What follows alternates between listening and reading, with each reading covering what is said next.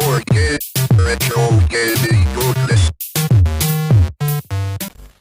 Hey, Bastish B here for 64K and welcome to a special episode of Top 10s. Top 200 Classic Era Commodore 64 games from 1982 to 1993.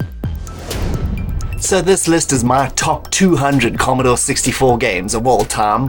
And whenever you see this logo over here, that's me celebrating the Commodore 64's 40th anniversary, which is this year, 2022. And these are all big special enhanced versions of regular episodes celebrating the C64. And here's a few quick ground rules for this video. This is going to be looking at classic era Commodore 64 games from 1982 to 1993, the commercial lifespan of the original C64.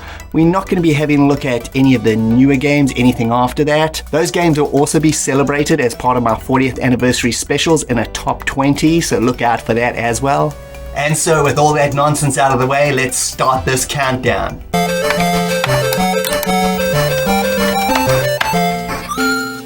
Number 200. We're going to kick off my top 200 with the first C64 game I ever played, called Pharaohs Curse, released by Synapse Software in 1983. The game was a fast-paced flip-screen platform affair, where the goal was to loot an old pharaoh's tomb of all its treasure while avoiding traps and legions of bats, mummies and other creatures. Besides being able to blast these things with your trusty gun and looting treasure, you will also have to find keys which open up new areas to find even more cash. It's kind of a cross between Jumpman and Rick Dangerous. Don't be put off by the simplistic graphics, cause the game runs at a fever pitch and there's never a dull moment to be had. Synapse made a lot of early classics on the C64, such as Bluemax and Ford Apocalypse, which we'll also be looking at later on in the video. Number 199. Falcon Patrol 2 was released by Virgin Games in 1984, 1 year after the first. It's a horizontal scrolling shooter where you are taking out enemy helicopters in the Middle East. It's a bit like the arcade game Defender, with a radar at the bottom of the screen to get your jet to the targets ASAP. You also have to keep track of your fuel and ammo as both run out, and you'll have to land at one of the pads to replenish both. Just like most games in this style, destroying a set number of helicopters ends a level. Each one gets more difficult with the ever-changing roster of choppers with different abilities. It's one of those early C64 titles that is just simple to play, fun, and pretty hard to master, but well worth a look, as well as its predecessor. Number 198. Tappa was an early 1983 conversion of a Bally Midway arcade game and published on the C64 by Sega. You're a barkeeper and have to keep the hordes of drunks happy by keeping them liquored up until they leave. The goal is to serve everyone as quickly as possible and get them out of your bar. It contains a multitude of different locations to serve up your drinks, a bonus minigame where you have to try and watch a single can as someone mixes it up, which is a nice little break from the frantic barkeeping. This is a very faithful version of the arcade and is extremely impressive. It plays well, has big colorful graphics, and good musical ditties and sound effects. It's a good example of a brilliantly done early arcade conversion on the old bread box. Number 197. We have Racing Destruction Set by Electronic Arts, which came out in 1985. This game is a customizer's dream. Make your own insane track then to your heart's content. It's a massive game that delivers on both fronts, as a construction kit and as a great racing game. You also have the choice of playing this two ways, as a straight racing game or as a racing destruction game, which obviously has the added elements of laying landmines and oil slicks to wipe your opponent out. The game plays really well too, with the cars feeling like they actually have weight and the ramping feels very realistic. Playing this in the two-player mode is an actual blast and is a highly recommended way of playing it. The graphics do lack detail and color, but it is an early game and the insane amount of options more than make up for it. Number 196. High Noon was released in 1984 by Ocean. It was a simple fun western shooter where you had to defend your town from bandits who were trying to rob the bank and abduct the saloon girls. Although the game uses the theme song, Don't Forsake Me Oh My Darling, from the movie High Noon from 1952, as far as I can tell this is an unlicensed game, probably due to the movie being in the public domain at this point, I can only assume. This was one of the first games I had on disc, obviously a dodgy Dave bootleg, but damn did I play this thing relentlessly. It's a simple 5-level blast fest. Shoot everything and avoid taking a bullet or a piece of dynamite yourself. Each level adds new elements to the mix, like guys on horseback, bombs, and showdowns between levels. And watching The Undertaker drag away dead bodies never gets old. Pure arcade-style simplicity with nice graphics and a catchy title tune. Number 195. Little Computer People was released in 1985 by Activision. It's not really a game per se, but a simulation of a character's life. It's The Sims and a Tamagotchi on your C64 more than a decade before these became a reality, and was created by David Crane, who's on this list multiple times, so I'll spare you his resume this time anyway. You basically interact with your character, play with him, keep him entertained, fed, and make him do stuff. It sounds like a boring concept, but after you load it up you'll be glued to the screen, seeing what your little character is gonna do next. It features nice graphics and animations, some cool sound effects, and music when you play the piano, which has a few old Activision tunes in there as well. It's unlike anything else on the old bread box, and it's the origins of the pet-styled simulation games, so check it out for a little dose of gaming history. Number 194. This time Domark turned to another British company, Elite, who were mostly known at the time for doing arcade conversions like Commodore and Space Harrier, and acquired a game they had in development then called Aqua Blaster, which was a game programmed by the same team that did Elite's Buggy Boy arcade conversion. They would go about changing assets here and there, with Mark Cooksey, an Elite music veteran at that point, providing some great Bond tunes for the game. The game's focus is solely on the boat sequence from the movie. Well, very loosely I guess. The boat is now some souped out Q mega boat with rockets and such, and your goal is to travel the globe in this death machine, taking out Mr. Big's drug factories in 4 different global missions. Despite this game being so loosely based on the movie, as a pure video game, it's pretty damn good with fast-paced, well-animated graphics, some fantastic Mark Cooksey tunes, fun blasting gameplay that doesn't get too repetitive even though there's only one style. I really like this one. It's as loose as an adaptation can get, but as a game it works really well and is worth checking out. It's basically Buggy Boy with weapons.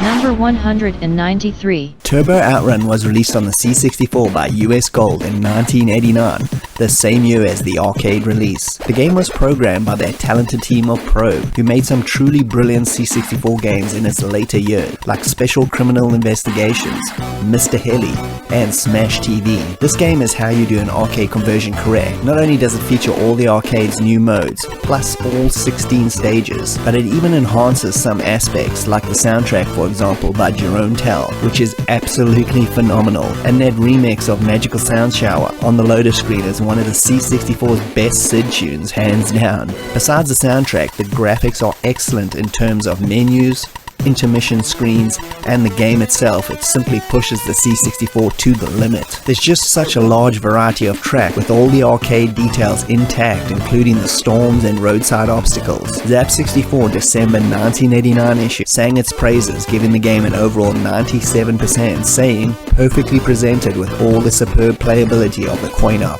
Besides the C64 version, most other ports fared fairly badly, so do be aware of that if you plan on trying it on other systems.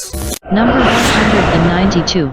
Orc Attack was released in 1984 on the C64 by Creative Sparks or Sparklers. I originally played this on my compilation called Sparklers Special, and it contained a whole bunch of clone knockoff games from this era of gaming. Orc Attack was originally an Atari 8-bit game that got the C64 treatment 1 year after that version. Early Commodore games have a certain simplistic charm to them. This is one of those. It's a single-screen defend your castle game, as you have to stop an orc army from breaking down your castle walls. They come in waves, and after every successful wave taken out, you get to see the body count screen to see how many orcs you managed to massacre. Your defense is your trusty sword, rocks, and limited burning oil, which wipes out anyone on screen instantly. Smash the ladders with your rocks, chop orcs with the sword, all while dodging incoming crossbow fire. Man, this game is so much fun. I feel it has become a bit of a forgotten gem in the vast C64 library, and it's always fun for a few rounds to see how much of an orc body count you can rack up. Number 191. Jack the Nipper was released by Gremlin Graphics in 1986. It's a crazy game indeed that takes the form of a flip-screen action affair with light puzzle elements. You play Jack, an infant whose mission is to cause as much trouble in his local town as humanly possible. Your goal is to max out Jack's nautiometer and also avoid adults, pets, and typical British gaming style random ghosts and chattering teeth for whatever reason. Jack can blast people with his pea shooter and pick up objects and use them like his mom's credit card and max it out at the ATM. Free a band of convicts from jail, poison the flowers in the park, and all other types of mischief. Let's just say Jack wouldn't survive today's social media scrutiny, but that's why we love the old C64 with its wide selection of bizarre games. Jack is extremely original, fun, and unique with its wonderful graphics and tons of location. A variety in puzzles and some nice little wacky tunes by the late Ben Daglish. Me and my brother used to play this game relentlessly. It's a charming throwback to a less complicated time. Number 190. Strike Fleet was released in 1987 and was developed by Lucasfilm and distributed by Electronic Arts. This was one of the rare occasions when a naval simulator was based on modern naval warfare. Well, modern circa 1987-88. You take on the role of a fleet of battleships, hitting up all the hotspots in the news at the time, like the Persian Gulf and the Falklands. A lot of real-life situations were happening during this period, with the Gulf oil tanker attack and the US Navy's retaliation at the mining of the Gulf Sea, which hit one of their ships, the Samuel B. Roberts. Just days after USS Samuel B. Roberts hit the mine, President Reagan ordered U.S. forces to strike back. Petty Officer Chuck Moore has the story. President Reagan ordered defensive action in response to the mining of USS Samuel B. Roberts. On the morning of April 18th, two Iranian oil platforms, Sasan and Siri, were destroyed by naval gunfire and demolitions. They must know that we will protect our ships, and if they threaten us, they'll pay a price. This game was a case of art imitating life, so controlling a fleet of ships instead of just one is a pretty chaotic experience, especially when the action sets in and makes the game feel almost like an RTS strategy game. There's 10 missions to choose from, with hotspots from around the world at the time, like the North Atlantic region and the Persian Gulf of course, or you could go for the full campaign mode. After you choose what ships you want in your fleet and designate the lead ship, it's off to plan the strategy. Yeah, you set up your waypoints and can mull over all manner of info and options. The bulk of the game takes place from the deck of whichever ship you decide to take control of, and so the mission goes. You have all manner of modern weapons like Tomahawk missiles, torpedoes, etc. to deal with all sorts of attacks. You can even launch helicopters for scouting purposes, and so much more. This is not a game you can just jump into. You're gonna have to put in the time and pay attention to the instructions to get the most out of it. Graphics and presentation are really good and detailed. Sound again is pretty minimalistic, which is a common thread for this genre. Zap 64 magazine raved at this game back in the day, giving it a whopping 96%, which I feel is a little bit overboard. But again, this is a very unique game in the genre with a lot to offer and even more depth. So overall, I think it's well worth the plunge. Number 189. Rodland, based on the obscure 1990 arcade game by Jalico. This brilliant C64 version was put out by Sales Curve, a very underrated C64 publisher who did a bunch of arcade conversions like the excellent Saint Dragon and Silkworm. Rodland falls into that weird late 80s, early 90s genre of arcade game that mixes platforming, single screen levels, and lots of cute killing all in one, similar to Bubble Bobble and Snow Brothers. Your goal is to save your mom that's been imprisoned by a monster at the top of a tower. In this 1 or 2 player romp, you have to smash your way to the top while collecting everything and unleashing all manner of cool power-ups. The graphics are great, really capturing this style of game perfectly, with some nice fluffy modern walker music and simple addictive gameplay, which is what the best of arcade gaming always had to offer. Number 188. The original version of Saboteur was released in 1985 by Durell on the ZX Spectrum. We'll be having a look at the Commodore 64 version today. Durell as a software company were pretty hit and miss, having made other games like Thanatos and Chain Reaction. They focused on the Spectrum foremost, with C64 and Amstrad ports following. Saboteur itself is a reworked game, as the creator Clive Townsend could not get another Spectrum game, namely Death Pit, he was working on to flow the way he wanted, so he took the Death Pit assets and he changed them into what became known as Saboteur. Saboteur. If you've never played it before, you take the role of a ninja who has to infiltrate a high security building and perform some industrial espionage by stealing a disc full of files and then escaping by helicopter. The place is crawling with security measures like dogs, cameras with guns, security guards, locked doors, and maze-like corridors. The faster and more efficiently you complete the mission, the higher your overall rating. For example, you could simply escape without completing anything.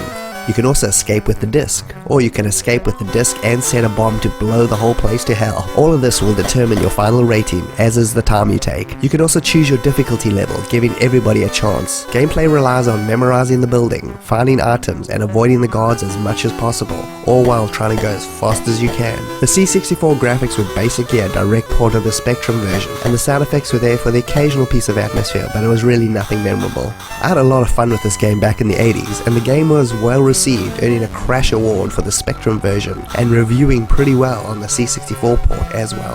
In 1987, Saboteur 2, The Avenging Angel was released, and if you enjoyed this one, then giving that a look is well worth it. Number 187. Hawkeye was released in 1988 and published by Thalamus. It was a side-scrolling action platform game where you, as the main character Hawkeye, had to blast certain creatures to collect pieces of a puzzle. 4 pieces were needed to escape a level, and there were 12 massive stages in total. The game was designed by the Dutch demo scene group The Boys Without Brains, who were active from 1986 and did many demos on the C64 before they released their first and only game, Hawkeye. They unfortunately disbanded after the game was complete, but in 1989 2 of the members, Mario Van Zeist and Arthur Van Joel, formed Euphoria, who focused on the Amiga as their platform of choice. Ever wondered why System 3's Limbo's Quest is basically a cute-em-up version of Hawkeye? Well, they made it, that's why.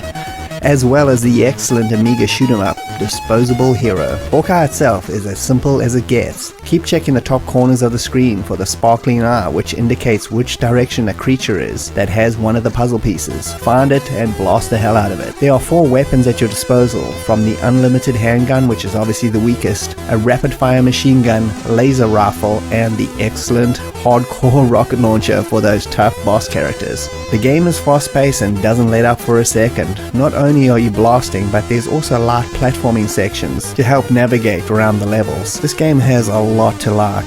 I really loved loading it up and being able to manipulate the music as the game loaded, which was a common thread with Thalamus released games. The intro itself was phenomenal, and you could tell the boys used their excellent demo scene skills to set the stage for the game in epic glory. The music is absolutely rocking, and it's no secret I'm a big Jerome Tell fan, and he delivers an exceptional score with Charles Denham, both of the group Maniacs of Noise, responsible for countless classic C64 music tracks. The graphics are excellent, smooth, colorful, and employing great use of parallax scrolling and every other trick in the demo scene book. I played my bootleg of this thousands of times as a kid in the 80s, always getting a little bit further despite the game's difficulty, which ramps up quite a bit from level to level. Zap64 in issue number 40 gave the game an overall 96%, which admittedly is a bit overboard. It's great, but maybe not 96% great. They did, however, say an addictive and beautiful presented shoot-em-up of the highest caliber, and that really can't be denied.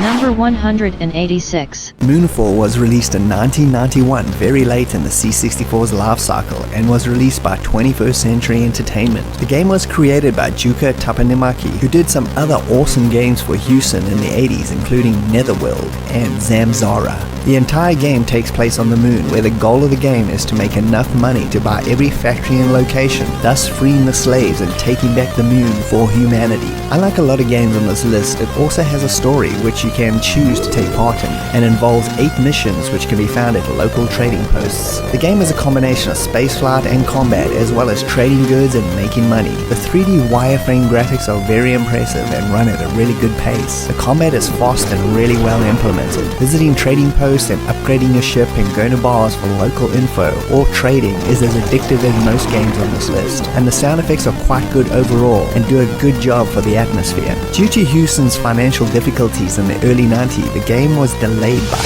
2 years, only being eventually released in 1991, and was a massive commercial failure. which is a great pity because it's an extremely well-made game in the genre, and is another one where the C64 version is almost non-existent on YouTube. This was unfortunately Duke's last game he made before his death in early 2000. If you've never tried this one before, I'd highly recommend it. It's not too hard to get into, but is loaded with depth just below the surface. Check out Zap64 issue number 73 for more info on the game.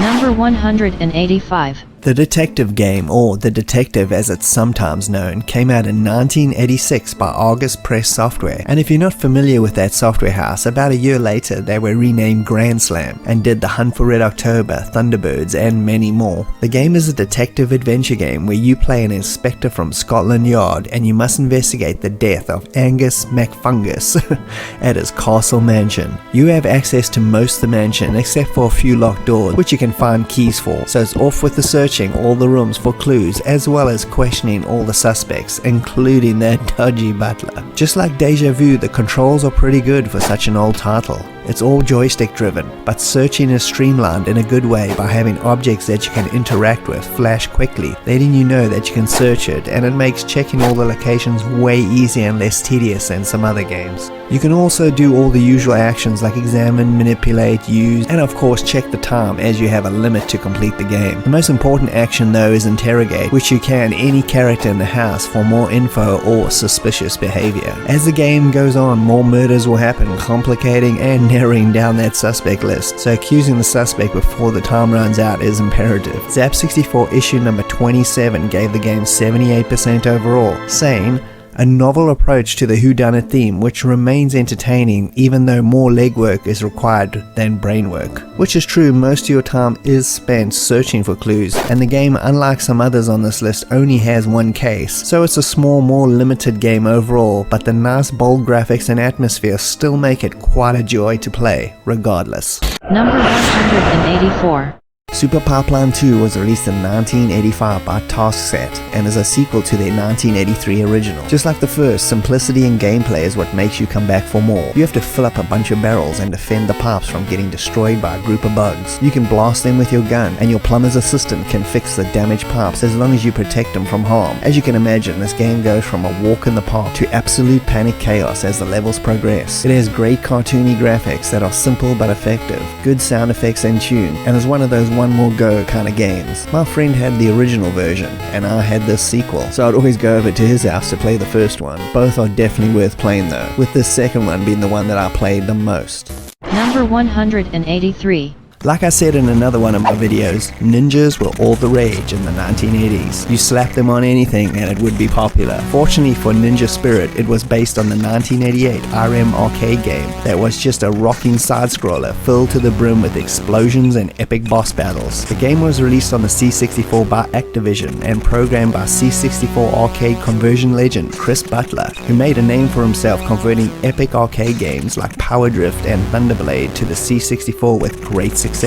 And Ninja Spirit was no exception. The game has you on a quest to avenge your father's death and throws every ninja cliche at you rapid fire style. The fast-paced gameplay has you jumping and falling through levels after intense level of mayhem with a brilliant selection of weapons at your disposal and the awesome Ghost Ninja ability where you can have 2 extra versions of yourself on screen to amplify the on-screen destruction. Fantastic graphics and another excellent Martin Walker soundtrack make this a spot-on conversion of the RM arcade game. Number 182. The Sacred Armor of Anteriad was released in 1986 on the Commodore 64 by Palace Software, best known for the Cauldron and Barbarian games. The game was a mixture of a few different styles, platform, puzzle, action, and adventure all rolled into one. You played a character Tal, who has to find and use the legendary anti-radiation suit, which was built before the Earth was nuked, but now you need it to stop a full-on alien invasion on Earth. The original version of the game came packed with a wonderful comic book, giving the full story in extreme detail, and was done by artist and writer of the game Dan Malone. The game starts off with you in caveman mode with only a rock to throw as defense, and the bottom of the screen is the inventory bar, which is totally blacked out. Once you find the suit and power it up, the bar comes to life and is fully active, which is an extremely cool touch that I've never seen in any other game. The game itself is a flip screen affair where you have to explore and find all the upgrades for the suit, such as a jetpack and laser weapons, etc. etc. You can also jump in and out of the suit suit, and it can never be destroyed, but if it takes too many hits it'll run out of power and you'll have to exit it and go find a recharger before you can use it again. The game is fairly big when you initially start it, with over 100 rooms or screens to explore, but once you start figuring out where everything is, the game can be completed fairly quickly. That doesn't mean it's not a challenge. It's pretty difficult, especially initially, but it eases up once you get a few upgrades. The game's lead programmer Stan Skembry worked on a string of impressive Commodore 64 games like Barbarian, Vendetta, and The Last Ninja 3, with resident Palace Software composer Richard Joseph giving us a beautiful film-like score that nails the exploration and adventure vibe of this game to a T. It sports a wonderful, unique graphic style and on-point controls and an excellent map to explore, giving it an extremely addictive quality that makes you want to see everything. The game also goes under the name Rad Warrior in the US, rad meaning radiation and not the dude variety, and was published by Epix. This game also came out at the exact same time as Nintendo's Metroid and shares a lot in common with it. Or is it the other way around? Could the genre have been called Anteriorvania? Just don't tell those Nintendo fanboys that. They'll literally lose their mind. We'll just keep it between us C64 users. Number 181. Move over, James Bond Sly has arrived. Ocean's conversion of Data East 1989 James Bond ripoff Sly Secret Agent is another fantastic example, like Shinobi, where the big powerhouse arcade could be converted to the C64 without compromises. The game is a side-scrolling run and gun mixed in with some driving, skydiving, and beat-em-up boss battles, and everything that makes Secret Agent movies so cool. Your mission is to prevent a terrorist organization from launching a nuke at the US. The game features tons of different gameplay styles, slick graphics and presentation, and some awesome music by Jeff Folan, brother of Sid legend Tim Folan. Just like the arcade, this game is just pure fun from start to finish. Number 180. Maki was released by Imagine in 1986 on the C64. Just like the arcade, for whatever reason, it is a pretty obscure C64 game to find as a standalone release. I think most people played this one in the Konami Coin-Op Hits pack, with myself included. The game itself is an excellent conversion to the C64 in every aspect. It's based on the US and European high school versions of the arcade, with only the dance studio level changed to a gym, which makes a lot more sense for a high school anyway. The gameplay is just as fast and frantic, with the game being a little easier, at least in my opinion, compared to the brutally hard arcade version. The graphics are fantastic on every level, and it captures the arcade perfectly, with really cool colors and animation, and it all comes in the form of a single loader game, which is very impressive. But the best part is the music by Sid legend Martin Galway, with not only some excellent original music, but his Sid interpretations of the Beatles songs are absolutely brilliant, making the arcade ones sound pretty pathetic in comparison. This is a great conversion by Imagine and sits right up there in quality with their Green Beret and Harper Sports jobs. We interrupt our program to bring you this important message.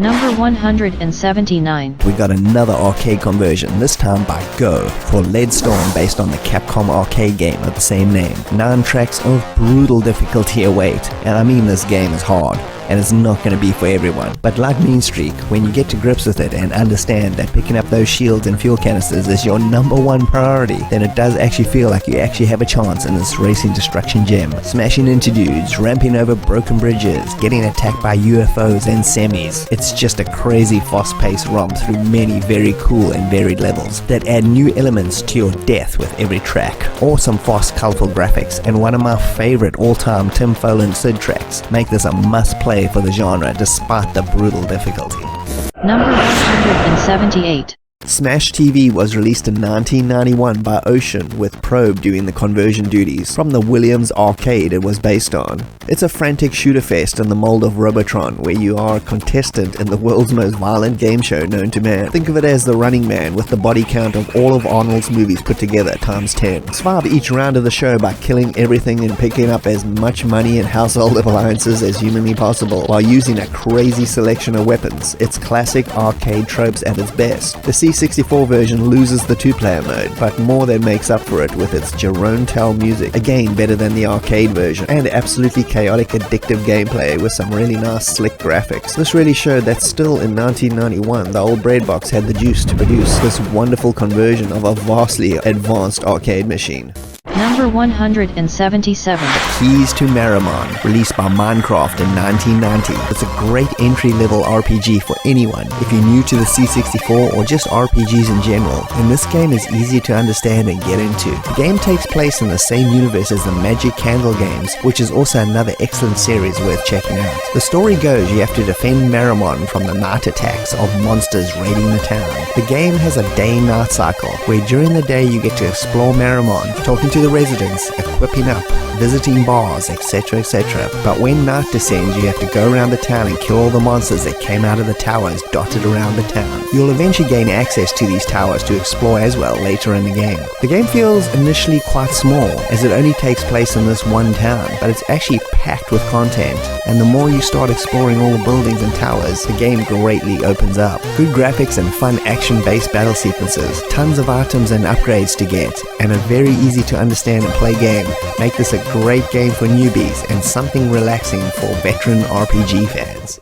Number 176. So let's check out Street Sports Baseball. I originally got this game on cassette in 1987, not long after I originally played my bootleg copy of California Games. I was a massive Epix fan at the time, and anything with their logo on I was willing to give a try. Up until that point, the only baseball game I'd ever enjoyed was GameStar's Star League Baseball, a simple but addictive game. This, however, won me over immediately. It took the best of the C64's hardball with its wonderful graphics and injected oodles of personality and quirkiness into the mix to make probably, in my opinion, the Commodore 64's best baseball game. The approach of the setting in the urban neighborhoods was genius. You had to choose your team out of 16 kids, each with their own strengths and weaknesses and unique look that carried over into the actual game perfectly and affected gameplay significantly. After a coin toss, you could choose 2 different fields, then it was off to the game. The fields themselves had as much personality as the players, with lots of little small defects like bushes or rocks that could trip you up.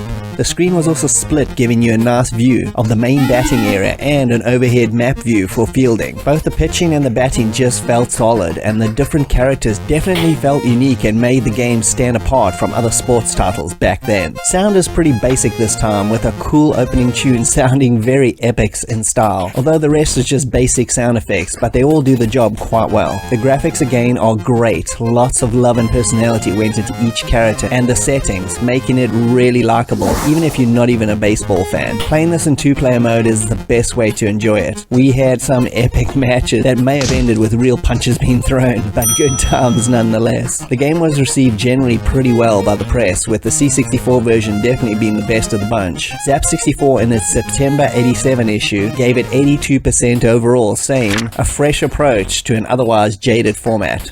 Number 175. Next is Rampage, based on the Bally Midway 1986 arcade game, which is a big old giant monster team-up game where destroying the city and everything else was part of the fun. Activision released 2 ports for the C64 based on this game. The UK and US versions are both different games from the ground up, made by different teams. The UK version was released in 1987 and was the one I played originally, and is a pretty good adaptation where you choose your monster and went about destroying a city block while fighting the military and maybe even your friend in 2-player mode. Good graphics and sound made it work quite well. In 1989, Activision released the US C64 version, which in my opinion is just the better of the two, although not by much. I feel the controls are just way better in the US version, making it faster to play and easier to smash and grab stuff, which is after all the core of the gameplay. Overall though, both versions are actually very good, so the choice is really yours which one you want to play. Number Number 174. Master of Magic was released in 1985 by Mastertronic on their Mad label. In this fantasy RPG action hybrid, you have to embark on a subterranean adventure to retrieve an amulet that will grant your master immortality. The game was designed and programmed by Richard Darling, one half of the Darling brothers, who founded and built the juggernaut software company Codemasters. The game is seen from a top-down view and can be considered one big massive dungeon crawler. As you go through the labyrinth, you'll find many items to help you in your quest. Armor for protection, magic rings, potions for healing, and all your magic spells at your disposal. Bucking the trend of most RPG style games at the time, Magic was really fast paced with its turn-based battles that could be over within seconds, and also the brisk paced overhead sections felt a bit more like Gauntlet than Ultima. It wasn't your usual RPG, and felt a little bit like the new wave of action RPGs coming out of Japan on the Famicom at the time, but I think it came more down to the market, especially the C64 market in Europe was completely different to the US, with European gamers at that time at least more into arcade action style games, and the US dominated by strategies and RPGs. I think that's why Magic is a bit of a hybrid. There was enough action not to scare away the European market, but enough depth to keep you coming back for more. It's a bit like Temple of Apshai, but just way faster, easier to control with just a joystick for everything. One of the standouts for me though is the absolutely epic soundtrack from Rob Hubbard, which is just brilliant and makes this game way better for it, and considering it was released as a budget game makes it even more impressive. Zap64 issue number 12 gave the game a whopping 88% overall. With its fast-paced turn-based combat and overall ease to get into, you can see why so many people still love this game. My advice if you're playing it for the first time, find a weapon quickly, or else this will be the shortest RPG you ever play.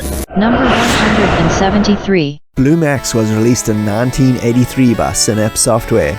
It's a variation on the arcade game Zaxxon that Synapse also did a great conversion of to the C64. In the game you fly a biplane in World War I that has to bomb a bunch of strategic targets and take out any planes you encounter. Bomb enough of those and you'll get the chance to land your plane and restock your ammo and fuel, and then it's off to the next bombing run. There's a nice bit of scenery to take in, such as rivers and even being able to bomb cars crossing bridges if you're quick enough. Another fun, simple game that was in the first batch of C64 games I played at my friend's house before I got my own machine. It's a very nostalgic title for me that still holds up pretty well, and is always worth a quick go if you got 5 minutes to spare. Number 172. And here we got Wizard of War from 1982, another early conversion from the 1980 arcade game. You by yourself or accompanied by a friend in the two-player mode have to fight your way through what seems like endless dungeons, blasting creatures in this maze action game. You can team up or even go against your friend, it's up to you. This is such a well-executed conversion, not only capturing the look of the arcade, but also all those dodgy speech samples, as long as you had the Magic Voice cartridge for your C64. Also bear in mind there are two versions of this game on the C64. This version shown here is the one you want to play. The other is known as the Ultimax version and has a white starting screen. Don't play that one. It is terrible. Grab a friend and start blasting and see how far you can get. What's not to love? Number 171. Ballblazer, which was developed by the then known Lucasfilm Games, which would later become LucasArts, and was released on the Commodore 64 in 1984. The game is a classic futuristic sports game, much in the same vein as the later Speedball games, but that's where the similarities end. The gameplay involves you versus the computer, or versus a friend, and the game is always in split screen mode, so you can see the action from both perspectives. The goal is to fly your hovercraft thing and take possession of the ball and score through the other person's goalposts. Simple stuff. You can also tussle over the ball until it's in your possession and beeline it for the goal. The more of a maniac you are with scoring, the more points you get. Running through the goalpost with the ball gets you 1 point. A medium shot gets you 2, and a long, crazy shot gets you 3 points. The first person to 10 points wins the game. It's really that simple, but it's pulled off so well. And no, you're not getting crazy if you feel like scoring goals gets harder and harder as the game continues, because every time you score a goal, the posts get closer together, making the following points reliant on more skill and less blind luck. The pseudo 3D graphics are simply brilliant and move at a cracking pace without any slowdown from either screen.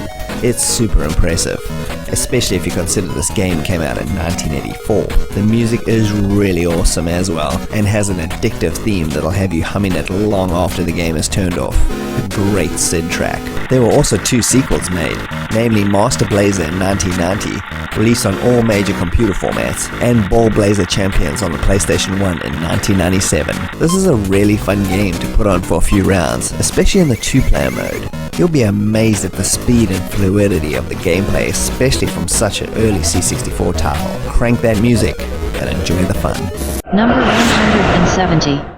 Is Eurydium by Hewson Consultants, released in 1986 and developed by Andrew Braybrook. It's a fast-paced and pretty difficult shoot-'em-up where the goal is not simply to go from left to right but take out giant capital ships by blasting all their defenses and anything else you can until taken out, all the while dealing with attacks from smaller ships. It's a game where the more you play it, the better you get, as you get to grips with your very versatile ship and adjusting your speed and timing to take out everything. It sports good, smooth graphics and some great sound effects, and is a game that's gonna kill you a lot, but ultimately it's extremely satisfying regardless, especially taking out a capital ship will always put a massive smile on your face. Number 169. In 1985, Gremlin Graphics released Monty on the Run for the Commodore 64. It was originally designed for the ZX Spectrum computer, hence Monty's visual style. The C64 version was coded by Jason Perkins, who did some other awesome stuff at Gremlin, like Jack the Nipper and Avenger, and the music was by Rob Hubbard of International Karate and Nemesis the Warlock fame, amongst his many other gems. The game was a multi-screen platformer with a similar style to other British games of the time, like Manic Miner and Jet Set Willy. Like the name suggests, Monty was on the run from the British government and has to escape England and beeline it for Europe. So collecting objects, solving puzzles, platforming, and a lot of death make up the gameplay, and it's still a fun romp to put on even now, even though the difficulty would be pretty high for most gamers to handle. This was the third game in a pretty popular series from Gremlin. Number 168. Hero was released on the C64 in 1984 by Activision, and is another early favorite on the system by a company that could do no wrong during this period. It's a flip-screen action game where you descend into a mine to save a bunch of trapped miners equipped with a helicopter backpack, a laser gun helmet, and dynamite to blast your way through blocked paths. You have to navigate quickly, taking out creatures like snakes and bats, blast lanterns to light your way, and use your limited dynamite sparingly until you've reached the miner, which ends the level and resupplies you for the next, which there are 20 of in total. If you love this on the Atari 2600, then this is a slightly better version with enhanced graphics and better sound effects. Gameplay is exactly the same though, which is a good thing. Another game whose simplicity is key to making it so damn addictive. Number 167. Speedball 2 Brutal Deluxe was released in 1991 by Mirrorsoft and was based on the Amiga game of the same name, which is a futuristic sports game similar to the 1970s movie Rollerball. Get the steel ball into the opponent's goal. Violence is totally acceptable. Although this version isn't as slick as its Amiga counterpart, it's damn fast and has a more zoomed out look than most other versions of this game, making it more fun to play as you can actually see what you're doing. I'm not huge on sports games, but futuristic ones always pique my interest, and both C64 Speedball games are recommended. This one's gameplay is ace, with some nice Martin Walker tunes, so as far as classic games go, this is a must play. Number 166. Paperboy was released by Elite in 1986 based on the Atari arcade game. Elite were on a hot streak during this period, and this conversion was another winner. In the game, you have to deliver papers to customers' homes while avoiding all manner of murder in these death trap 80s neighborhoods. Survive a delivery run, and you get to go on a bonus BMX track before moving on to the next neighborhood. This game plays so well, even slightly better than the arcade in my opinion, with the main theme tune by Mark Cooksey blowing away the arcade soundtrack completely. The graphics are ugly, however, with a drab color palette to say the least, but at the end of the day, gameplay is all that counts, and this version is awesome. Zap64 called this a dull second-rate conversion, which is total rubbish in my opinion. Another cool arcade conversion to the C64. Number 165. Next was Creatures 2 Torture Trouble, released by Thalamus, with John and Steve Rowlands back for the sequel to their previous platform masterpiece. It gets rid of most of the platform stages, and the game is now made up of tons of torture screens and other mini-games. You play Clyde Radcliffe again, who has to rescue his kids who have been kidnapped by a bunch of dodgy demons. There are so many different styles of gameplay packed into this game, it is insane, with the puzzle torture screens being the highlight though, and very fun to figure out and complete complete. As per usual, the Rolands deliver a tour de force in terms of graphics and music, just throwing everything they can at the C64 with all of it sticking and delivering a crazy experience on the old breadbox. Zap in issue number 81 gave it a much deserved 97% overall, and it's a true masterpiece of a C64 game in every sense. Number 164. Space Taxi was released by Muse Software in 1984. It's a single-screen styled gravity game with you taking the role of a futuristic taxi driver picking up and delivering passengers to their destinations. It's the Commodore 64 version of Crazy Taxi. The game features a whopping 24 levels in total that are very well designed to test your driving skills to the max. You have a time limit and a depleting gas tank, which adds to the stress, never mind all the objects you could possibly crash into. The graphics are extremely simplistic, but charming nevertheless. It features some digitized speech from the customers and plays really well. The C64 has a lot of these really good gravity type games to choose from, and Space Taxi is one of the best. Number 163. With the massive success of Summer Games, a sequel was immediately put into the works in 1984. Summer Games 2, which starts with a really nice updated intro with just more detail in the graphics department, but also with an absolutely epic closing ceremony as well, involving a dude on a jetpack and fireworks. It's one heck of a way to end a game. Summer Games 2 sports 8 events, but it's much more varied than the original. There's no single event sporting as 2 this time, and all 8 are unique. And they are triple jump, rowing, javelin, equestrian, high jump, fencing, cycling, and kayaking. Out of all those events, the fencing is the only one I was never too fond of. I feel all the events in Summer 2 play pretty well, with some practice of course, except the fencing, which comes off as really clunky and slow and boring. Although having said that, it may actually be accurate representation of the sport in question. I can see fencing hate mail in my future.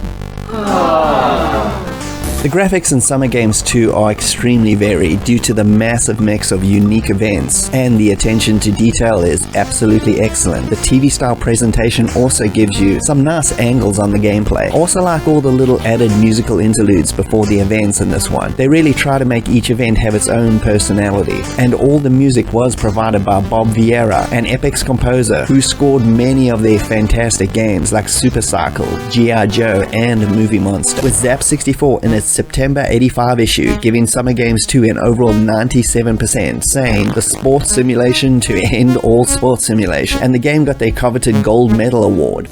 Number 162. We have Championship Wrestling, released in 1986 by Epix. This game just oozes with Epix charm, meaning the presentation is top-notch with big colorful graphics, excellent menus, and great animation on all the crazy characters in this wrestling roster. Although the game gives the impression of emulating a rousing WWE style matches, it's actually more of a realistic game, with matches that can literally be over within seconds if you happen to bust out the right moves. This is a really fun game that is only hampered by some long loading times that many big Epix games used to suffer from at the time. Still worth checking out for sure.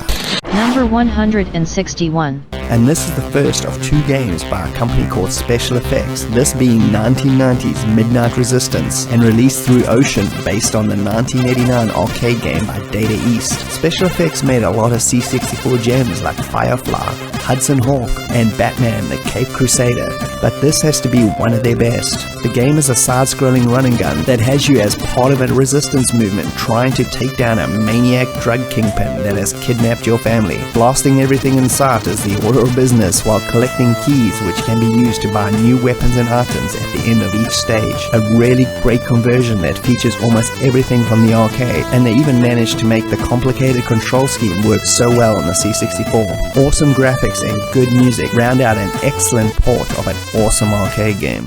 Number 160. We got Chase HQ 2 Special Criminal Investigation, released by Ocean in 1990, with Probe doing the programming duties this time around. I mention that because the original conversion of Chase HQ by Ocean is a tragic mess of a game. Fortunately, Probe got almost everything right with this one. Just like the original, you're tasked with taking out criminals on the road by any means necessary, 80s cop style. This time around, your partner can shoot out your car window and take out scum. You have a nitro booster and a bazooka upgrade at your disposal to take them out with. with cool intermission screens just like the arcade occur, giving you the rundown on the next perp between levels. The game has a really good sense of speed, and Probe are definitely using an enhanced version of their Turbo Outrun engine here. Music and sound effects do their job without being too memorable. Overall, a really well-made conversion, and a hard but satisfying experience is to be had. We interrupt our program to bring you this important message.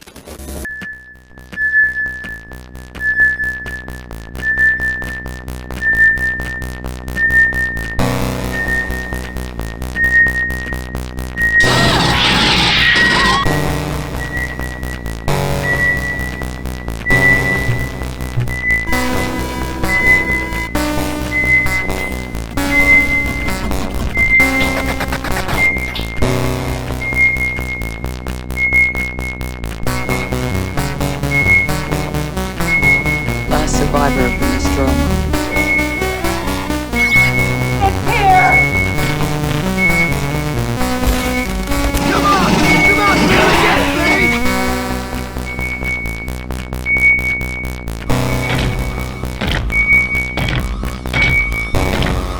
Get away from her, you... Number 159. Salamander was released by Imagine in 1988 based on the Konami arcade game. It was a shoot 'em up that flipped between horizontal and vertical action, and was the sequel to Nemesis, better known as Gradius, which was also released on the C64 in 1986. This was another brilliant arcade conversion by Imagine, with the game being developed by Peter Barron and Bob Stevenson, who would both go on to make System 3's classic Myth history in the making. This game just shows once again that with talented people at the helm, even an arcade that was well beyond the C64's abilities could be pulled off with spectacular results. Its beautiful detailed graphics and a great Mark Cooksey soundtrack make this a combination of classic arcade conversion and an excellent shoot 'em up that all C64 owners should play. Number 158. Released in 1989, Hard and Heavy was meant to be the sequel to the C64's then king of the platform game, the Gianna Sisters. But Rainbow Arts had to make a lot of adjustments to get this one under Nintendo's radar due to the legal trouble with the original. It was eventually released through Reline in Germany only, and the Gianna Sisters characters were changed to robots, Hard and Heavy. Armin Gessert was one of the designers, and he worked on the original Gianna Sisters with Manfred Trenz, and Chris Hulsbeck again composed the music for this lost platform gem. Hard and Heavy was a fast-paced platformer with almost shooter-type gameplay, getting through the 25 levels as fast as possible while blasting everything that gets in your way. Your first instinct is to jump on the creatures' heads, but doing that will result in total death. It's very strange playing a platform game without its most notable trope, but that's what makes this game so interesting to me. Everything can be destroyed with a few good laser shots, and you have a temporary shield system and a classic kill everything on screen device. Also a lot like an old shoot 'em up game. Collecting crystals is probably the most traditional part, but the race against time is your real enemy, especially later on where you may have to turn on a trainer to get past some of those later levels. The graphics are pretty good, and the game definitely runs on a modified Gianna Sisters engine, with what looks like to me anyway, backgrounds from Manfred Trenz's shoot 'em up classic Catechus. Music by Hulsbeck is pretty good as always, with some really fast-paced numbers that really suit the gameplay well. If you've never tried this before, it's definitely worth a go, with fast-paced gameplay and quick reactions needed in this obscure platformer shooter gem.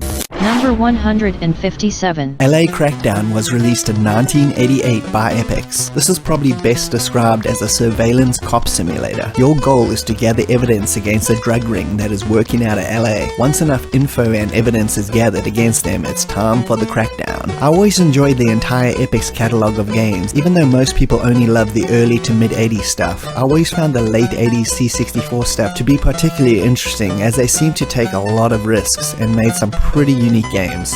This is one of them. You start off by selecting a rookie cop to be your man on the ground. You communicate with him via an earpiece, as you are the dude in the van conducting the whole sting operation. Building evidence against this outfit is done by staking out their warehouse. From here, many things are possible, such as sending in your rookie, obviously late at night when there's no security around, to plant bugs in strategic areas and search the rooms for clues. The clues lead to new locations like a sushi shop and much more, which are all part of the elaborate drug staggering. You can also take photos for evidence, interrogate suspects, and even trail them in your van when they leave to find new locations. You're gonna have to also remember to give your rookie rest at the station or else he'll collapse on the job, and depending on who you choose, they may even give you attitude if you ask them to do illogical things. This is a real slow burn of a game, but something quite unique to try out. It's pretty satisfying when a simple clue leads to something brand new, and I just love it. Computer and Video Games magazine October 1988 issue gave it an 8 out of 10, applauding its unique gameplay system and good simple presentation, which I all agree with. There's almost no other game quite like it on the C64, and I feel it's definitely worth a go. Number 156. Staff of Korneth was released in 1984 by Ultimate Play the Game, a company that would later become Rare. This was the first in a series of games they made featuring the character Sir Arthur Pendragon. This game is an action-adventure game with puzzle and exploring being its major gameplay components. You search this castle to find all the pieces of a pentagram and unite them while fighting monsters with a range of spells that all have different properties. The graphics are superb for an 84 release and the title music is excellent. It's a pretty tough game, but once you figure out how to use the spells effectively, it's quite a grand adventure.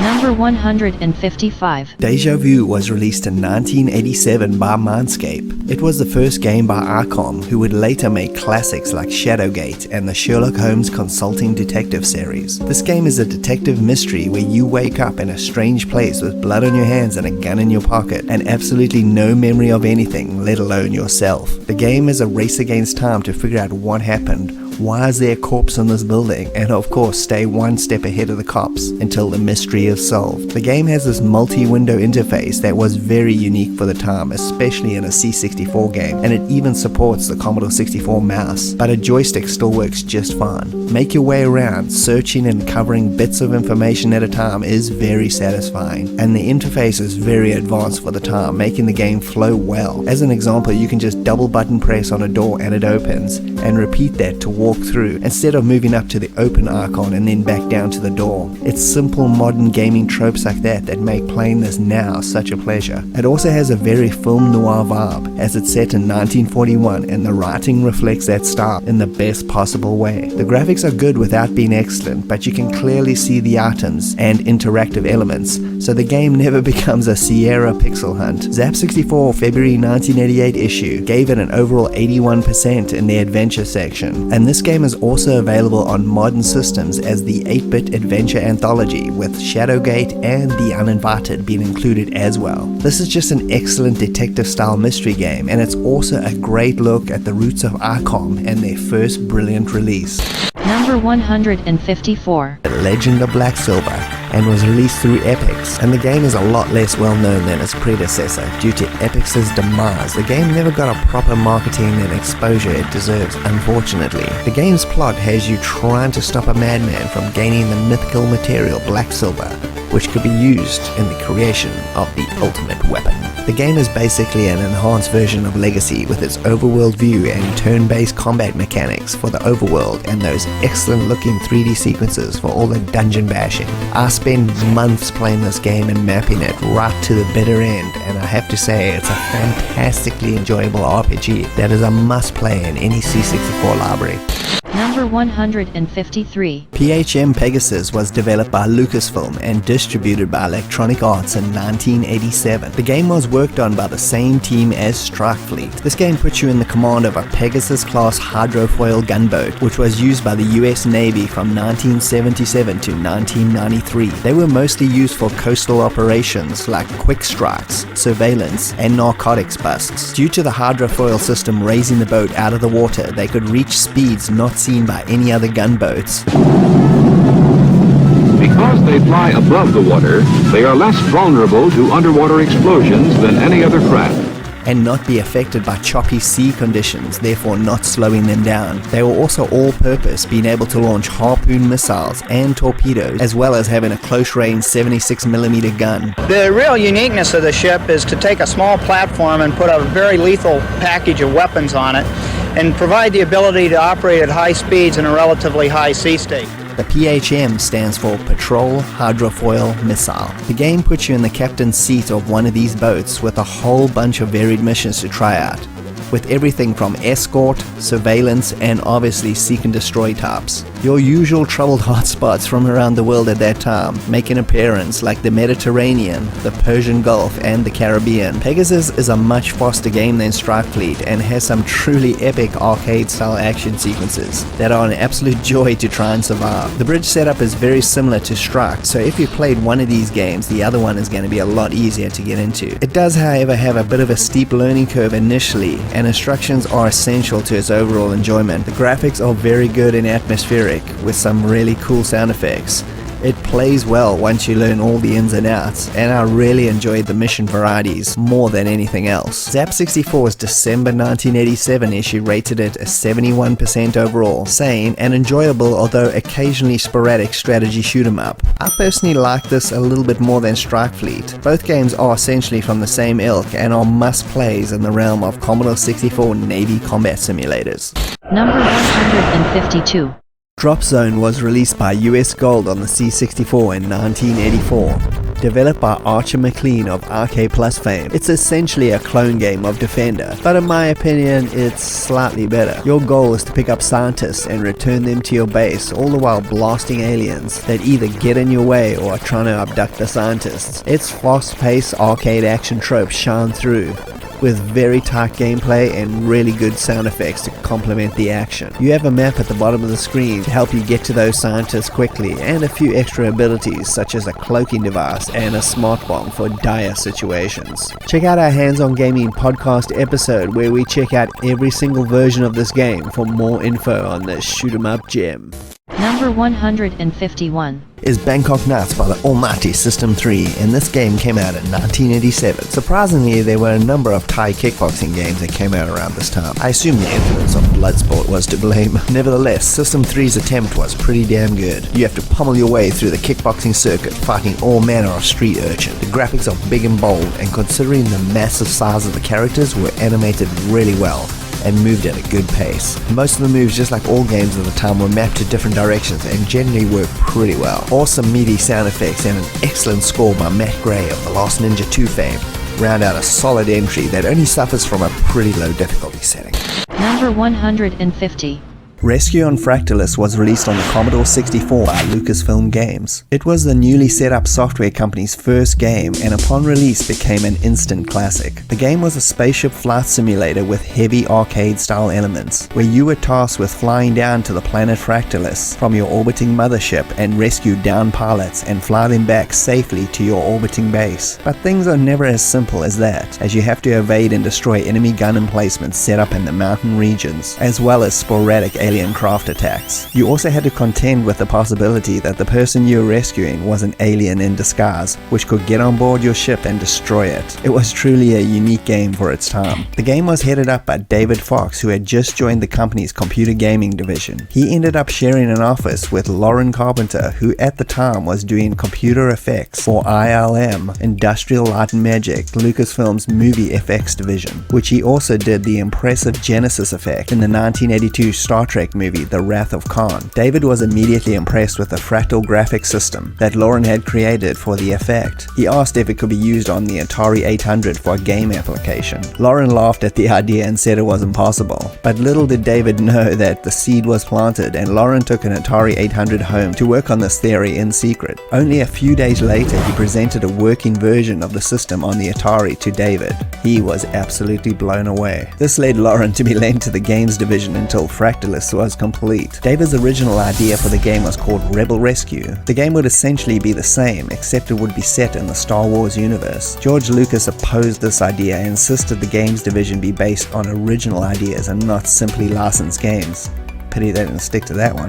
In a very short period of time, a demo was ready to be played. George was the first person to play the beta version. He pressed the fire button and there was no weapons. He was completely confused. David explained the game was about rescuing and not killing. George then came up with all the vital components that made the game a classic. Weapons were implemented, with him suggesting the gun emplacements and random saucer attacks, and the most important element of the possibility of not all rescuees being human. The entire game fell into place place after that, with George's ideas all being implemented for its 1984 release. The game's name changed multiple times before going to print, from Rescue Mission to Behind the Jaggy Lines to its final incarnation, Rescue on Fractalus, a not so subtle reference to the game's engine, which also ended up being used on 1984's Ball Blazer, as well as later titles like the Eidolon and Coronis Rift. It was released to huge success, with Zap 64 magazine in the September 1985 issue, giving the Commodore 64 version a 91% overall. David went on to work on many more classic Lucasfilm games such as Zack McCracken and the Alien Mindbenders, and Indiana Jones and the Last Crusade. And as for Lauren Carpenter, he went back to the FX division and ended up becoming a co-founder in Pixar Animation. Rescue on Fractalus is a simple game in retrospect, but it's still just as much fun to play today as it was over 35 years ago.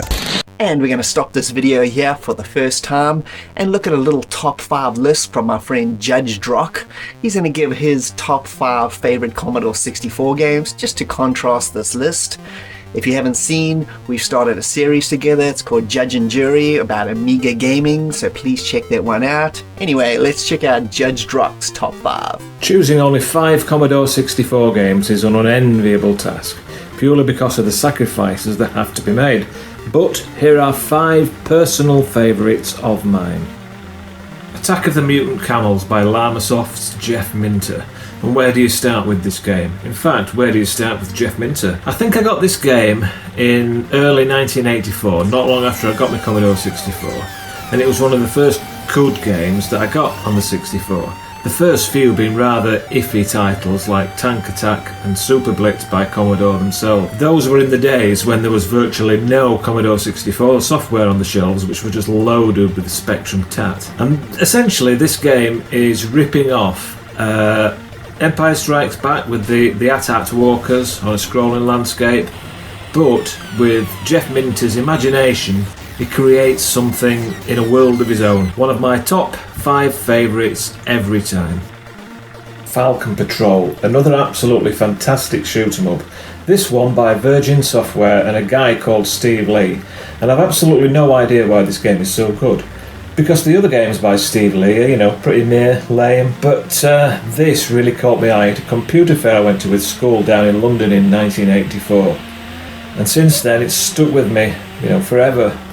It's almost like Defender, but where Defender had simple wireframe graphics, this has landscapes, towns, cities, roads, and jet fighters battling in the sky. Absolutely fantastic, caught my imagination then, and it's still got it today. 10 out of 10. Encounter by Paul Wokes, an absolute blast of a shoot 'em up. And one of the best shooters on the Commodore 64 ever. While everybody else raves about, Armalite and Delta, this is the shoot 'em up for me. It's a kind of battle zone, but while everybody else's battle zone was using wireframe graphics that trudged like driving through treacle, this used solid frame graphics and was an absolute blast. Especially the in-between levels, when you were flying through a kind of warp zone, dodging asteroids. Absolute pant-wetting stuff. Brilliant.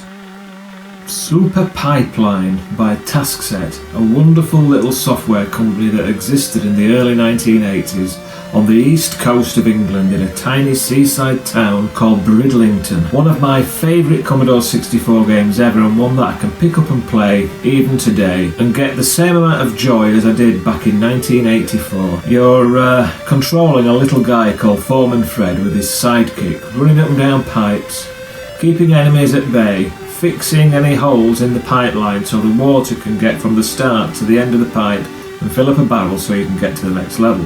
But it's done with so much charm, wonderful graphics, and just shows that you don't need high-res, thousands of colours to give a perfect image. You just one look at this game and it's absolutely perfect. If you change it in any way, it won't have the same charm as it does.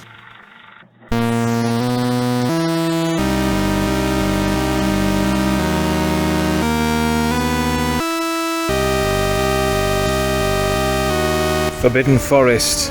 I remember a friend bringing me this game to school in 1984, telling me how atmospheric the music was. You've got to try this. He certainly wasn't wrong. The first 30 seconds of this game can only be described as an experience similar to reading a Tolkien novel for the first time in your life. except here you have the amazing music by the game's coder, Paul Norman. But all the danger is rewarded between every level with that amazing happy dance. And don't let anybody tell you that ever gets boring.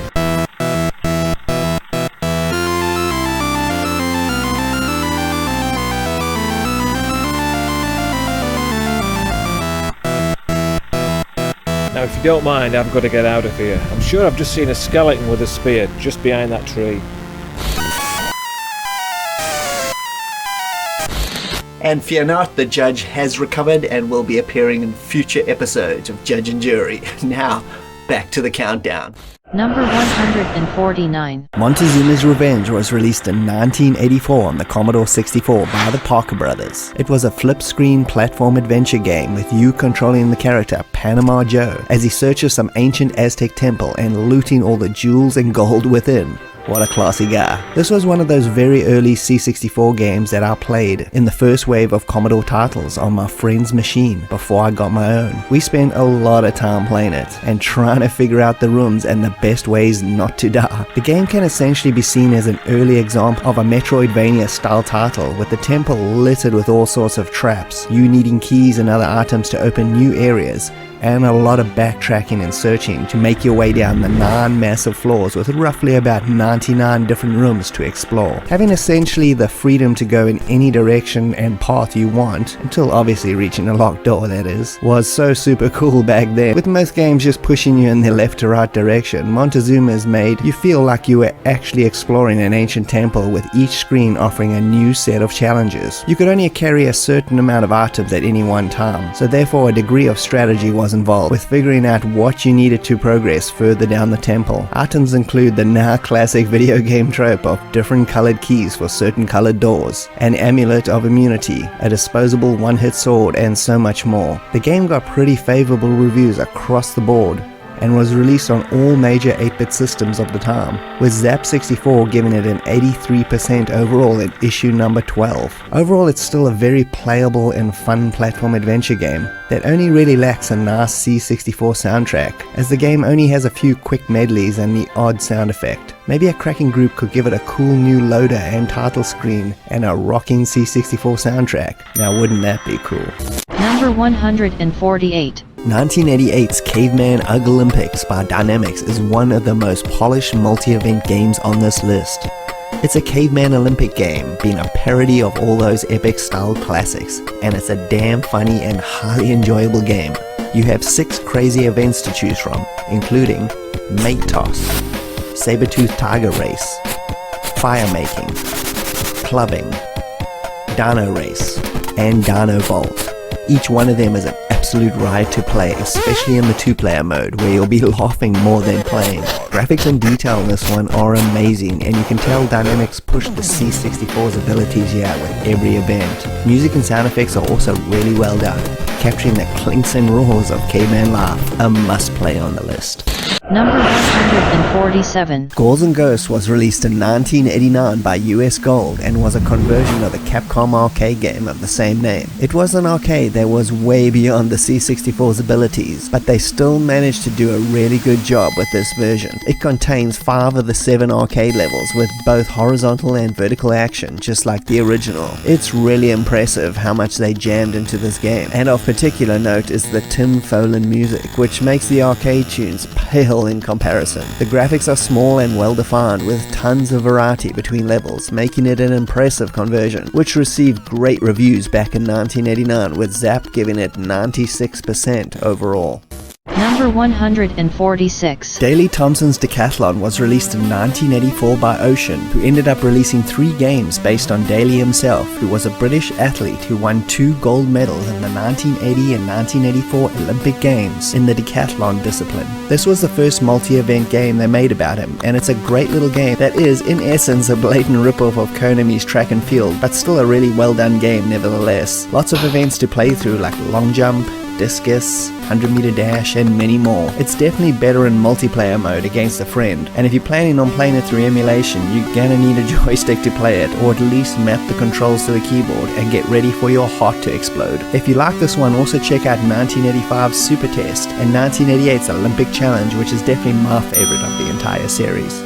Number 145. Pit Stop 2 was released by Epix in 1984 and was a sequel to the original Pit Stop game. This one, however, ups the ante on everything, making it one of the most fun Formula 1 games on the C64, with 6 international tracks to race on, and a built-in split screen for 1 or 2 player action, and was one of the first times I'd ever seen this in a video game. Most people, however, played this in 2-player mode with friends, battling it out to see who would cross the finish line first, without blowing out their tires or running out of gas, which adds a bit of strategy to the arcade action by knowing when to hit the pits and overhaul your vehicle without losing too much time. It's a great yet simple racing game that improves on the original tenfold and is a really enjoyable game whether you play it in single player or experience the 2-player action. Number 144. Beachhead was released in 1983 by Access Software, who later went on to make the excellent Leaderboard and Tex Murphy Adventure series. It was an action game set in World War II with multiple styles and really on-point gameplay that required real skill and wasn't unfair either. It was a great balance of gameplay. You had sequences where you were sneaking your ships through underground caverns, blasting planes and boats with your big cannons, and even driving a tank. It was well ahead of its time for a 1983 release. Don't let the basic graphics and simplistic sound effects put you off. It's a fantastic game and a real gem of the early C64 software releases. Number 143. Iron Lord was released by Ubisoft in 1989. It's often referred to as a second-rate Defender of the Crown, which is completely unfair, as it's its own game unto itself, despite the plot and the setting being the same, with you having to gather people together to form an army to take back your land. This is much more of an adventure game with a strategy element that comes in much later in the gameplay. Overall, it involves talking to people, buying stuff, getting them to join your cause, and play mini-games for reputation points and cash. And of course, get into the occasional sword fight or two. The more you play this game, the more stuff opens up, and just when you think you've seen everything, it slaps you in the head and gives you more. Overall, excellent graphics and a brilliant main theme by Jerome Tell, which you'll find hard not to hum long after the game is turned off. It's a brilliant adventure strategy combo, and a must-play game on the C64. Number 142. Destroyer was released in 1986 by Epix. This game is based on the Fletcher-class destroyer. For a 1986 game, this is really impressive, with excellent graphics and presentation, and is kind of what you come to expect from Epix during this period. The mission variety in this one is also very cool and diverse. From bombarding some Japanese island bases to hunting subs or rescuing allies, there are 7 in total, also with different degrees of difficulty for each. The game has all your standard ship screens like bridge, radar, sonar, etc., and has you going up against sub-ships and planes in various missions, or if you're really unlucky, all of those in one mission, which is usually how it goes. Make sure you keep tabs on the ship communications at the bottom of the screen. It lets you know of any dangers and problems and allows you to jump to any part of the ship quickly and access them. Destroyer is definitely a 50-50 game when it comes to sim aspects and action, and it works really well. There's enough management and shooting to keep both styles of gamer quite happy. Again, instructions are a necessity, mainly for accessing different parts of the ship, but after that it's pretty easy game to learn. Just don't try any mission on max difficulty, you'll be swimming with the fishes in no time. In the February 1987 issue of Zap 64, they gave the game a massive 85% overall, and it's much deserved. Epix did try to replicate this formula for sub-battle simulation, but it's just nowhere near as good as this game on any level, which is a real shame. This game is also a default game on the C64 Maxi, as well as the US version of the Mini. Number 141. Green Beret was released on the C64 by Imagine in 1985 based on the Konami arcade game that also goes under the name Russian Attack. It's a side-scrolling run-and-gunner or run-and-stabber as you have to free a bunch of POWs and murder everything that you come across with your dodgy knife. There are 4 levels to go through, from a missile base to the harbor, bridge, and finally the prison camp. Multiple extra power-ups can be picked up along the way, with limited use like a flamethrower and a bazooka, for example. The game is almost as hard as the arcade, but once you get the rhythm going, you can actually get far in this game, and it's not impossible like people make it out to be. The graphics replicate the arcade pretty well, and so does the gameplay, with Martin Galway's military tunes blasting out at you. It's honestly, in my opinion, more fun to play than the arcade that it's actually based on. Number 140. Rambo First Blood Part 2 was released in 1986 by Ocean, based on the awesome Sylvester Stallone flick of the same name. Just like the movie, you had to rescue POWs from Vietnamese prison camps and escape by helicopter. Good run and gun action, cool selection of weapons, and nice graphics, supported by an excellent Martin Galway soundtrack, make this an excellent action game that I still put on every once in a while and have a good playthrough on. We interrupt our program to bring you this important message.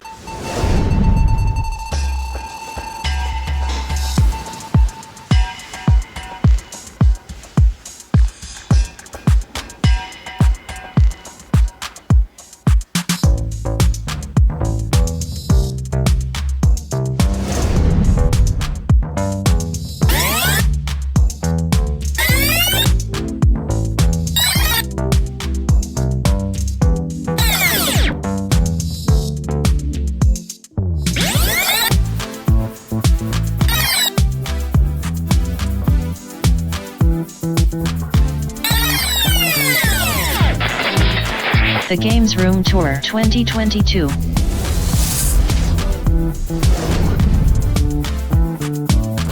Number 139 is a game I pumped a ridiculous amount of quarters into back in the day because of two things, Sega and ninjas, and that was enough to satisfy my 80s kid brain. Shinobi was a brilliant platform action game by Sega, released in 1987 and received an amazing C64 port by Virgin Games in 1989. This game proved that you could convert a big flashy arcade game to the C64 without any compromises if you just put the effort into it. Your goal is to rescue your students of a ninja clan that have been taken hostage by a terrorist organization known as Zed. It's a great side-scroller with tons of weapons to pick up and some awesome ninja magic at your disposal to kill everything on screen, Golden Axe style. The graphics are good and the sheer variety of levels and enemies is amazing. The jumping is a little bit fiddly sometimes, but besides that, it's an amazing port. Other awesome Sega games that got great ports on the C64 are Wonder Boy, Turbo Outrun, Golden Axe, Alien Storm, and that's just to name a few. Number 138. Theater Europe was released in 1985 by PSS in Europe and by Datasoft in the US. This is a traditional strategy war game set in modern 1985 Europe. As things go south, you either get to pick NATO or the Warsaw Pact as nations go to war. You get a map of Central Europe to move around troops and engage in battles. The game is loaded with flair and style, which these games never had back then. Just see any SSR war game from this period, which were extremely minimalistic. There's an arcade battle sequence which is pretty fun and determines the outcome of all battles, and you can also nuke other countries with dire consequences though. And it was a really scary and realistic game when I played it back in the 80s, and unlike other games in this genre, it's pretty easy to get into, and is still a firm favorite strategy game of mine on the system till this day.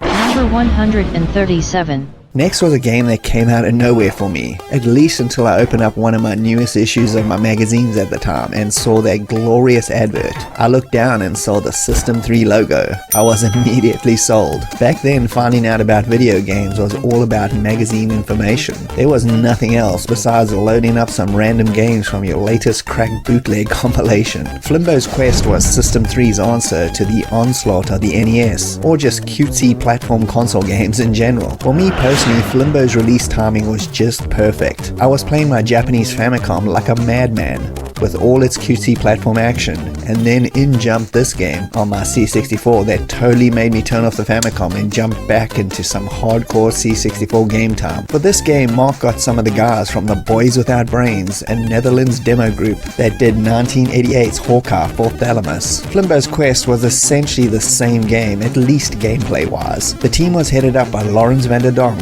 Mario van Zast and Arthur van Joel. The plot for the game is basically Super Mario Brothers. The princess gets captured and only you can save her from the mad scientist. Blah blah blah, usual nonsense. Gameplay consists of lots of platforming and running around, blasting creatures, which either drop letters or cash. All the letters spell out a word which gets you out of a level, and the cash can be spent in the shops to upgrade your firepower, buy more letters and various other things. The game was also littered with hidden bonus stages and secret rooms to discover, just like the console games of the time. Game-wise, it was really big with 7 levels to get through, and the graphics were absolutely gorgeous with the color palette, animation, and parallax scrolling just flowing perfectly. It made you forget about some of those janky NES sprite flicker fests. It was quality. The music made me never want to listen to a Famicom tune ever again.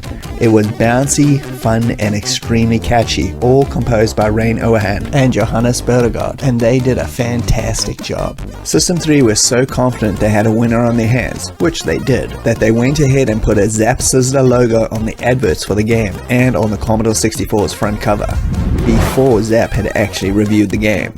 That's pretty cheeky, and I'm wondering if that's why the reason they scored it at 80%, which is a little bit lower than it should have got in Zap. It's still good, although Hawkeye got the ridiculous 96%, and Flimbo's gameplay is much more refined and user-friendly. Anyway, this is what Zap had to say. A fun and demanding game, although rather repetitive, which is kind of ironic, seeing as Hawkeye is probably twice as repetitive as this game. Oh, Zap. Number 136.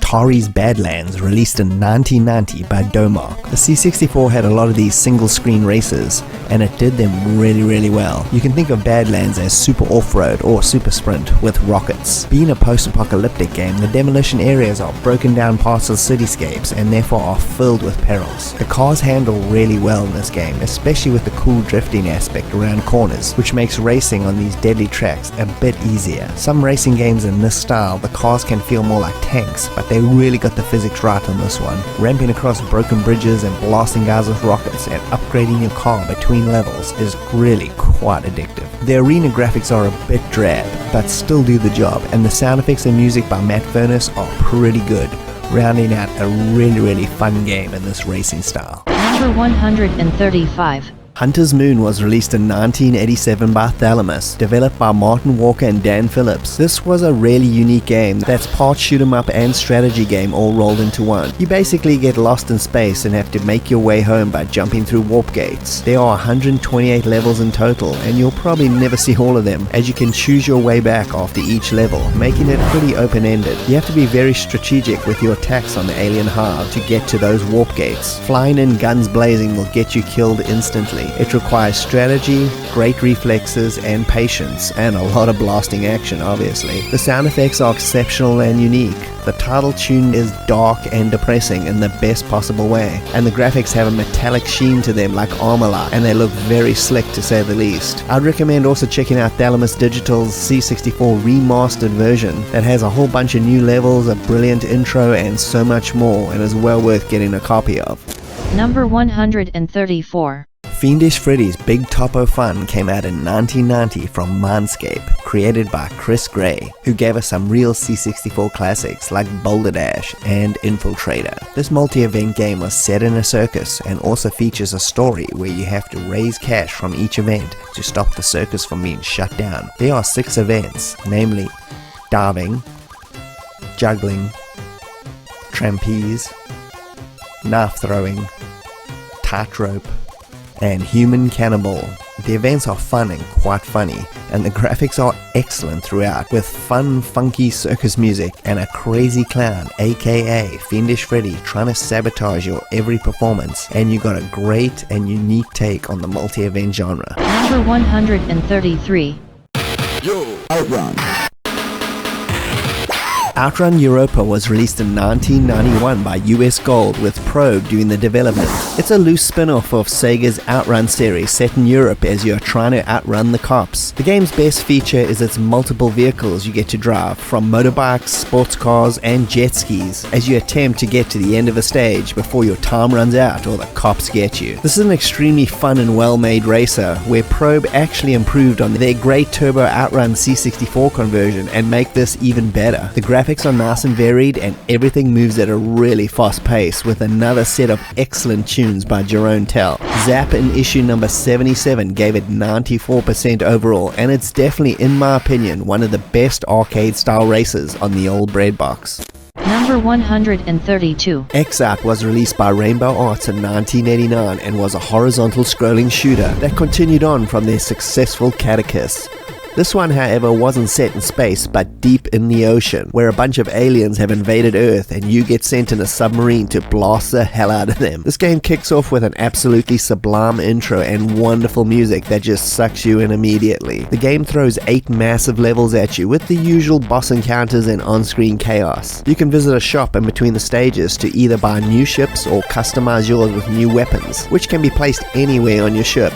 Then it's off to the next level. The game's graphics are pretty good, although there is a bit of sprite flickering and glitches when things get hectic, but it's not too bad. The music and sound effects are fantastic, and the levels and enemy variety is vast and keeps you wanting to see more. Overall, it's a really underrated Rainbow Arch shoot 'em up that's well worth your time. Number 131. Tusker, a game in a similar vein to the Last Ninja series, although ditching the isometric look and using a side flip screen approach, with you able to explore the entire screen and not being stuck on a 2D plane. Most of the team from Dominator were on this one as well, with Hugh Riley and Paul Doherty on graphics, Matt Gray on music, and Duncan Meach as lead programmer. Duncan himself was a former employee at Palace Software and joined System 3 in 1987, and worked on some capacity on all their games during this period, including the Last Ninja series. This was Duncan's turn to shine as he took on Tusker as lead programmer. Tusker's story and premise is definitely a product of let's do an Indiana Jones game on the C64, and with the third indie movie hitting cinemas that year, I'm sure that wasn't a coincidence. The story involved you traveling to Africa to search for the mythical elephant graveyard, where all that expensive ivory was just lying around to be sold into mass fortunes for whoever found it. As a kid living in Africa, my dad had already told me this story about the elephant graveyard, and then finding out about this game, it just piqued my interest to the max. From the previews, it looked like the Last Ninja and Indiana Jones had a baby, and I was definitely on board with that for everything it had to offer. Tusker was a visual feast at the time. I loved the look and especially the variety of the levels. They really went out and captured all the cliches of modern and classic B-movie adventure films to make up all its levels, from the barren deserts, underground caverns, lush forests and mountain regions to the claustrophobic cannibal village and temples. It covered all the best of grand adventuring in one package. The game's music is a variation on Matt's Last Ninja 2 style with big drum and bass sounds mixed in with some African tones. Initially it doesn't feel like it belongs in the game, but after a while you really start tapping your toes and getting into the groove, and I say it works really well. It felt massive and in your face and is quite memorable. Not as good as Last Ninja 2's, but again complementing the adventure pretty well. Zap64 awarded it a sizzler with 90% overall, with C+ VG magazine saying in their September 1989 issue. The puzzly bits combine nicely with the hitting people bits to make a game that plays very similar to the Last Ninja duo, and considering how playable those two were, I'd say System 3 were onto another winner. I really enjoyed the heck out of this game back in the day. It's tough and is not for the faint of heart, but well worth investing the time to experience the whole adventure. Number 130. In 1989, Domark released License to Kill based on the latest James Bond movie at that time, and finally, they got it right. The game is a top-down running gun and shooter mashed together with plenty of style and subtle gameplay switches between all the levels, helicopter chases, skiing, on-foot running gun action. It does every level very well and is extremely fun to play. It sticks to most of the major action sequences while expanding the smaller ones as well. The graphics and animation are really good. I love the music by David Whittaker on the title screen, and the gameplay switches are easy to get to grips with control-wise, making for a smooth gameplay experience. Zap64 magazine were also fans of it, and it received an overall 80%. It's definitely the best Bond game on the C64 without a doubt. Number 129. Alien Syndrome is a wonderfully well-made conversion of a lesser-known Sega arcade that was released in 1987. The C64 port came out in 1988 by Ace. The game is a top-down running gun that has you trying to save people being held by aliens. It's basically James Cameron's Aliens movie. Each level has you running and freeing hostages, blasting aliens with all manner of cool weapons and pickups, and facing bosses before going to the next location. The graphics are great, being a very good representation of the arcade, and the title music is fantastic and sets the mood well. It's a pity Ace couldn't do what they did here with their terrible Soldier of Light arcade conversion, but alas, at least we got this gem that also scored a whopping 90% in Zap64 magazine in issue number 38. Number 128. Donald Duck's Playground was released by Sierra in 1984 and developed by Mr. Leisure Suit Larry himself, Al Lowe. The game, like Carmen Sandiego, is an edutainment game, but don't let that put you off. It's an extremely entertaining game that I used to play with a friend for hours on end. It's essentially a collection of mini-games, all linked with the goal of making money. You can then spend that money on making the coolest duck park ever for Donald's nephews, Huey, Dewey, and Louie. Donald can earn cash at 4 different jobs, from the airport, a fruit stand, toy shop, and a railway control center. You can then buy various playground toys from some of the shops in town and install them for your nephews to go mental on. It's as wholesome and as likable as it gets. And the educational angle is actually pretty subtle and well hidden, unlike most edutainment stuff these days. If you have young kids, this is a great choice. And honestly, you'll no doubt enjoy it just as much as them. Number 127. Microprose Soccer was released in 1988 by Microprose and was designed by Sensible Software and is considered a precursor to the insanely popular Sensible Soccer series. This is easily my favorite soccer game on the old bread box. It has tons of options in typical Microprose style, from indoor to outdoor matches and different kinds of weather conditions. Really great gameplay with a slow motion rewind feature when you score a goal, which was the first time I had ever seen this kind of thing in a game, and it was absolutely amazing. It's got some really good music by Martin Galway, and the graphics are nice and detailed for this style of game. It does go under the name Keith Van Aaron's Pro Soccer in the US if you recognize this game, but the name sounds unfamiliar. Number 126. Silent Service was released in 1985 by Microprose. This was only the second simulation game I'd ever played on my C64, the first being ironically Microprose's Solo Flight. This game was designed by their golden boy himself, Sid Meier, and was a World War II submarine simulator set in the Pacific Theater. After the events of Pearl Harbor, the majority of the US submarine fleet was sent to the Pacific to help bring down the Japanese Navy and recapture overthrown islands they had acquired. Silent Service was the nickname the US Army employed to describe the US submarine force. 1 week after Pearl Harbor, the astute Kisan Maru, 8,663 tons, became the first victim of an American sub, a dubious object.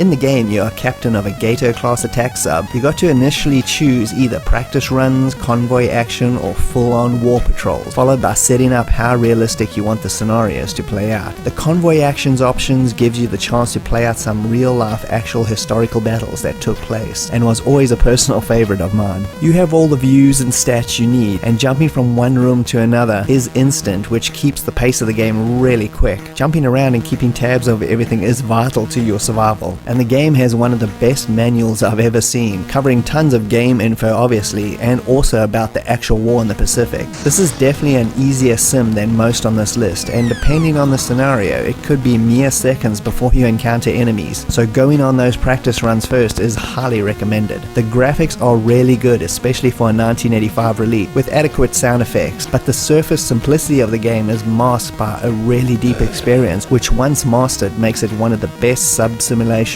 on the C64. The game ended up scoring an overall 88% in issue number 13 of Zap64 magazine and was well liked by the entire crew. It ended up becoming Microprose's second best-selling game on the C64 with almost 500,000 copies sold, and cemented Sid Meier's reputation as a king of the sim game for many years to come, or forever. Number 125. Fist 2: The Legend Continues was released in 1986 by Beam Software and published by Melbourne House again. With great success always comes a sequel, but this was a whole lot more than a mere clone of the previous game and slapping a 2 on the end of it. But would it be what people want? Work started on this game immediately after the success of Fist 1, but this time they wanted to try something a bit different, infusing an action-adventure element while still keeping the base fighting mechanic. Greg Barnett was back as coder and designer, with Neil Brennan again delivering the tunes. The result, however, is a polarizing game that you either love or hate. I'm in the first camp, but the game isn't without its issues.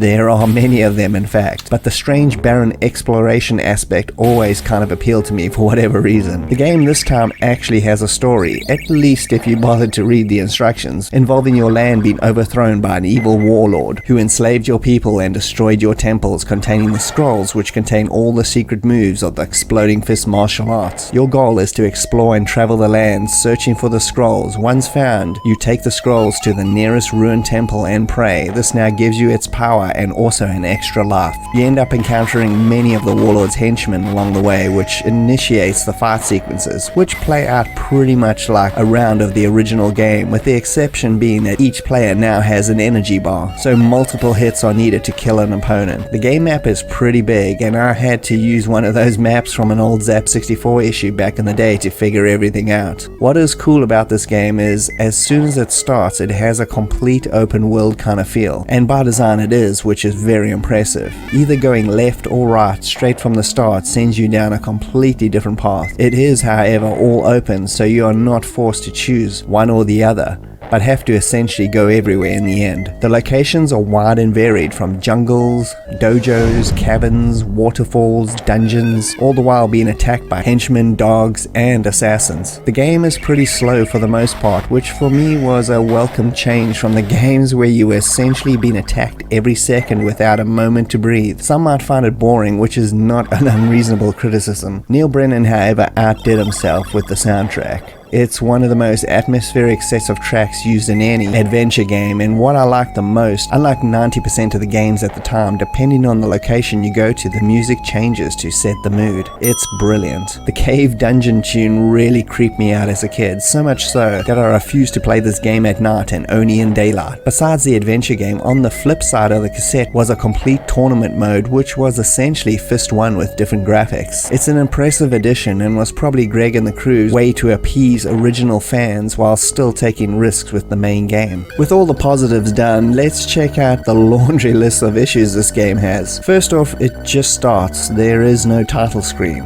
When you die, there's no game over. It just resets. It really kind of feels sloppy. Graphical glitches are pretty common, from funky scrolling to glitchy sprites. Without reading the instructions, this game has no on-screen cues or direction, which can result in you aimlessly wandering around forever not knowing what to do. Most locations also have no interactive elements, so wandering around is definitely a gameplay flaw in a sense. If you haven't found a scroll and prayed at a shrine, then dying results in an instant game over, which, if you've been playing the game for a couple of hours, is a pretty tough nut to swallow. The tournament mode, at least for me, is essentially ruined simply because they implemented the energy system from the adventure game instead of the original one-hit round system. It makes every versus match literally take forever to play through and ruins whatever made the original fighting elements so much fun. Having said all that, I still like the adventure element despite its many flaws. Its slow, pondering nature and the combination of fights and that wonderful music made this a firm favorite of mine during those early C64 days. Like I said in the beginning, you either like or hate this game,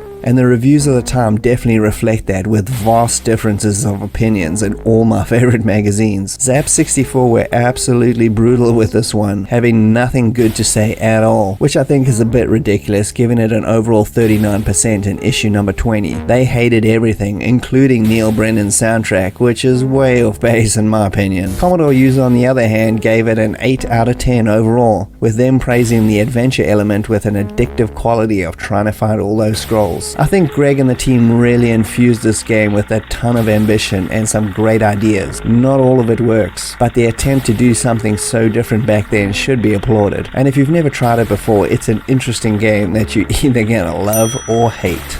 Number 124. Where in the World is Carmen Sandiego was released by Broderbund in 1986 on the C64. This game is a detective edutainment product where you have to track down thieves from all over the world and retrieve what was stolen, with each case getting you closer to the elusive Carmen Sandiego herself. This has been a long ongoing series for decades at this point and is still being made in one form or another to this day. The C64 got 4 installments in the series, with Where in the World, Where in Time, Where in Europe, and Where in in the USA. Gameplay-wise, these games are basically identical, just the settings and the people you track down change. The basics of the gameplay require a decent knowledge of geography and history. If you have those, these games are a really fun test of your skills. If not, you may need to hit up the internet. You get an initial clue to a suspect and that'll lead you to a location, and from there you investigate it and get more clues to where the thief went, following the trail until he's apprehended. You'll also get to input any personal information you find out about the thief to make up a profile. Once you have that, you can now issue a warrant for the criminal.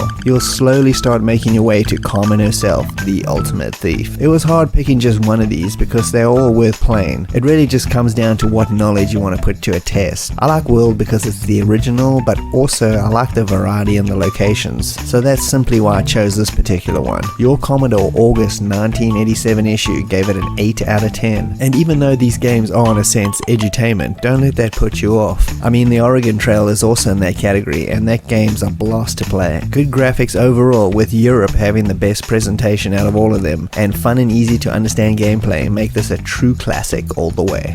Number 123 is Mule, which stands for Multiple Use Labor Element, which was released in 1983 by Electronic Arts and was created by Ozark Softscape, a company that delivered some excellent early C64 games for EA like Heart of Africa and 7 Cities of Gold, which have gone on to be well-regarded classics. Mule is a strategy space trading game where becoming the richest person on the planet and financially crushing your opponents is the goal. The easiest way to describe the gameplay is that it's like a game of Monopoly, where everyone gets a turn buying land, selling goods and resources you have mined, having random events happen that can either hinder or help your situation, and generally being very strategic about every turn because financial domination and your company's survival is at stake. Playing this game does require a large amount of time due to the slow pace, so make sure you're up for it. Playing against a computer is actually pretty good and challenging without being infuriating, but the game really shines in multiplayer, allowing up to 4 people to battle it out financially for the control of the planet Arata.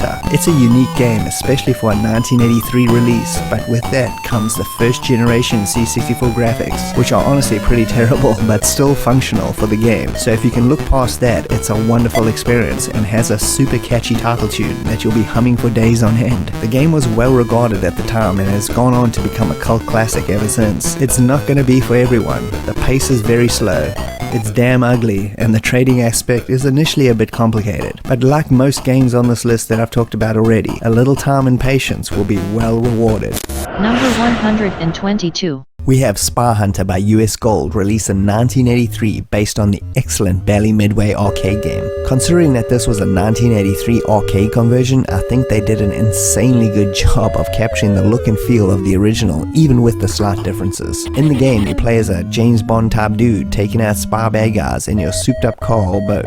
You can use machine guns and rockets and upgrade yourself. The graphics are simple but do the job well, and it's very satisfying smashing guys off the road or simply blasting them with your death boat. The Peter Gunn theme music complements the game extremely well, and I'm assuming it was inspired by the Blues Brothers movie that came out a year or two earlier. This game is simple but has a ton of little nuances that make playing it endless fun. Just load it up, kick back, and go with the flow. Number 121 Master of the Lamps was released by Activision in 1985. It's a strange, unique mix of music, rhythm, and flying arcade action. Unlike anything at the time, you are a prince trying to contain a bunch of rogue genies by traveling into their dimension and reassembling pieces of a broken lamp. The game is split into 2 styles, the flying magic carpet sequences as you make your way to the genie's lair, and the music rhythm Simon Says sequences where you try to match the genie's notes. It's a simple game but very likable, with nice music and good presentation overall, and is a great example when big companies were still experimenting and weren't afraid to try new things. Ironically, it was made by Activision.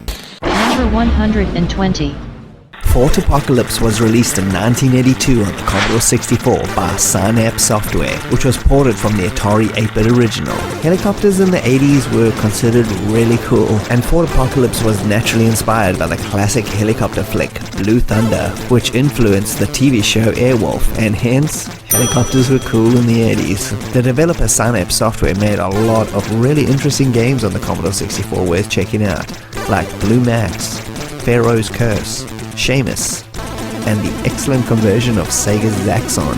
Now back to the game, which was a shoot-'em-up exploration game, I guess? It's kind of its own thing. It's a bit of Activision's Hero with a bit of Broderbund's Choplifter, where you have to infiltrate this fort and rescue a bunch of hostages and blow up the fort's main reactor and escape.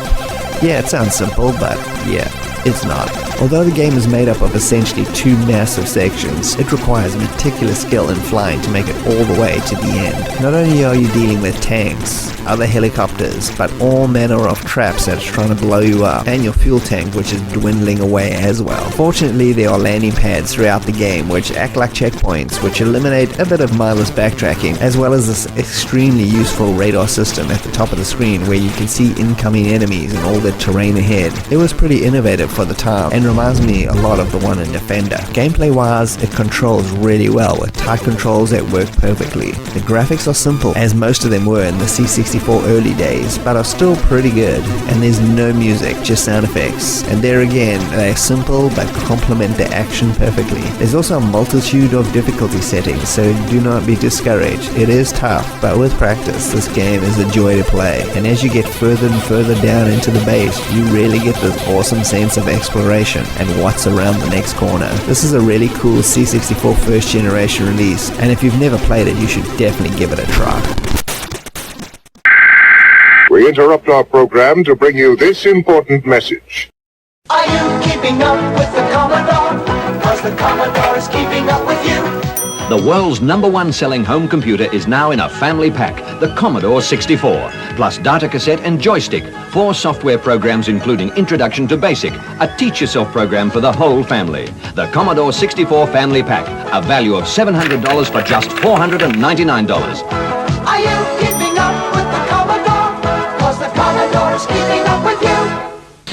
Number 119. Next is the fantasy hack-and-slash Gauntlet, released by Atari in 1985 in the arcades and published by US Gold in 1986 on the C64. This is another excellent two-player game that retains everything from the arcade except the voice samples, which the C64 was more than capable of doing. In this action dungeon exploration game, you fight your way through level after level of demons and monsters, all the while looting for treasure and scavenging for food to keep yourself alive. The C64 version's graphics are a pretty good representation of the arcade classic, and Ben Daglish lent a nice rendition of the arcade music to the game as well. With 512 levels to explore, you better start that tape loading. You're gonna be here for a while.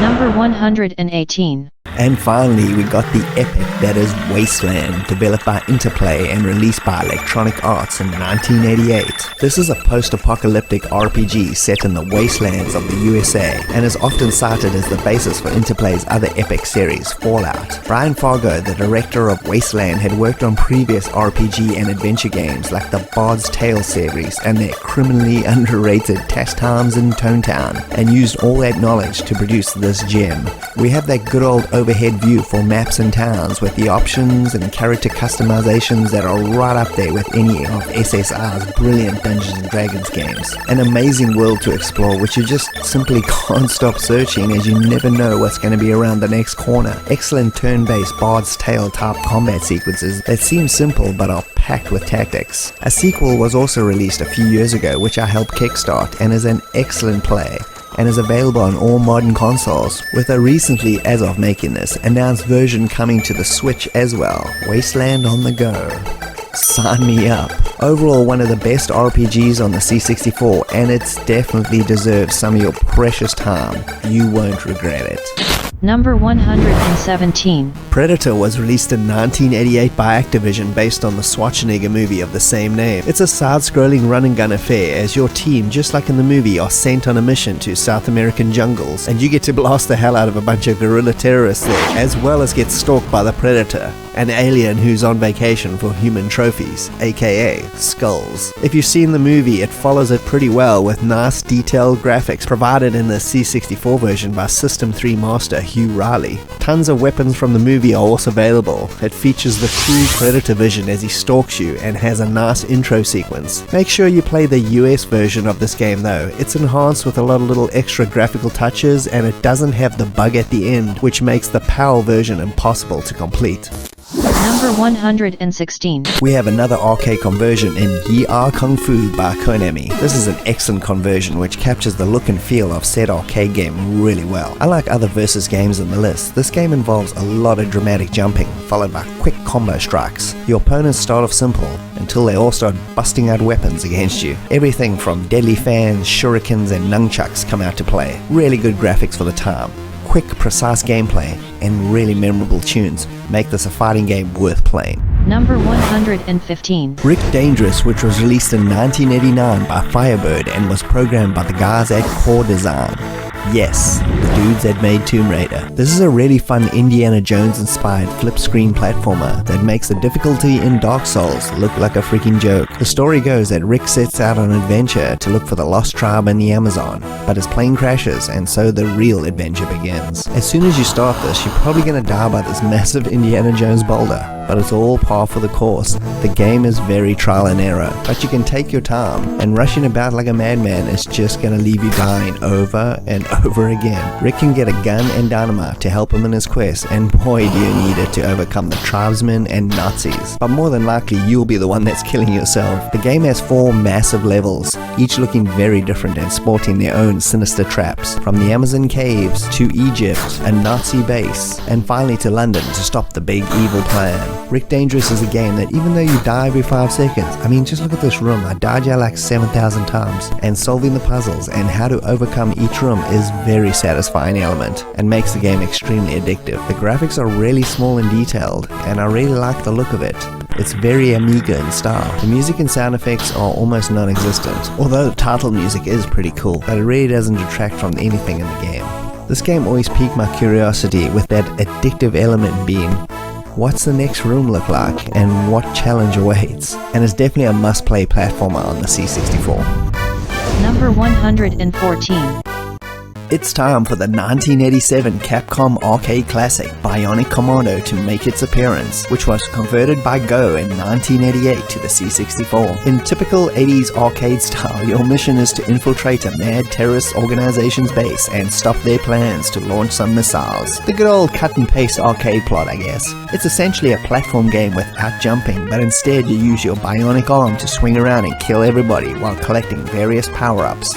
Disclaimer time, this review is based on the UK version, which is great with awesome in-game music by Tim Follin, fast gameplay, and colourful a bit chunky graphics, but just overall a great conversion all round. This game also has 2 C64 versions, and the god-awful US version is almost as bad as the US Akari. It's slow and plays terribly with bland graphics and some of the worst gaming music I've ever heard. Just avoid it at all costs and play the excellent UK version instead. Number 113. Die Hard was released on the C64 in 1990 by Activision, based on the movie of the same name. Welcome to the party, pal! The game follows the plot of the film very closely, with you as John McClane taking out terrorists in Nakatomi Plaza, while solving light puzzles with picked up objects, all relating to some part in the movie. You can take out bad guys with fists and kicks and loot their bodies or supplies, as well as rooms you come across as you make your way through the plaza. Almost every scene from the movie is in here somewhere, and you'll know exactly what to do with objects once you find them, which is really fun. You can also pick up a multitude of guns to speed up those fight sequences, but you'll be constantly trying to loot for ammo. This was always a fun game for me, with the tension level really high as you go from room to room and hoping you'll survive the next corner. It's another cool licensed game that does a good job of emulating the atmosphere of the movie and never seems to get any mention ever. Thanks for the advice. Number 112. Entombed was released in 1985 by Ultimate Play the Game, and was the second game in their Sir Arthur Pendragon series on the C64, with Staff of Korneth being the first. The game itself is an isometric action-adventure game like all the ones in this franchise, with you trying to escape an Egyptian pyramid before your oxygen runs out. The pyramid is made up of 7 floors with light puzzle solving and action elements as you whip or avoid all manner of giant bug creatures. I had an original cassette version of this back in the day and loaded it up many times, but never managed to finish it. It's one tough little game, so good luck.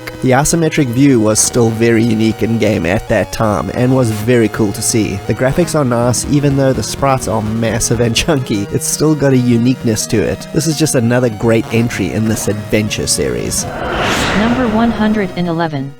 Ocean Ranger was released in 1988 by Activision. This for me is the most underrated game on this list. I never hear anyone ever mention this game, which is a real shame. You can think of it as a more arcade actiony version of PHM Pegasus. It's you in a hydrofoil gunboat blasting stuff up. They were definitely inspired by that Lucasfilm classic. U.S. warship to Naval Command. We are under attack. As with all these games, you get to select your theater of operation from a bunch of dodgy locations, such as the Bering Sea, Southeast Asia, Central America, and of course every Navy simulator's favorite, the Persian Gulf. After that, it's off to the briefing room for a more detailed version of your mission, before hitting up the ship's stores to load up on supplies for the mission. You're gonna have to balance weapons with fuel and countermeasures, and hope you get it right. My advice is, take lots of fuel, or else this happens.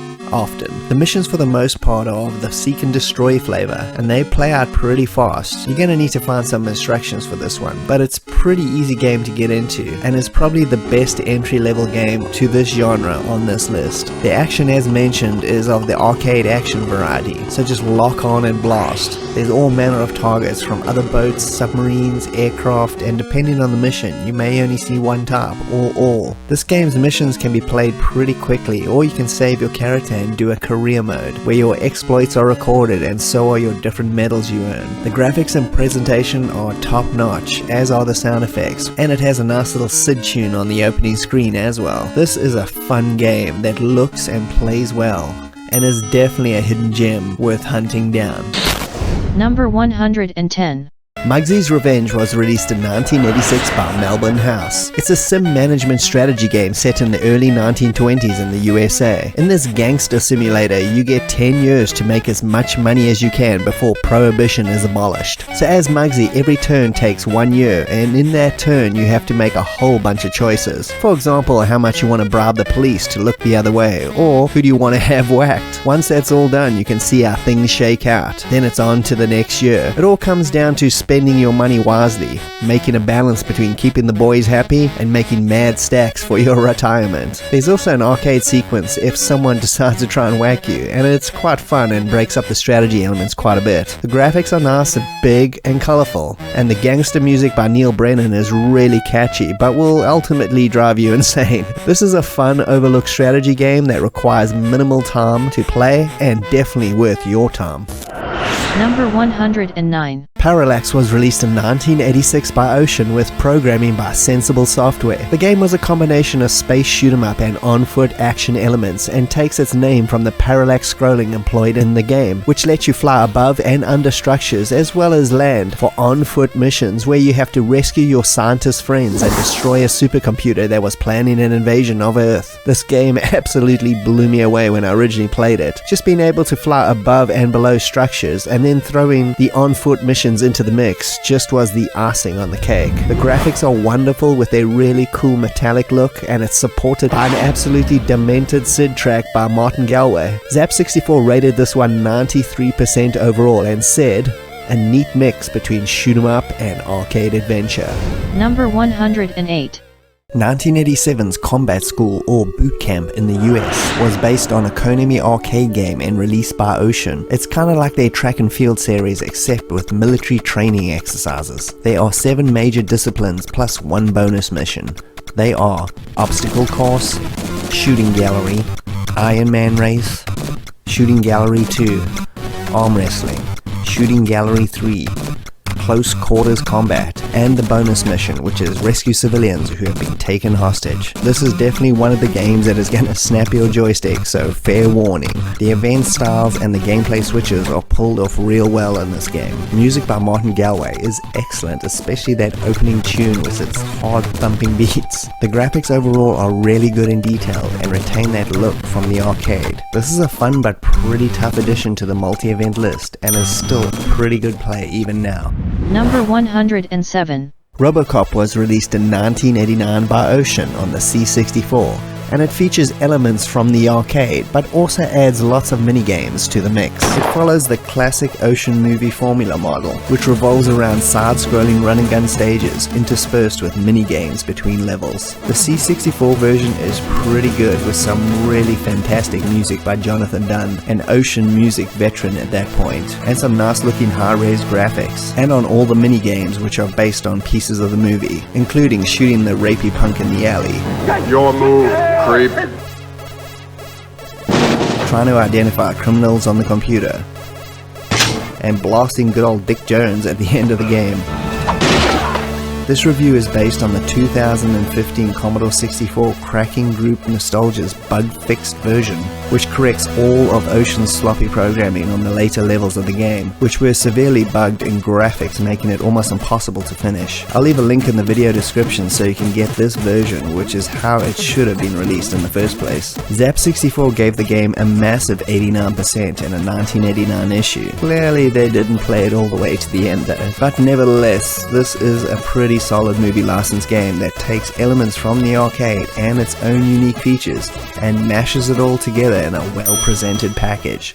Number 106. Mega Apocalypse was released in 1987 by Martech and is an updated remake of their 1985 release, Crazy Comets. This game is a big shoot-'em-up fest where you have to blast incoming planets, starting small, going to mega in size, and thus requiring the most amount of blasting to destroy. You can also pick up upgrades for your weapons, and what sets this one apart from Crazy Comets is the inclusion of the 2-player simultaneous mode, which adds so much more fun to this game. The graphics are flashy and exciting, although there isn't much variety here. The sound is something else though, featuring an absolute gem of a track by Rob Hubbard and tons of speech samples, making it a tour de force for your ears. This is still a fun game to always throw on for a quick blast. Number 105. We have Tangled Tales, The Misadventures of a Wizard's Apprentice, released in 1989 by Origin Systems. So this is the second of 3 games I have chosen for this list. That is another great entry level into 8-bit computer RPG gaming. It's easy to play and understand, and it has a similar gameplay style, at least for the menus, to Origin's other action RPG, Times of Law. As the name suggests, you're an apprentice wizard trying to rise the ranks to a full-blown Gandalf. This game has really nice graphics and an awesome world to explore. The characters are fun and interesting, and the combat is simplified turn-based affair, and overall I think it's a great forgotten Origin gem. It may not have the depth of an Ultima game, but it more than makes up for it with its ease of access and charming characters. Number 104. Next is Operation Wolf, released in 1988 by Ocean, and it's based on the excellent light gun style game that came out in 1987 by Taito. After watching the movie Invasion USA with Chuck Norris and his dual-wielding Uzi submachine guns, I came across this beast in the arcade and was in absolute awe. The game has 6 stages where you attempt to save your captured friends. Okay, this is pretty much a standard arcade plot at this point. From a terrorist organization. God, those guys were busy in the 80s. Each stage is jam-packed with helicopters, boats, vehicles, terrorists, innocent civilians, etc. And the level ends once you have killed enough of each type of enemy indicated at the bottom of the screen. Despite the initial version of this game not supporting a light gun, it still plays exceptionally well with the joystick, and the graphics are an impressive duplication of the arcade, and it has a wonderful title tune as well by Jonathan Dunn, who did the classic Platoon tune for Ocean as well. Number 103. G.I. Joe was released by Epix in 1985 and was part of a slew of licensed games they did in a row, including Hot Wheels and Barbie. This one was the best of the bunch though, in my opinion, capturing the look and feel of the cartoon series extremely well for an 85 release. Just like the cartoon, you have to go against the forces of Cobra, either in one-on-one on-foot arena death matches or using vehicles. You trigger these encounters on an overworld map, and depending on the location will mean different environments, like a desert or a city, etc, etc. You get to choose from 12 Joes for the versus matches and 4 different vehicles, which they are a jet, tank, helicopter and jeep. Each character, Joes and Cobras, all have their own unique weapons, and the sheer variety of it all is really impressive. It also features a really cool 2-player option, great music by Bob Vieira, who also did Epix's Movie Monster and Super Cycle themes, and really excellent graphics and detail, with tons of variety in the stages and the vehicle sequences. This is a really great licensed game based on one of my favorite 80s cartoons. Number 102. And yeah, we have the second awesome arcade conversion by the guys from Special Effects called Cable, which came out in 1989 by Ocean based on the Taito arcade game from 1988. The game followed the tradition of military shoot-'em-ups that dominated 80s arcades, with your character seen from a third-person perspective, blowing up everything that appears on screen, including all the background objects, which the C64 version managed to replicate excellently. Of note, there are again two C64 versions of this game, and this glowing review is based on the excellent UK version of the game and is not to be confused with the dire US version, which simply doesn't hold a candle to the quality of this one and should be avoided at all costs. The graphics are detailed, colorful, and jam-packed with action, and it even manages to retain the arcade 2-player option. Number 101. Rock and Wrestle, which is by far my favorite wrestling game on the system. It doesn't have all the pomp and flashy intro stuff of Epix's Championship Wrestling, but it makes up for it with excellent gameplay and a ton of fun moves that are easy to pull off, and is just as much fun to watch someone play as it is to play yourself. The fighters are all a motley crew of racial stereotypes. It was typical of games at the time, but the matches were really well paced, and wearing a dude down before pinning him was key. Superbly animated with an excellent music track and sound effects make this my favorite wrestling game, hands down on the system. It was published by Melbourne House, which will be seen again very shortly on this list. And we're going to stop this video here. We're going to look at my friend Audi Sorlie over at Digital Foundry, and he's going to give his favorite top 5 classic era Commodore 64 game countdown. Hello everyone, Audi here, and I'm very happy to be here today to talk about my top 5 C64 classics. Now, Bastage did ask me to actually come on and talk about my top 5 modern C64 games, but due to work I couldn't really get the time. But spoiler alert, it was Soul Force all along. But I'm very happy to be here to talk about the classics, because the C64 was the unit, or machine I guess, that made me really love video games when I was a kid. And it's so important to me, so I'm happy to be here to spread some of that love with all of you. Now, I don't think there's any big surprises on my list, but nonetheless, I think they are the ones to kind of show off the variety of the machine, if I can say it like that. There's so much creativity, there's so much new stuff to discover still to this day on C64, so hopefully still there's some new games here for you to check out. So for my number 5, I picked Bruce Lee. Now, this is a pretty interesting game. It's a side-scrolling action game. It hasn't really much to do with Bruce Lee himself if you watch his movies, but nonetheless, it's a really awesome early take on action platformer. And there's so much to discover just in each scene. There's different traps, there's different enemies, and I just think it's a jolly good time. This was really the one that got my eyes up for these types of single screen action games, which I couldn't really find too much of on the NES.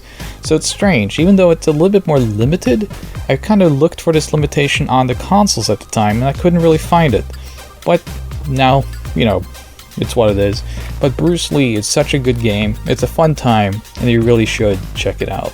Now for my 4th pick, I picked High Noon. Yes, High Noon. Most people probably haven't played this. I guess it is a movie tie-in. It is an ocean game after all. There's an old western called High Noon from the 50s, and if you listen to the theme song, it actually is the theme song from the movie, but that's kind of where the similarities end beyond the cowboys. But the game itself is actually quite fun. You take the stage here, you shoot the bandits trying to rob the saloon, get the ladies, and rob the bank, and when you shoot them, the little Undertaker there comes out and picks up the dead corpses. It's a little fun detail, and it really just makes the game, really. And after each stage you get a little duel, so there's not too much to it, but it's so much fun. I always pick this one when I want to just have a quick, fun action game on the C64. So check it out. So for my 3rd pick, I was a bit torn because I really love arcade conversions on the microcomputers, and then especially the C64. And in fact, some of them are really good because they capture the essence of the arcade machine, not so much the graphics, but just the essence of the gameplay, and it makes them quite fun to play. I did land on this one, however, because I played this the most, and I still to this day have so much fun with it. But I'll let you know what the other one was after this. But I picked, for my number 3, Fire Trap, which is a Data East conversion of an arcade machine. Now, in fact, I think this conversion of the C64 is way better than the arcade machine. The arcade machine has better graphics, but the gameplay is not as responsive as this C64 version. So basically, you climb up this endless skyscraper, you save women, you save dogs, you put out fires, and you avoid obstacles, of which there are many, and kind of wonder how all this got into this building. But nonetheless, it's just frantic fun, but it's much better here on the C64 than the arcade, and that's pretty cool. Now, the other one I wanted to pick for this is Up and Down. A game I don't have, but it's a Sega version of an arcade game where you run up the hills and jump with your car. Simple and fun, but I think this is the better arcade conversion. For my second pick, I had to go a little bit educational, but for good reason. This is Donald Duck's Playground from Sierra, made by Al Love.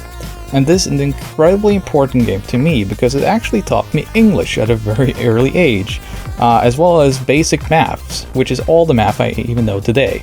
But this is such a fun little game. Even though it's educational, it really shows you that these simple mini-games, from the airline, baggage sorting, the picking up of fruits and putting them in the right crates, the toy shelf, all that stuff, it's just so much fun. It's timeless, and buying the toys and using them in the playground feels oddly satisfying, even more so than going to the playground and just playing with those toys in real life. So this is an incredibly important game to me, but it's also really fun. It's timeless, as I said, and it's my number 2. For my number 1, there was really no question for me. It is Samurai Warrior: The Battle of Usagi Yojimbo. Now, I am a huge fan of this comic by Stan Sakai, and buying this game when I was a kid was like a dream come true. I saw this randomly in a shop, couldn't believe it existed, and put it in. And really what I was met with was one of the greatest adventures I ever had on the C64. Now, it's kind of hard to explain. It's a very ambitious game, and perhaps most of the ambition doesn't really live up to what it's trying to do today, looking in hindsight. But when I was a kid, it couldn't be denied. This felt like an open roaming world where my actions actually mattered. There was a karma system. You would basically take out people, and if you took out the wrong people, they would get very angry at you. Now, we did a big video on this on our channel, Digital Foundry, so you can look it up there if you want my in-depth take on this game. But overall, this to me just showcases the strengths of the C64. Music is amazing, graphics are amazing, the atmosphere is unmatched, and it's just one of the greatest games ever made, in my opinion. So, Usagi Yojimbo Samurai Warrior is my number 1 for C64. Thanks Bastish, and see you soon. And thanks again, Audi, for sharing your classics with us. Number 100. Choplifter was released by Broderbund in 1982, one of the first C64 games to hit the software shelves. Just like most early releases, it's basic, but still very addictive, even playing it now some 40 or so years later. It's an arcade-style action game where you have to fly a helicopter and free POWs, picking them up and getting them back to your base in one piece. That's it. Of course, you're also being attacked by planes, tanks, and drones, which you can also shoot back at. Your overall goal here is to save 64 POWs. For such an early game, it's very impressive. It's also one of the few computer games that later got converted to an arcade game by Sega, which is my favorite version of this game overall. So please check this one out. It's as hard as nails and doesn't hold your hand, just like all games of this early era. Number 99. Arkanoid is a conversion of the 1986 Taito arcade game that owes its fair share to Atari's breakout. It's the same genre while adding power-ups and other great touches to send it to the next level. Imagine converted it to the C64 in 1987 and they did a fantastic job with it. This genre of gaming usually doesn't hold my interest for too long, but Arkanoid's excellent visuals and abundance of power-ups and great level design really make this stand well above the other games in the genre at the time. And let's not forget that brilliant Martin Galway music, which is loud and thumping and gets you in the mood like any good score should. Zap 64 magazine sang its praises, also scoring it at 80% in issue number 24, and it's still my favorite game in the breakout style genre to this day. Number 98. Super Off-Road was released by Virgin Games in 1990 and programmed by those geniuses at Graft Gold, who also did the great Rainbow Island C64 conversion as well. It's an amazing port of an excellent arcade that makes monster truck racing from this 3 1/4 view so much fun. Race small, quick tracks, make money, upgrade your truck, repeat. The fast-paced gameplay and great graphics do a fantastic job of imitating the arcade, and more importantly, getting the feel of the trucks just right, even without the steering wheel controller, which is quite a feat. As a big fan of the original arcade, I think they couldn't have done a better job, and a great entry for arcade racing games. Number 97.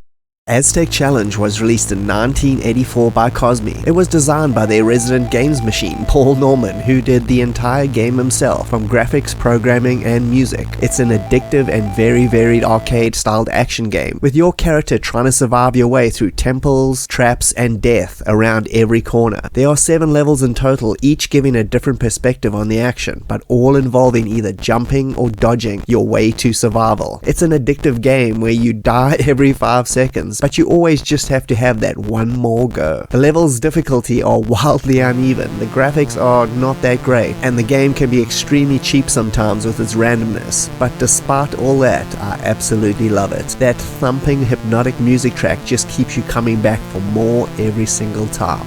Number 96. Task Times in Tone Town was released in 1986 and published by Activision. It's a grand old adventure game with a similar interface style to Deja Vu or The Uninvited. Task Time's biggest draw is its world and story, which are absolutely fantastic, unique, and laugh out loud funny, which up until that point I don't think any game managed to nail humor quite so well. The story in a nutshell is your grandfather creates a machine to send himself to an alternate reality of his own imagination. You have to go to this strange, bizarre world and rescue him, and what a strange world it is, filled with all manner of mentalness. The game's interface lets you either type in or use icons to navigate the landscape and interact with everything.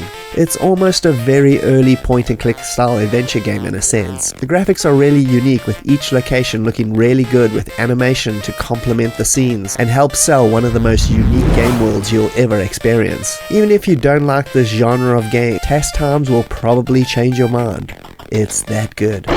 Number 95. First Samurai was another very late C64 release coming out in 1992 by Vivid Image, the guys that did Hammerfist and Time Machine. It was a platform hack and slash game with you playing a samurai on a revenge spree for the death of his master, who was killed by a demon.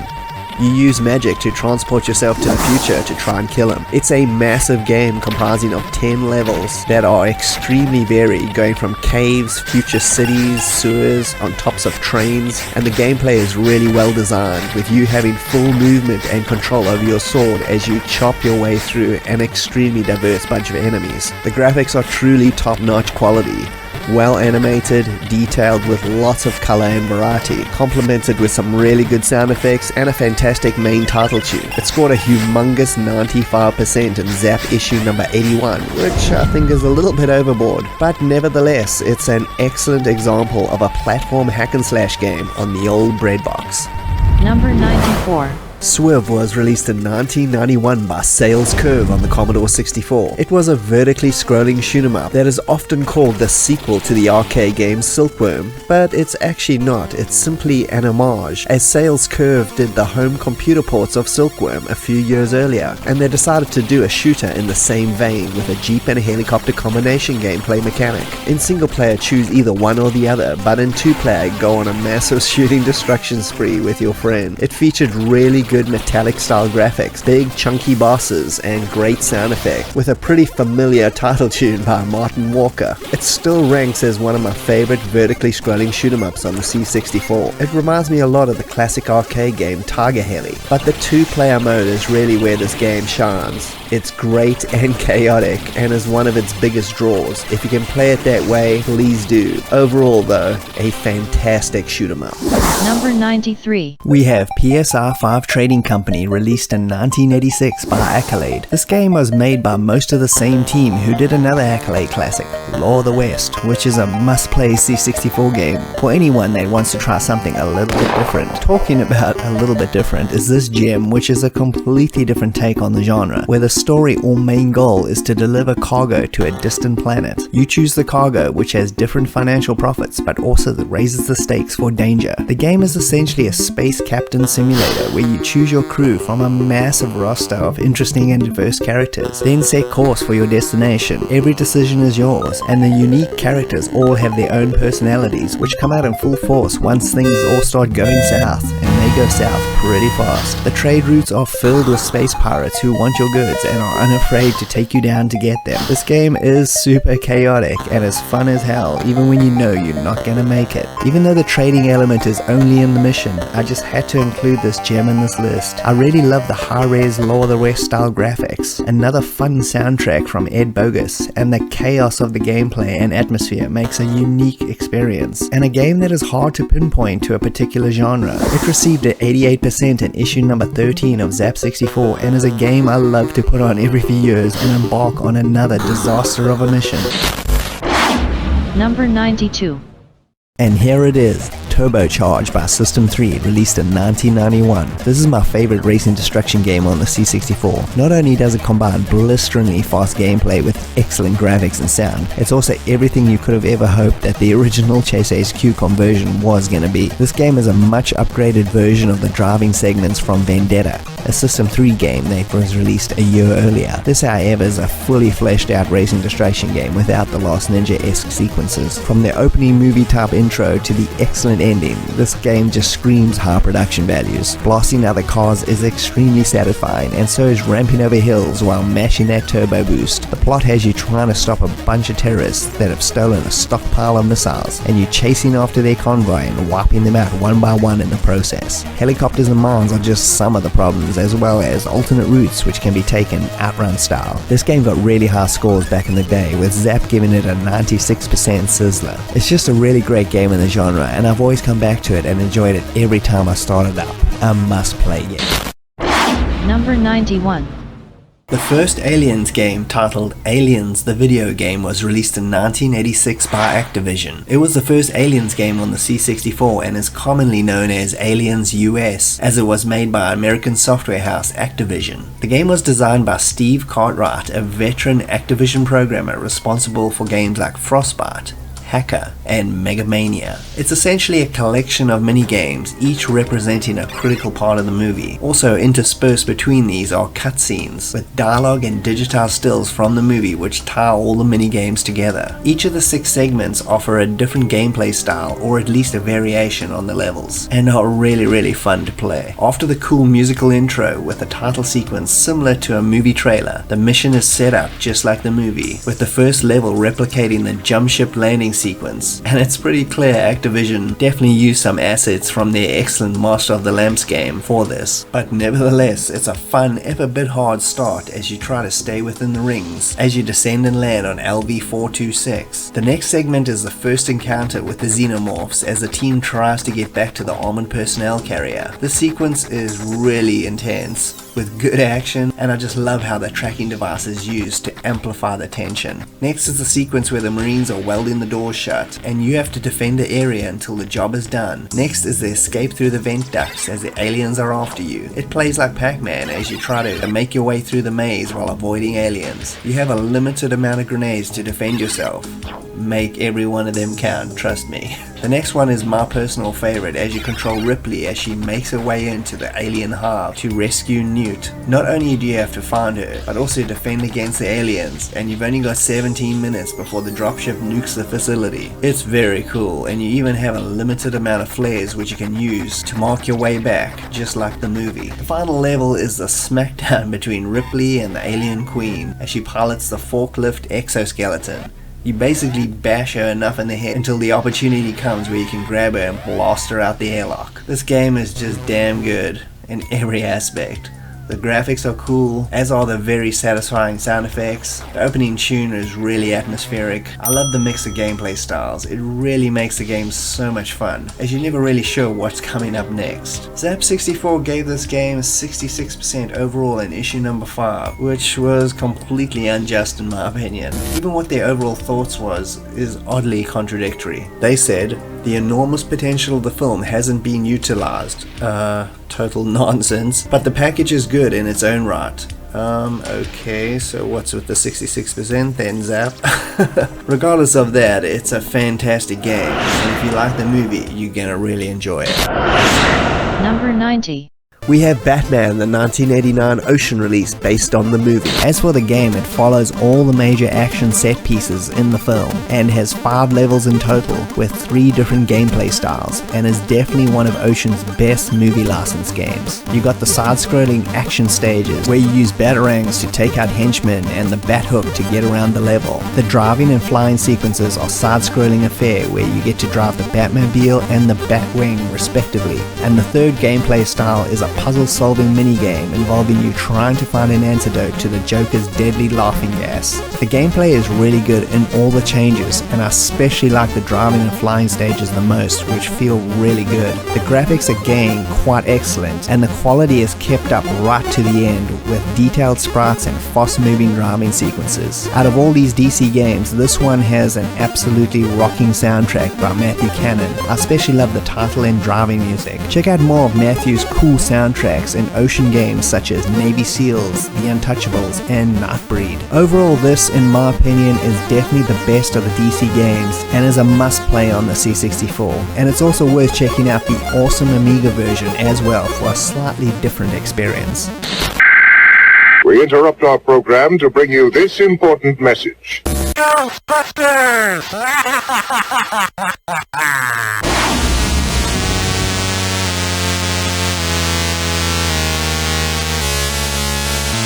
Well, there's something you don't see every day.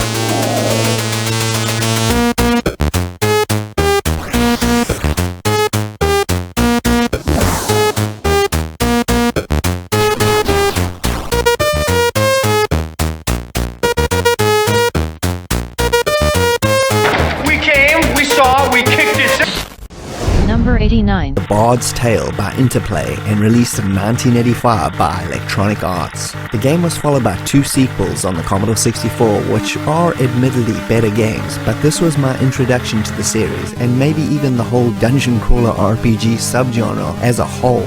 So this is the one I remember the most fondly. Make a party of 6 and head out and crack some skulls. The entire game is confined to the town of Skara Brae, which has the usual assortment of shops, bars, but all the hardcore action takes place in the secret dungeons and towers that you'll gain access to throughout the game. The game takes place from a first-person view like most dungeon crawlers, and the emphasis on turn-based battles is its main focus, with tons of options and magic and skills to use and discover. The original trilogy recently got a remake treatment on PC, which is excellent, so if you're looking for a modern version of this, then checking that out is highly recommended. This game is pretty tough initially, so check it out if you're up for a good, challenging dungeon romp. Number 88. We have the Akari Warriors conversion by Elite to the C64 in 1988 based on SNK's 1986 arcade run-and-gun military shoot-'em-up. This excellent conversion was handled by coder John Twitty, who also worked as Magic on the first 2 Last Ninja classics on the C64. This game was played so much back in the day, especially in 2-player mode, which this version retains and has all the chaotic magic that made the arcade such a hit.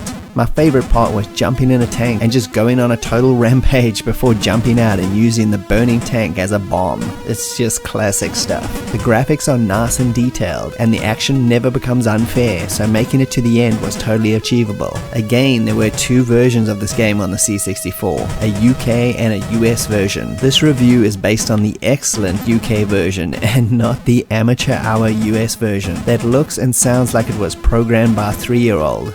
My god, is it embarrassing. Zap64 gave this gem an 89% overall in issue number 35, and it's definitely in my top 3 2-player games on the C64.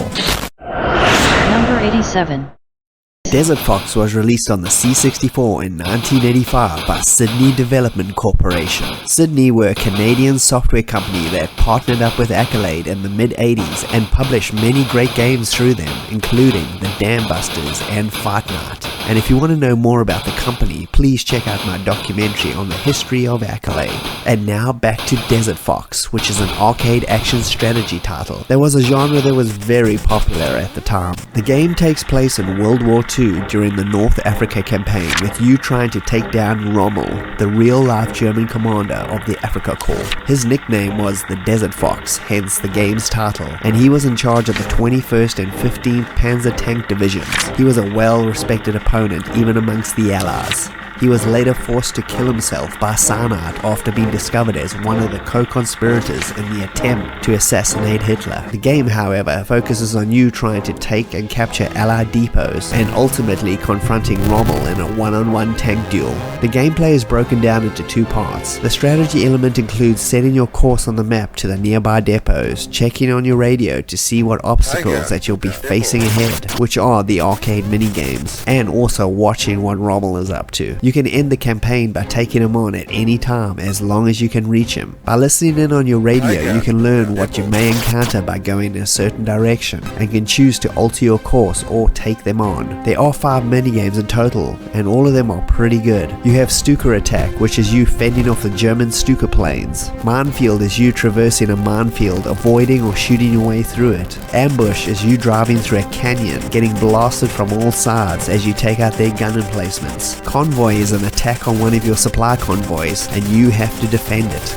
And finally Tank Duel, which is duels with the Panzer Division or Rommel himself. There are also 5 different campaigns, each increases with difficulty and the amount of objectives that needs to be completed. I used to play this game for hours on end in the 80s and loved its combination of strategy and arcade action. The graphics still look pretty good for a 1985 game, and the speech samples are really well done, imitating the old radio sound really well. Zap64 magazine sang the game's praises as well, scoring it an 87% overall, and it's a really easy game to get into and hard to let go once you start. You should check it out. Number 86. Spy vs. Spy was released in 1984 by First Star Software for the Commodore 64. If you didn't know, this game is based on the Mad magazine characters of the same name. They were created in 1961 for that publication. Story-wise, the two spies are inside an embassy, looking for secret plans to steal. Once you got the plans and the other items, like the passport, money and keys, you can make your escape by plane before the other spy, therefore winning the game. It's just like in the comic strip. As you are ransacking each room for items, you can place traps for your unsuspecting foe. Things like an acid bucket above the door, or just the old classic bomb in a drawer type chestnut. Taking out the other guy for a few seconds gives you the leg up in the searching department. But if you both enter the same room at the same time, it goes into smackdown mode, where the knife sticks come out, and it's a frantic fight to beat the other spy into a coma state.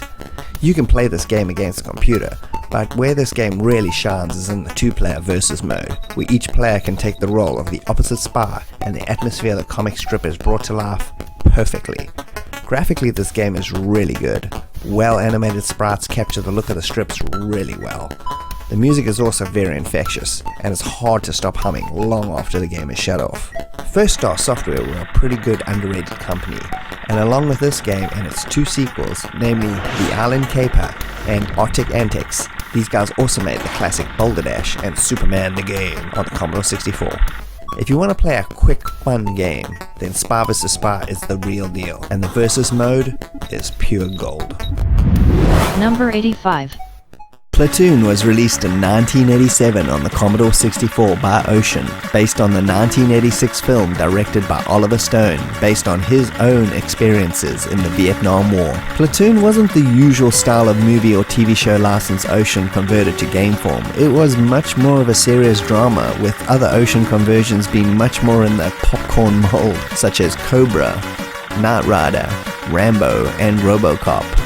But fortunately, Platoon had enough set pieces to give them lots to work with. The game is broken down into 4 stages, taking its cues from some of the more memorable action sequences in the movie. Each stage has a completely different look and feel, starting with Stage 1's side-scroller level, where avoiding booby traps, taking out Viet Cong, and searching for explosives makes up the fast-paced nature before you dive deep into the tunnel systems, searching rooms, taking out enemies in this first-person dungeon crawler style level with a bit of Operation Wolf thrown in for good measure. The bunker defense level is really pretty tough as you mow down tons of enemies while shooting flares into the air so you can see your next targets, before diving back into the jungle for the last 2 parts being in this third-person run-and-gun style affair, similar to the second level of Contra, as you navigate your way towards Barnes, the traitor in your group, and you have a grenade duel with him and his bunker. The variety in the levels is excellent, with each one being really well made and unique experience. The graphics are also top notch, very detailed, varied and well animated, and Jonathan Dunn's music is absolutely superb throughout,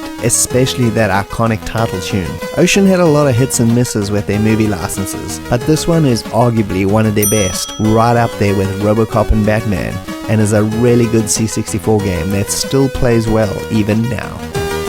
Number 84.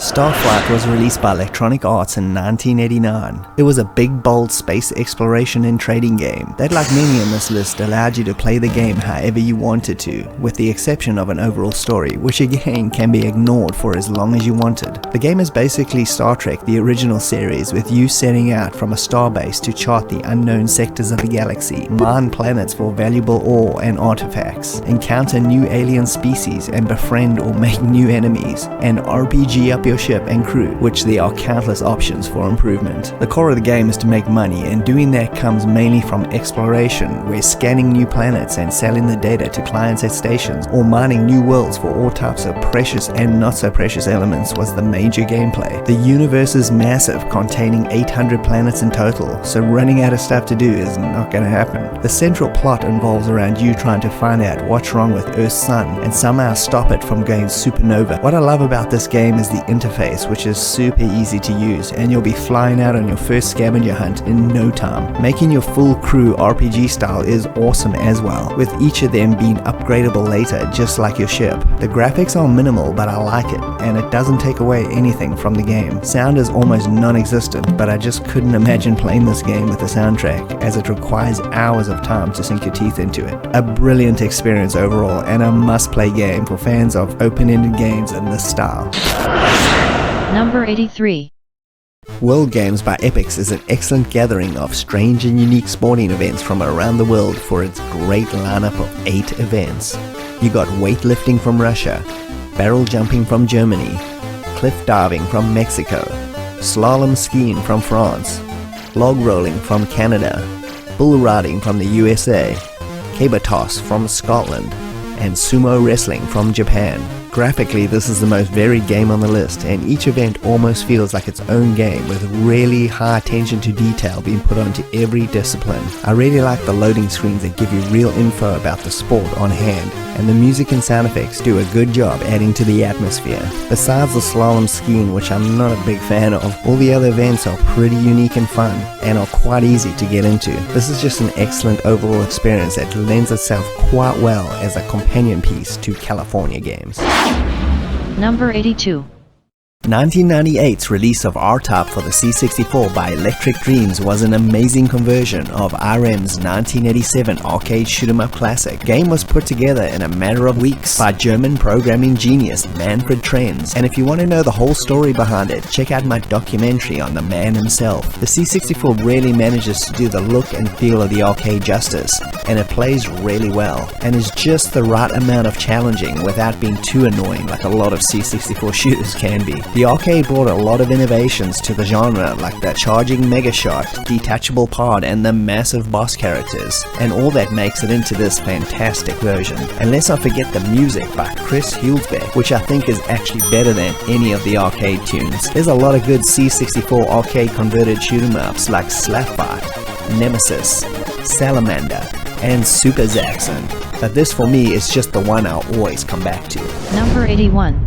Supremacy was released in 1991 by Melbourne House or Virgin Mastertronic depending on your region, and developed by Probe, who had made a name for themselves by that point on the C64 for quality games like Outrun Europa and Smash TV. This game also goes under the name of Overlord in North America and was a lot more popular on the Amiga format, which this is a brilliant version of that 16-bit gem. So this is another massive switch in gameplay styles in the genre that mixes strategy and resource management into this game about dominating the galaxy by colonizing planets in a certain sector before facing off against your rival in large-scale wars and claiming the sector for yourself. The game plays out through a pretty slick point-and-click interface where you colonize planets, populate them, mine for resources, build up armies, and make money to move on to the next planet and rinse and repeat. The level of detail involved in everything is high, with hundreds of decisions being made on the fly. There is a bit of a learning curve, especially initially, but once you get to grips with the mechanics, you're gonna find a slick, addictive game, and a fantastic variation on the trading, strategy, and management genre. The graphics are exceptional by Hugh Riley, who did masterful work for System 3 with Last Ninja 1 and 2, and a brilliant music score by Sid legend Jerome Tell of Turbo Outrun and Cybernoid fame, who lends another classic score to the C64 SID library. This game received a Zap Sizzler in issue number 71 and many other excellent reviews at the time in other publications, so try it out. It's without a doubt one of the best and slickest C64 strategy management games to grace the system.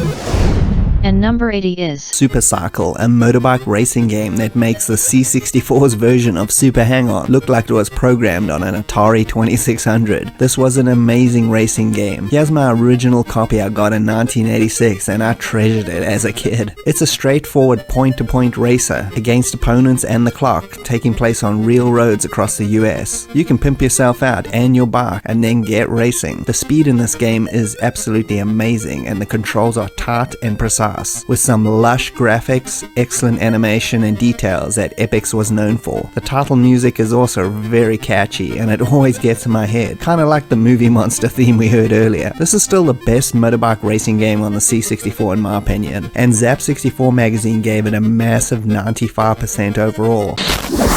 number 79. Killed Until Dead was released in 1986 by Accolade. This game plays out like a classic episode of Murder, She Wrote or any Agatha Christie mystery novel. It's also very tongue-in-cheek, and there are a million references to novels and movies, and of course the murder mystery genre. You play Hercules Holmes, himself a combination of Hercules Poirot and Sherlock Holmes, probably the two most famous sleuths in all of literature. You are invited to a creepy castle to help solve a murder before it happens. 5 of the world's most talented mystery writers are also invited, but one of them is gonna die unless you solve the mystery ASAP. You take on an overseer role at the desk where you can check out the dossiers on all the characters, call them up on the phone and question them, break into their rooms when they're not there and look for clues, and my favorite, eavesdrop on secret conversations from all the hidden cameras you have. You can even record conversations to play back later because multiple events could be happening at the same time. Once you think you have enough evidence, you can accuse someone, but if you get it wrong, you could be whacked yourself, so no pressure. Zap64 July 1987 issue gave the game 88% overall, saying a superbly executed whodunit. This game is top quality all the way, from its 21 cases to solve, excellent graphics, presentation and gameplay, and great music and sound effects. It's just the full package and captures that style and vibe of a classic murder mystery TV series or movie. A fantastic game from Accolade, and if you're interested in more on their C64 stuff, check out my Accolade documentary for more details. Number 78.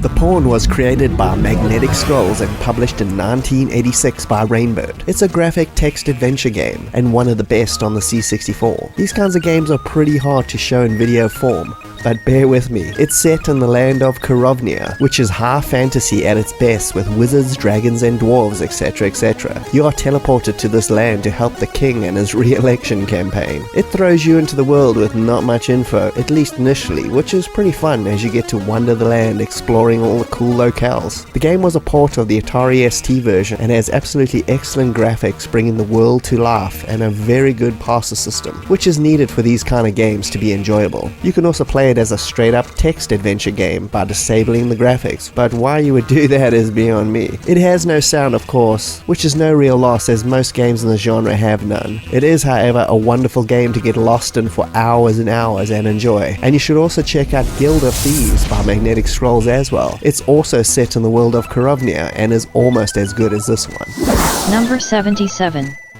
Hurricane by Rainbow Arts. This game is a sci-fi run and gun fans' absolutely dream come true.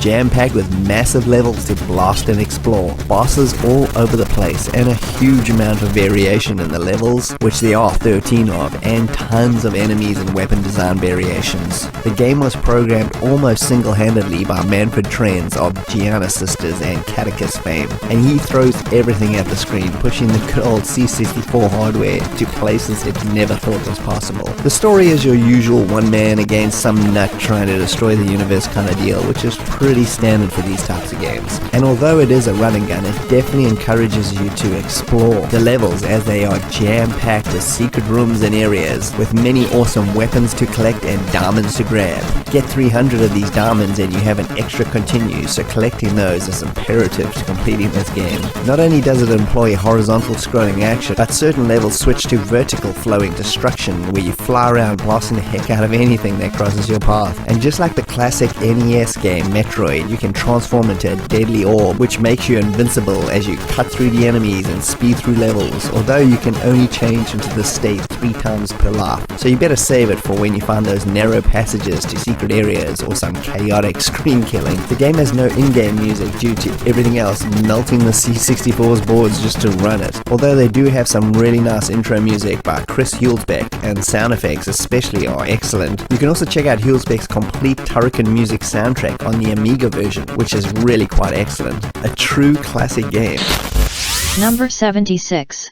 North and South was released in 1991 by Infogrames on the C64. This game was a strategy war game with lots of arcade-style elements, a bit like Cinemaware's Defend of the Crown, except set in the 1800s during the American Civil War. The customization in this game is excellent, from playing against a friend or a computer, to being able to play it as a straight-up strategy game, or adding in all the arcade action elements. It can be whatever you want it to be. You need to keep the war machine running by earning money and taking over US state, and linking a railroad system, as well as trying to stop your opponent's progress. The arcade sequences are fun, like tacking a fort or a train, and massive overhead troop battles. The game is a wonderful port of the Amiga version, and although that one is vastly superior, this is still a late great release. Very cool music by Jerome Tell, fantastic cartoon style presentation, and just fun overall to play.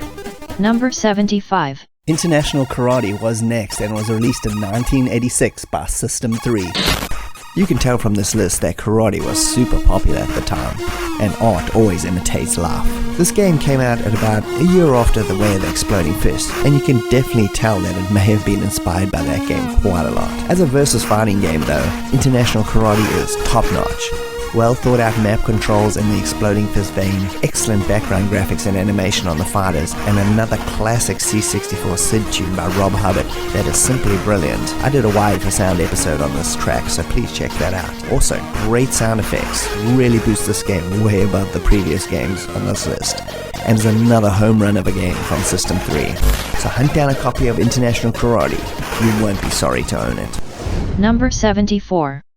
The juggernaut of the genre itself, Elite, released in 1985 by Firebird on the C64, based on the BBC Micro version of the same name that came out a year earlier in 1984. Designed and programmed by David Braben and Ian Bell, this is probably the most well-known game of the genre, and the first game you think of when space trading is mentioned for a video game. The goal of the game is to reach Elite status, which is the ultimate reputation in the galaxy. You start off as harmless, and the more kills you get in combat leads to you ranking up. But that's just the tip of the iceberg, making money by trading through that vast galaxy made up of thousands of planets and starbases, each with their own unique economies to take advantage wise, legally or illegally. It's all your choice. Become a space pirate yourself, a trader or explorer. It's all as open as a game could possibly be. It's a tough but addictive beast, and if you can get past the initial difficulty by completing a few trades and upgrading your ship with a docking computer and better guns, you're gonna be in for a massively engrossing game. game where combat and trade go hand in hand in this insanely big universe. The wireframe graphics are good but not as slick as later C64 releases, but still work well. The sound effects are sparse with some cool classical music during docking as an ode to 2001: A Space Odyssey. The game's main drawbacks are its initial difficulty, which makes it very hard to get into.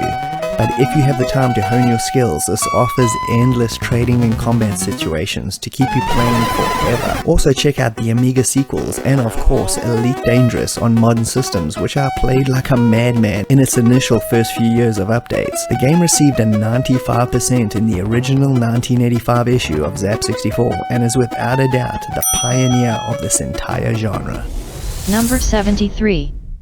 Elvira, Mistress of the Dark was released in 1991 by Flare Software. This is a first-person role-playing adventure game where you have to help Elvira, the host of many B-movie marathons, rid her evil great-great-grandmother, Imelda, from a castle and all her supernatural creatures. You basically have to search the massive castle looking for a bunch of keys that'll give you access to a dagger that can kill Imelda. This C64 version of the game is every bit as good as the DOS or Amiga versions, with excellent graphics and tons of detail. A really great interface making walking around and battles fairly simple. Just simply exploring this vast castle is a joy, and I'd spend hours on this game just getting lost and checking out all the locales, and obviously dying a lot. This is an extremely high quality production that came out near the tail end of the C64's original lifespan. Beautiful colourful graphics, music by Sean Connolly, and just well designed overall. Flare Software also released an action version of this called Elvira the Arcade Game, and a follow-up RPG sequel in 1992 called Jaws of Cerberus, which is just as good as this and is also highly recommended. Number 72. Power at Sea was released in 1988 by Accolade. This is a naval action sim where you get to control all aspects of the naval assault set during 1944 World War II. It's a recreation of the Battle of Leyte Gulf in the Pacific. It's considered the biggest naval battle in history, with over 200,000 naval personnel involved. The Third Fleet prepares its opening move in what is to be the greatest naval battle in all history. The battle lasted 3 days against the Imperial Japanese Navy, and it was a combined effort of the American and Australian forces to take back all the occupied island the Japanese had invaded, and therefore isolate Japan as a whole, as well as cripple their oil supply chain. The entire remaining naval strength of Japan is mustered for one final, supreme battle. Loss of the Philippines will tear the Japanese empire in two, cutting off the home islands from the oil, the resources, the wealth of the Indies and Southeast Asia, fatally crippling Japan's ability to wage war. You are captain of an aircraft carrier sent to take out strategic positions in the Gulf. There is only one mission in this game, but damn is it epic, and concludes if you manage to take back all 4 bases. The game plays out on the bridge of the ship as you issue orders, plot your course, and wait for the inevitable attack. You can man the guns and stop kamikaze pilots, launch planes off your deck to take out boats, and of course bombard the island bases with your cannons, before sending in the troops who, if you did enough damage, will storm the beachhead and take back the base. This game is such a blast to play. It's similar to Bismarck in that it's a lot more arcade than simulation, but there's enough sim to keep it interesting. Being not only able to issue all the orders, but to jump in a plane for bombing runs, man the guns and take out aircraft, and of course blast away at the island bases themselves. It's just the full naval World War II package in one. Accolade did these games really well. I've got a documentary about them you may enjoy, covering their entire history, including all their excellent simulation games. Top quality graphics, good sound effects and music, and solid controls mean this is one of the C64's best in the genre. Number 71. And next we've got Might and Magic 2 Gates to Another World, released in 1988 by New World Computing, known for other great RPG and strategy titles like King's Bounty and the Heroes of Might and Magic series. This game was a massive update of the original and plays a lot like the classic dungeon crawlers like The Bard's Tale. Make up a party or import your characters from the first game and head out into the world of Kron. This game sports a massive world with more options for character development and interaction than you usually see in these these types of games. Lots of side and main quests. Exploring the land is absolutely fascinating, but the game is very combat heavy. It's all turn-based, but there is a lot of it. Lots of classes of characters also to make, from barbarians to ninjas. In 1991, they also converted the game to the Sega Mega Drive Genesis, which turned out excellently and is a version I probably played the most. So if you have the time to dedicate to it and discover all its many layers, then Might and Magic 2 is going to be a very rewarding game. Number 70. 1985 saw the release of Hypersports, a conversion of a Konami arcade game, which was ported to the C64 by Imagine Software. This is a traditional multi-event sports game, except points have to be achieved to reach the next event, or else it's game over. There are 6 events to partake in, including 100-meter freestyle swimming, skeet shooting, gymnastics, archery, triple jump, and weightlifting. All the events are pretty fun, but you're gonna fail a lot until you get the hang of it. It's a pretty tough little game. Martin Galway delivers an unforgettable title tune, clearly inspired by the theme to the Chariots of Fire movie, and the graphics are really well done, small and detailed. Way too many hours of my young life were lost to this gem, whether it was in the arcade or this excellent C64 port. Number 69. Myth: History in the Making was released in 1989 by System 3 and was a 2D platform action-adventure game that has you sent through time to various mythological eras on a quest to kill the big bad god Dameron. Egyptian, Greek, and Norse mythologies are all thrown into the mix. Not only does the game require fast action and platform skills, but also light puzzle solving to get through all its levels. I soaked up every bit of this game back in 1989. It was amazing, with its excellent well-animated sprites, glorious level design, a thumping memorable opening tune by the Maniacs of Noise, and just overall high production values that you had come to expect at that point from System 3. The game was a big hit on the C64, with Zap 64 in issue number 56 giving it 94% overall, saying Clash of the Titans was never this good. Amazing graphics, amazing sound, and fantastic gameplay. Make it a game player's dream. Number 68. Now let's jump over to the original Commodore 64 version of Commodore by Elite, released in 1985. Yes, the same year as the arcade. Elite, the company, were no stranger to arcade conversions either, as they were going to prove time and time again with C64 conversions of Paperboy, Space Harrier, and the UK version of Akari Warriors. They tasked Chris Butler to program the game, and he was responsible for later C64 gems like 720 Degrees, Battleships, Ghosts and Goblins, and Power Drift. So to say they had chosen the right guy for the job was an understatement. Not only did he get the look of the game really close to the arcade, but it played, in my opinion, slightly better, with the relentless fast-paced action really fully intact. The negatives are that the game is really short, and only has 3 of the 8 arcade levels, and can be completed in about 5 minutes. Having said that, Elite did insist that Chris make the game a single loader, which means the entire game had to be loaded to memory. Therefore, including all 8 levels would have been kind of impossible without making the game multi-loader, which Elite was not fond of at the time, also seen as their excellent but also level-missing version of Ghosts and Goblins proved. Fortunately, somebody hired the C64's Sid Beethoven himself, Rob Hubbard, to do the music, and boy did he deliver. His tune is an extended and vastly superior version of Tamiya Fujiwara's arcade track that is absolutely brilliant, and was completed in less than a day. Now that's efficiency. The game itself has great graphics and animation. Using the spacebar to throw grenades is a little bit awkward, and the game does suffer from some slowdown and sprite flickering, but overall it's a really well implemented, fun version of the arcade game that is admittedly short, but well worth your time. Number 67.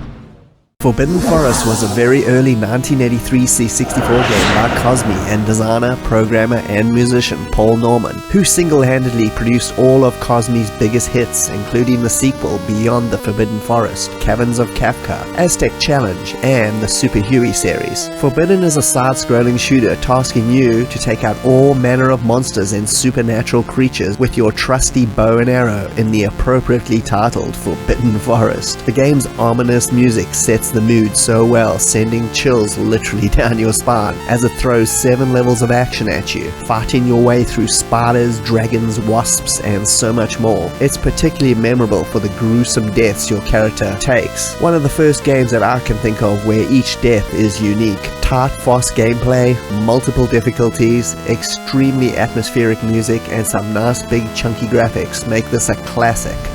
Number 66.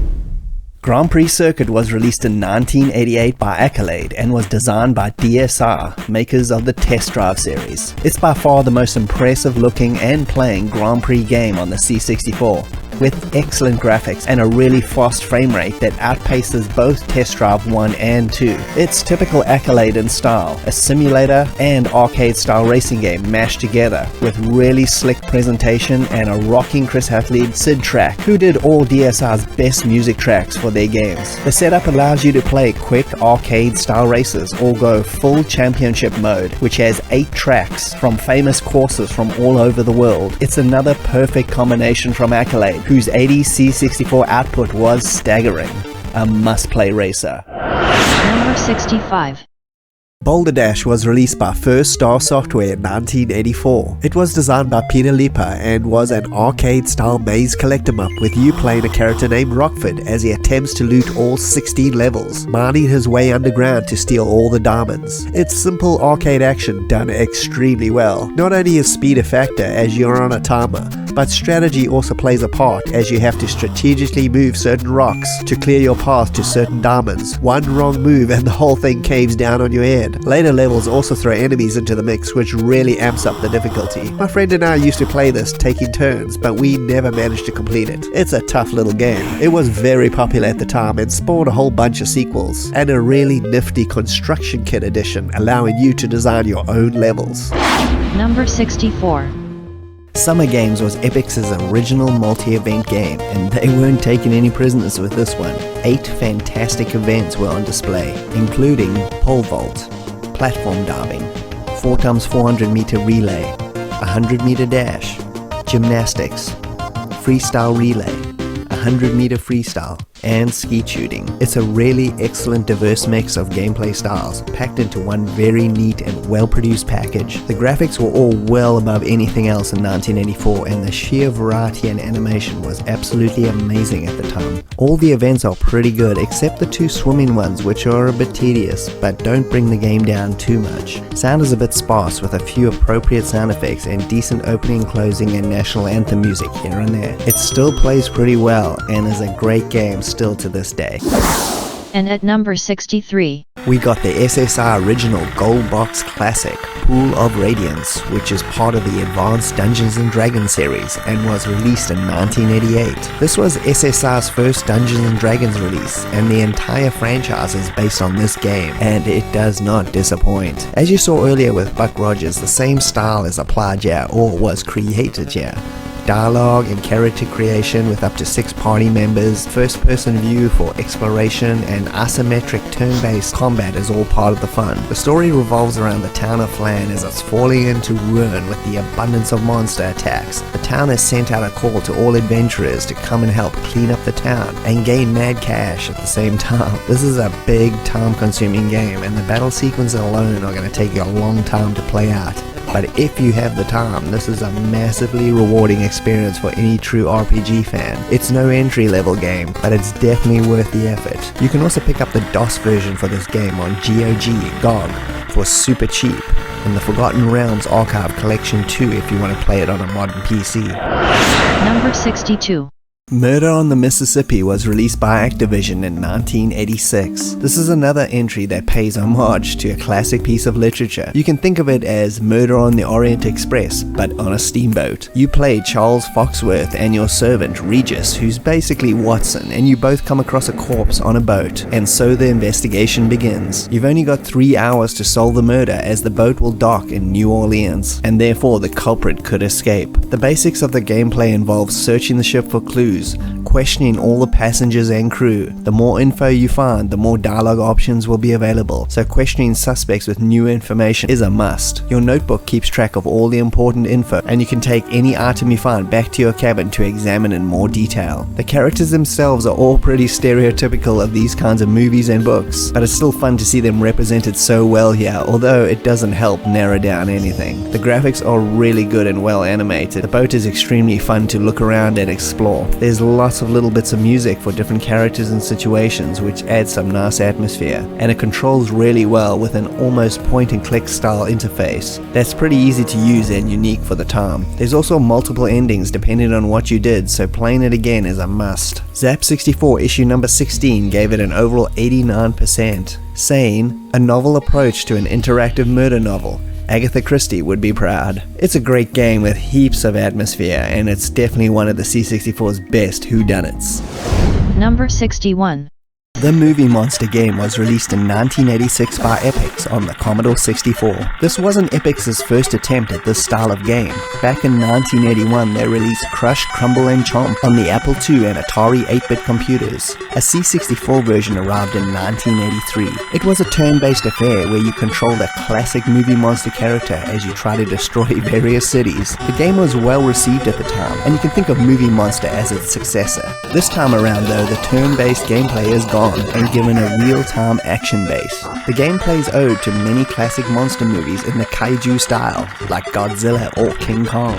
The game is set up like you're watching a movie. You choose the characters, locations, and mission or objective, and then proceed to the cinema to see your creation come to life. Besides Godzilla, which Epix actually got the proper license to use in the game, all the other characters are knockoffs from classic movies. Spectra is a blatant Mothra ripoff. The Glog is basically the Blob from the Steve McQueen movie or the 80s remake. Tarantus is an ode to the 50s movie Tarantula. Mr. Meringue is a hilarious ripoff of the Stay Puft Marshmallow Man from Ghostbusters. And Mechatron is obviously stolen from Transformers. Each one of the characters has their own special moves and speed, which gives the game a bit of variety. The scenarios you choose change the game objectives from Berserk, Escape, Search, Destroy, and Lunch. These all have specific objectives that needed to be accomplished to win. There's also a big variety in the cities you get to destroy, everything from New York to Tokyo, and there's 6 in all to choose from, complete with their famous landmarks to obliterate. Gameplay boils down to you lumbering your way through various objectives, depending on your mission. Some involve saving your baby, destroying landmarks, or just going plain berserk on everything. As per Epix's high standards at the time, the presentation is quite excellent. Everything from the great cinema presentation, complete with adverts for their own games, down to the monster bashing action. The title theme music is also pretty good and quite memorable. The game is, however, not going to appeal to everyone. It's very slow paced and can get pretty tedious trying to find the objectives. But I've always had a soft spot for Epix games, and despite its flaws, it's a game I still look back on fondly, and is worth at least a try if you've never played it before. Number 60.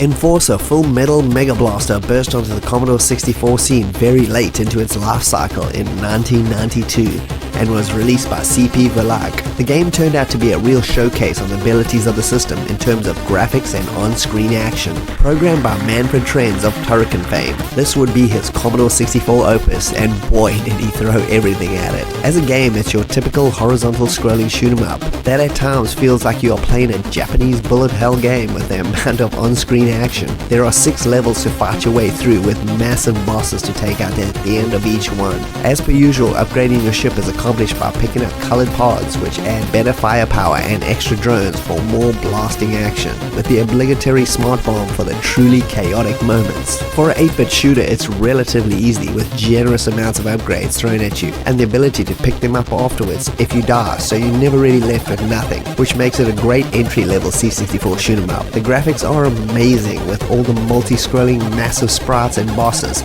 and the sheer variety of the look of the levels make this a top-notch visual feast. The game is essentially an expanded version of the shoot 'em up sections of Turrican 2 but upgraded dramatically. The music is excellent from start to finish and is in my opinion Marcus Seabolt's finest SID work on the C64. That opening tune alone is hard to forget. The combination of its fast and smooth gameplay, fantastic graphics and rocking music make Enforcer one of the best examples of the genre on the C64. Check it out.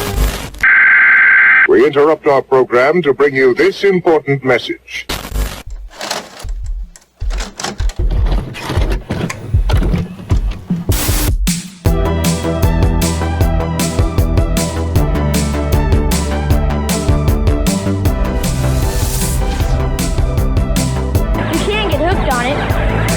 Are you?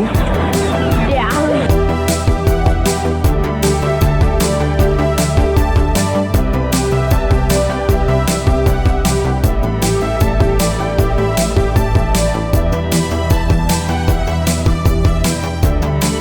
You like video games? No.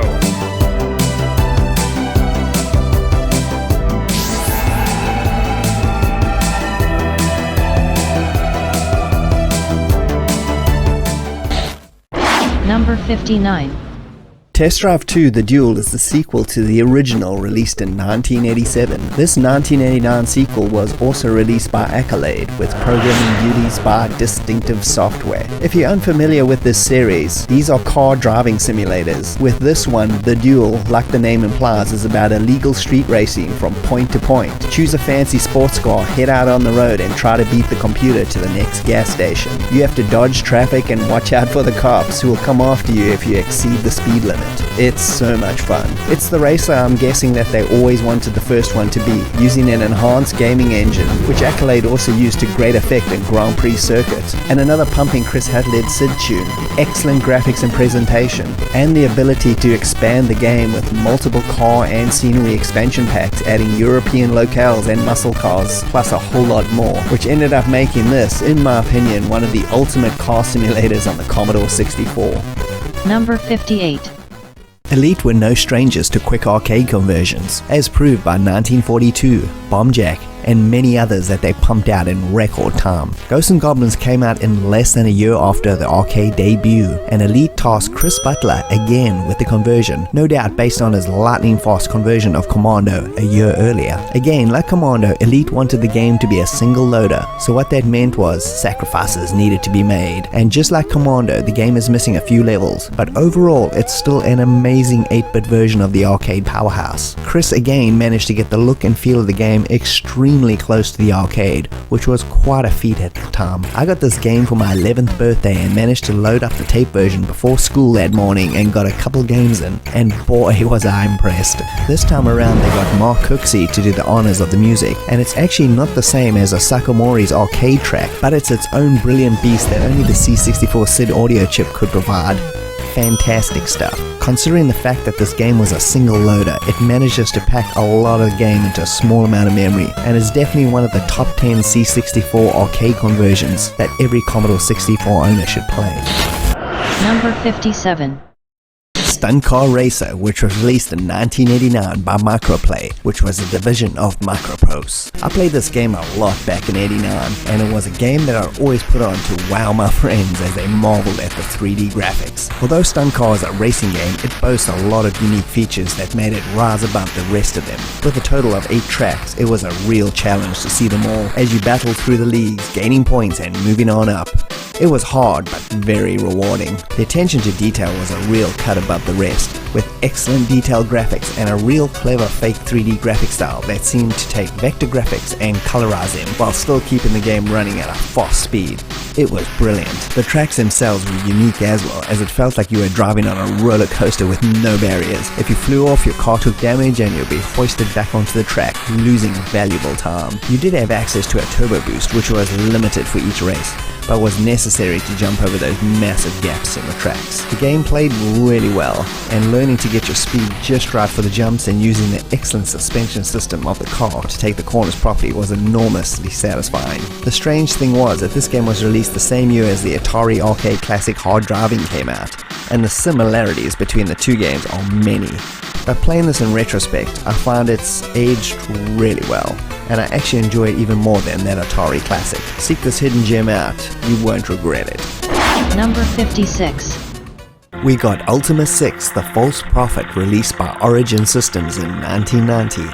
This unfortunately was the last Ultima game released on the Commodore 64, but boy did they go out in style. Gone was the old look and style of the previous 5, and this one had a whole new style all on its own. The overall travelling was gone, and in its place was a closer view of your party and the surrounding, making the game feel a lot more personal. Britannia never felt so massive, with its many NPCs and quests to go on, as well as caves and dungeons to explore, which had me lost for months, but in a really good way. It goes without saying that playing the older games is also highly recommended, especially 4 and 5. This was another excellent game by Origin, whose 80s and 90s games output was quite staggering, with so many amazing titles and many on the C64 that didn't even make this list, like Auto Duel, Bad Blood, Mobius, etc, etc. The list is almost endless. Number 55.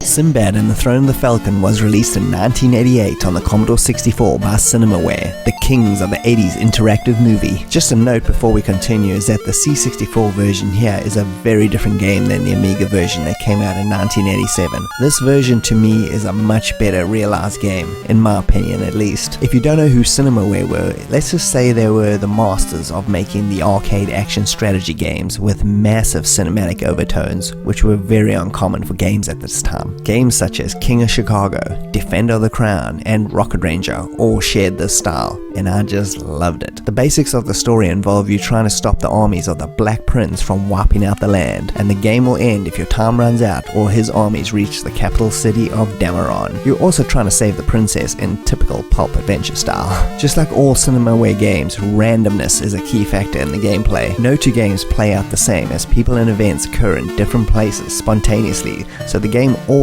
keeps you on your toes, which I really love. Gameplay has you going from town to town, talking to people, gathering information, taking your ship and sailing to new islands, partaking in the many random arcade sequences like the reef dodging minigame, escape the earthquake sequence, sword fights, and the crossbow genocide, plus many more. Time is a factor in the game, and you can always check your amulet, which is like your menu system. This contains a map of the land and also a map showing the location of the prince's armies, also your time left, and it also allows you to communicate with the princess for more information. The game is packed with character and makes you really feel like you're playing a game version of a classic movie like Jason and the Argonauts or Clash of the Titans. The graphics are excellent on all levels, really pushing the C64 to the limit with brilliant full-screen dialogue sequences as well as really well animated action sequences. The attention to detail is just like Defender of the Crown, which is massive. The music is also really good. I thoroughly enjoyed the main theme of the game, which is definitely like an earworm, but in a good way. This is probably one of the most overlooked games in the Cinemaware back catalogue, and it's a must play if you like the others. It is tough though,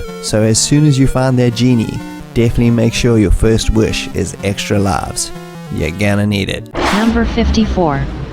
And next we have Frankie Goes to Hollywood, released by Ocean in 1985, based on the popular band of the same name. The game was by Denton Designs, known for games like The Great Escape and Shadowfire. This, however, was a completely unique and strange concept that is quite hard to describe. Your goal is basically to try to become 100% human by raising all your stats, and by doing that you gain access to the Pleasure Dome, named after the band's most popular album, Welcome to the Pleasure Dome. You do this by navigating a mundane neighborhood and interacting with all manner of objects, which trigger bizarre mini-games that provide some sort of quick arcade-style action. And besides doing all these tasks, you also have to solve a murder by finding clues scattered all over the neighborhood. It's one of the most original games I've ever played. My friend and I used to play it for hours on end, trying to raise those stats by taking turns controlling the character. It has pretty good untypical styled C64 graphics, bits of music from the band, and plays quite well once you get used to the arm moving mechanics. We covered this game in great detail on the Hands On Gaming podcast, every single version ever made, so if you want to know a lot more, please give it a listen or watch the video version on this channel. This game won't appeal to everybody, but it's worth trying out and definitely one of the most interesting licensed games ever made. Number 53.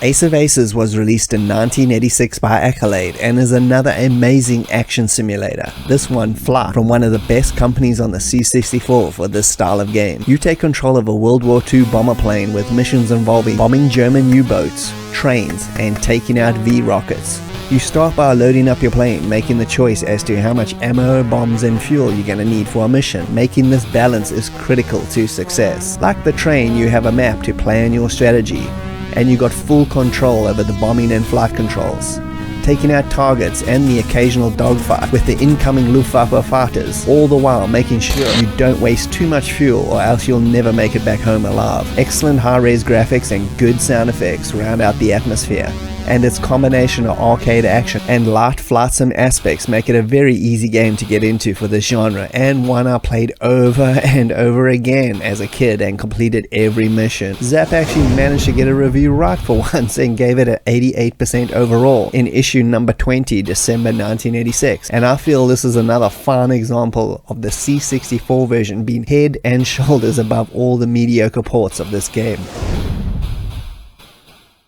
Barbarian the Ultimate Warrior by Palace Software was a game that fulfilled the epic fantasy sword-fighting role to perfection. The music was unforgettable, clearly channeling some Conan the Barbarian vibes. The first time you play this, you are taken back by how fast the gameplay is, and the frantic fight is on to the bitter death. The moves are mapped really well, and you can do a surprisingly large number of maneuvers. I also like the barrel roll, which makes it possible to never get corner mugged in this game. The graphics are colourful and well animated and move at a rapid pace. The game has an energy bar type system, so you can either win by slowly chopping away at your opponent until he dies, or do what is possibly the coolest move in any game and go for the head chop death blow that'll end the match instantly. An unforgettable, brilliant versus game. Number 51. King's Bounty was released by New World Computing in 1990 on Commodore 64. Bounty was designed by New World's founder John Van Carneghem, who launched the company in 1983. His first game he designed was the classic Might and Magic in 1986, which was a massive sprawling RPG dungeon crawler that went on to spawn an entire series. Check out my C64 Top 10 RPG video for more details. King's Bounty, however, was a bit different, mixing in turn-based strategy, empire building, and basic RPG mechanics. It was a welcome breath of fresh air in the heyday of the big, overwhelming computer RPG. The game tasks you with retrieving a scepter that was stolen from the king. Once you retrieve it, peace can be restored once again to the land. There are 25 pieces of a map to obtain, which when assembled show the location of the scepter. The entire game is randomized, so the map is different every time you start a new game, which adds a lot of replay value to it. The game wears a lot of hats, but it does everything really well. And even though it sounds way complicated, it's extremely simple to play and is a great entry-level strategy game on the Commodore 64. The main gameplay elements are getting bounties to track down criminals. Capturing them nets you money and promotions by the king, which in turn upgrades your character and gives you access to new armies to buy and various other enhancements. Buying armies and different troop types is essential for fighting foes, capturing castles, and fighting for those bounties. The combat is traditional turn-based strategy, with each taking turns, and the outcome is based on the amount of troops you have and who's facing off against each other. For example, an archer is gonna stand no chance standing next to a zombie who will just maul him to death, but an archer from a distance can do good long-range damage to help out your brawling troops. There are a total of 17 bounties to take down, each one giving you a piece of the map, and the other pieces can be found all over the world randomly. The strategy part comes into effect with money management, which you use to station troops at castles you've conquered, paying the troops to keep them loyal, buying catapults for sieging castles, etc, etc. Random treasures can also be found all over the map, some simply giving you money or upgrading your character. You just never know what it's gonna be. There are a total of 4 continents to explore as well, with each having its own terrain. Some you can get to by foot, others you'll need to rent a ship and sail to. A lot of people cite this as the origins for the Heroes of Might and Magic series, also made by New World Computing, and gameplay wise it is pretty similar. Overall though, there's a lot to like here. The open world type gameplay, good battle system, simple to understand but deep strategy elements, very nice graphics and presentation, although the sound is almost non-existent, which is not a huge loss for this style of game. If you ever wanted to try out this genre and were afraid that its complexities would defeat you, then give King's Bounty a go. It's one of the simplest and best strategy games the C64 has to offer. Number 50. Airborne Ranger was released by Microprose in 1987 and is another simulation game in their style, except this time it's not a vehicle, but a soldier, or Airborne Ranger to be more specific. In this action strategy simulator, you get to choose a bunch of missions to go on from around the world in different environments, or take on the full campaign mode in typical Micropro style, with each successful mission ranking you up, and it's extremely satisfying when you complete a mission successfully. These involve everything from rescuing POWs, destroying a missile SAM site, steal a codebook, etc, and all start off with you steering a plane and diving out at whatever time you want over the map to start your mission, which adds a lot of strategy to each encounter, sneaking, shooting and stabbing your way up the ranks. As per Micropro style, this game is loaded with the options to tailor the experience to whatever you want it to be. An excellent manual and keyboard overlays just add to the experience. This game sports a rocking opening tune, some really good in-game graphics and presentation, and on-point gameplay that was definitely way ahead of its time for this style of game. I love it so much that I've actually got multiple C64 variations of this game, which I can't say I own for anything else. Another must-play Microprose experience. Okay, so we're going to stop this countdown yet again. This is for another little top 5. This is from our podcast partner, Daz. We do the Hands on Gaming podcast together. Please take a listen or watch the video version on this channel. It's a lot of fun, and he's going to give his top 5 favorite Commodore 64 games of all time. This is really a hard question. My top 5 C64 games, hey? Wow. Okay, number 5 is Snare. I love my puzzle games, and this is a really obscure game. No one really talks about Snare. It's by Thalamus. You're like a spaceship on a grid sort of thing. You got to shoot other I guess vehicles. And then you've just got to make it to the end of the level, and just find the exit. And there's walls in the way, and it's a very strange puzzle game. It's very different. Number 4, another Thalamus release. Oh, wow, was I blown away with this one? Creatures 2 vastly improves over the first game. Totally. You've got most of them are torture screens, then you've got your little swimming levels in between, and then the amazing boss battles. They're just amazing. How big the sprites get is like ridiculously huge. So I remember when I played that, I was like, I was wowed. Absolutely amazing. Graphically, sound, it's got everything. Especially the intro on that, the Terminator 2 spin-off, you could say, of it. Number 3. This was so hard. I was going to cheat and say this as a series, but because it's a top 5, I couldn't really do it. So I've chosen Last Ninja 2 or the Last Ninja Remix. Like, they're two different. They're the same game, but I guess it just depends if you just want to change up the border or change up the music. But I'll go Last Ninja 2 because of the Matt Gray soundtrack overall. Amazing game. I finished that actually before the first one. So, but. Solid game. System 3 again, just knocks it out of the park. Number 2, again another System 3 release. This was normally my number 1. It was close to number 1. So do I put number 1 or not? I've decided no. So I've chosen Myth, like I said, from System 3. This game just absolutely blew my mind when it came out. Absolutely blew my mind. Graphics are great. Animation of the main character is awesome. Hard as nails. It's like so tough. But I didn't give up. But I must admit, the only way I ever finished it was with a crack. Oh well, that's what you do when you're a kid, hey. My number 1 choice by Rambo Arts is Turrican 2. Man, I bought this back in the day and I absolutely loved it. And I still do. I think it's a solid game. There's nothing wrong with this game whatsoever. And like I said, I finished it. And without cheating. So I still own my copy and I love it to bits. The game is an absolute masterpiece. And if you haven't played it, even if you only played the Amiga version, you need to play the C64 version. So you need to do it now. Go out and do it right now. And thanks, Daz, for that little list. I know how difficult that must have been to only pick 5. That's why I picked 200, so I cheated. But anyway, thank you. And now, back to the countdown. Number 49. The Train Escape from Normandy, which was released in 1987 on the Commodore 64 by Accolade, and is truly a forgotten gem of a game. Accolade made a lot of truly great games in the 80s, amongst them Ace of Aces, Test Drive, PSR5 Trading Company, Grand Prix Circuit, and that's just to name a few. But this one always seems to get overlooked. In the game, you hijack a German train during the height of World War II and try to make escape from Normandy. The train is a hybrid game, much like Accolade's own Ace of Aces, meaning it's a train simulator game as well as an arcade action game with light strategy elements.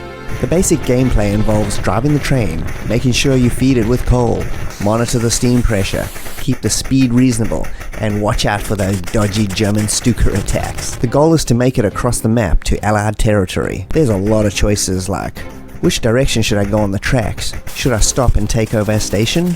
Or drive on? Stations can be taken over, and the bonuses being you can repair your train.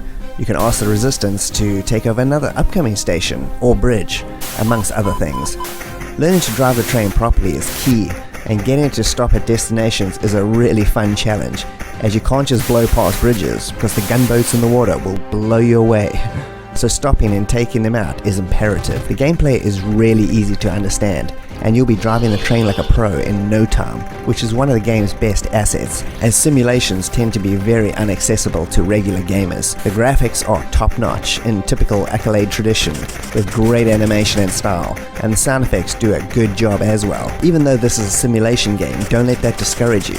It's easily accessible with fun action sequences, and also has 2 modes of difficulty, although the easy mode is actually a little bit way too easy in my opinion. Take a chance on the train. It's Accolade's best hidden gem, and a must play for any Commodore 64. Number 48.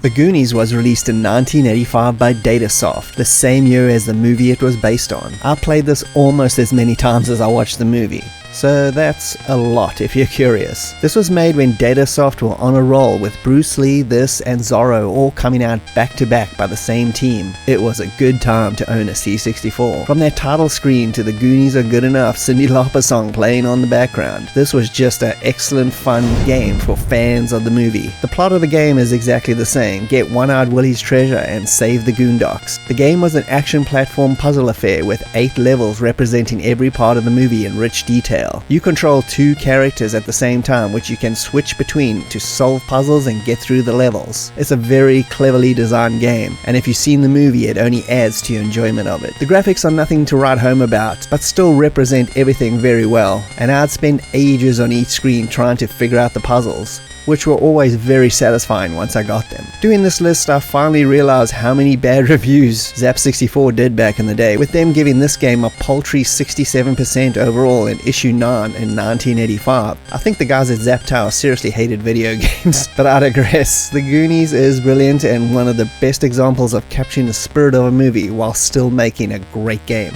Number 47. Beachhead 2 The Dictator Strikes Back was released in 1985 by Access Software, and was the sequel to the original Beachhead, which we looked at earlier, which was a really well received action game by Bruce and Roger Carver. This military themed sequel, however, added a 2-player versus mode into the mix, making it not only an excellent 1-player experience, but a brilliant 2-player game that got loaded up anytime a friend came over. The game comprised of 4 stages in typical Access style, each employing its own gameplay mechanics. Your mission is to save a bunch of POWs taken hostage by the dictator, assault the base by parachuting in and surviving the artillery fire, rescue the prisoners with covering fire, escape by helicopter to freedom, and of course in typical 80s style, have a one-on-one knife fight with the dictator to end it all. Every minigame was fantastic. Good graphics complemented the action, and you just had to love those digitized speech samples, which are still ingrained in my brain, like the ones from Impossible Mission. It's personally one of Access's best C64 releases.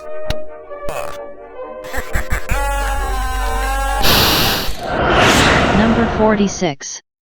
Buck Rogers and the Countdown to Doomsday by SSR, released in 1990. This game was made during SSR's golden run of RPG output, and is another product based on a TSR board game, as with SSR's Dungeons & Dragons games they were releasing at the time as well. Using the same basic engine as those games for combat, which is turn-based isometric style, it has a lot of other interesting aspects, like space combat and starflight, and a really deep character customization and options, just like you would expect in a D&D game. There are multiple planets to explore, and varied gameplay make this a really fun RPG to sink your teeth into. A sequel was also released for DOS in 1992 called Matrix Cubed, if you're interested in the further adventures in the Buck Rogers universe. There's also a really good Sega Genesis / Mega Drive version of this game that I'd also highly recommend you check out.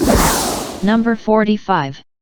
1993 was a bit of a sad year for the C64, as we saw our beloved bread box fade from the big budget game releases of yesteryear. The last of them were trickling out at this point, but I don't think anyone could have predicted the high point it'll go out on. Mayhem in Monsterland was released in 1993 by Apex Computer Productions by the talented Rowlands brothers. With John Rowlands on programming duties and Steve on graphics and music, the game was a platforming tour de force that made anything Nintendo put out on the NES look very tame indeed. The game was impossibly colorful and so full of charm that you just had to take a look. Apex were pretty much legends on the C64 scene at this point, with 5 titles starting in 1989 with Cyberdyne Warrior, Retrograde, Creatures, Creatures 2, and finally Mayhem. They struck gold with every game, and with Monsterland was unfortunately their last C64 release. The game's story revolves around you as Mayhem, who is trying to return Monsterland back to its bright and colorful state after an apprentice magician's spell suck the life and beauty out of the entire land. As the player, you have to collect magic dust by killing all the enemies in a level, and then quickly collect all the stars while under a time limit. The gameplay is pretty simple, involving figuring out how to get to the next star, with well-timed jumps for platforming and dispatching of enemies. It was the closest a platforming game besides Giana Sisters had come on the C64 to emulating so closely the look and feel of a console game. The game takes place over 5 levels that are played twice each, once in the sad and dreary tone, and the second in its happy, bright, ultra-colorful style. The graphics themselves are ridiculously colorful and vibrant, with some great scrolling effects and excellent animation as you would expect from the Rowlands at that point. Level design is very clever and challenging, and the difficulty ramps its way up over the course of the game without being too annoying. The music is pure Steve Rowland's joyfulness. If you like the sugar-coated ditties from Creatures 1 and 2, then you're absolutely gonna love it and you're gonna be in Sonic heaven. They're really fun to listen to, and it's hard not to tap your toes to it. Be sure also to check out Cytronic's 25th anniversary re-release of the game in its physical form if you want to own this gem for yourself. Overall though, an excellent platformer. Commodore Format gave this game a 100% rating back in the day, and honestly no game deserves that, but it is one of the best platform games in the genre for the system. Number 44. Leaderboard Executive Edition, or Executive Leaderboard as it's also known, was the sequel to Access Software's original golf classic Leaderboard, both released in 1986. Again, this was designed by Roger and Bruce Carver, and is an extension, sequel, and upgrade to the original, adding the much needed trees, bunkers, and rough spots, completing everything you need in a good golf game. And I know what you're thinking, why not choose 1987's world-class Leaderboard? It's the best in the series, and to that, I have to totally agree it is. Executive though was the one I played the most. Love the courses, and it holds the most nostalgia for me, as my dad, grandfather, and myself played multiple 18-hole rounds of this together back in the day, and the fact that my grandfather could play this, and actually quite well, is a testament to how user-friendly and well-designed this game is, as he had never played a video game before. This whole series is top-quality C64 golfing at its finest, and was a precursor to Access's extremely successful 90s golf series Lynx. And if you want to see the origins of the modern golf game, then look at any Leaderboard game. They have every trope and gameplay mechanic still used today. Brilliant stuff. Number 43. Apollo 18 was released by Accolade in 1987 and is a very original simulation game, putting you in the role of an astronaut as you attempt to go back to the moon. It's an excellent game in the typical Accolade mode, which combines arcade action-style minigames to form a story. It's a formula they did so well, and this was no exception. I had a dodgy Dave bootleg version of this back in the 80s, but by sheer determination I figured out how to play it and was mesmerized by the journey. You have to launch your rocket into orbit, land on the moon, go for a moonwalk, return to orbit, capture and repair a satellite, then do a re-entry to get back to Earth. All of this I know sounds pretty complicated, but unlike other space simulators of the time, it wasn't. You will need to practice, of course, though. The graphics are excellent and the sound is brilliant, with tons of crackly space-styled speech samples adding to the atmosphere. The game garnered great reviews back in the day, with both Zap64 and Commodore user giving it 81 and 80% respectively, which was a rare time these two magazines agreed on anything. This, Ace of Aces, and The Train rank as my 3 favorite Accolade simulation games, and was something this company excelled at. Number 42. Jumpman Jr. was the sequel to Jumpman by Epix and was released in 1983 and marked a change from Epix being a strategy RPG company to going full-on arcade action style games. As much as I love Jumpman, and damn is that a good game, this sequel or update really is the one I played the most. Run around a level, which there are 12 of in total, and defuse bombs, all the while avoiding falling to your death, getting shot, or murdered by aliens. Its simple graphics and single-screen arcade platform action was very addictive, and the insane fast pace of the game was like nothing else at the time. Messing about with the speed settings was always fun for me and a friend, and we would max it out to see who could last the longest before dying. Another perfect example of simplicity reigning over complexity. Sentinel Worlds 1 Future Magic was released in 1988 by Electronic Arts and is another big, massive, bold space exploration, trading, and adventure RPG hybrid all rolled into one. I sunk so many hours into this as a kid. It was fascinating with its massive planets to explore and galaxy to travel through. It employs a bunch of gameplay styles such as the full spaceship simulator, where battles, communication, and travel take place. You have the RPG-style adventure elements where talking and taking part in the game's overall story is fleshed out, where you are trying to discover the origins of the mysterious space pirates that are ravaging the system. And lastly is the vehicle sections, where you mine the local planets for cash and trade, in a similar style to Starflight. You also get to make your own crew from scratch, but just be aware, if someone dies at some point in the game, it's permadeath, making every combat situation feel like a real life or death experience. The amount of content available here is epic, fighting on ground as a team or in space as a ship, exploration, trading, and mining and upgrading your characters or ship, and of course ignoring the main plot for as long as you want makes this another epic open-ended experience where you choose how you want to go about playing it. The graphics are pretty fantastic for this style of game, and the sound effects and intro music are also quite good. Unfortunately, they never got to make a sequel, even though it has one in the title. There is an unofficial sequel game called Hard Nova released by Electronic Arts on DOS a few years later. That's a great game in the same style, also by designer Carl Buter, who did this, and you should check it out for more adventures in this gaming style. Number 40. Intrigue by Spectrum Holobot, which was released in 1986 on the Commodore 64.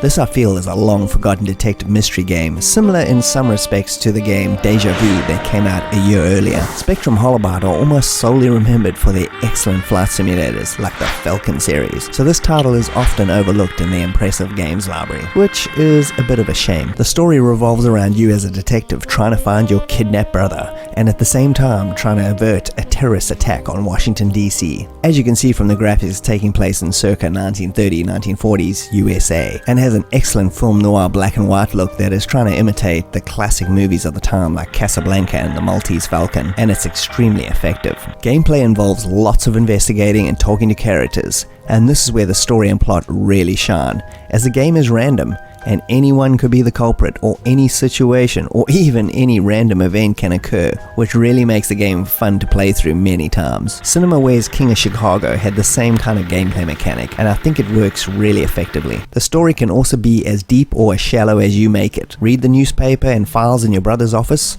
or just run off half-cocked and hope for the best. It's totally up to you. The game also has multiple difficulty settings, so after your initial playthrough, I would highly suggest playing it on intermediate or higher, as the randomness and attention to plot details and make the game much more engrossing to play, and getting that good ending is so much more satisfying. The graphics overall are pretty minimalistic, but the excellent character digitized photos really bring the adventure to life. Sound effects and music are almost non-existent, which is actually fine for this style of game. Definitely give this one a go. I played it through many times back in the day, and also a few more times making this review, and I really enjoyed the many multiple endings that this game has to offer, and found the entire story to be pretty engrossing. This is a very cool forgotten mystery game that definitely deserves a second look. We interrupt our program to bring you this important message.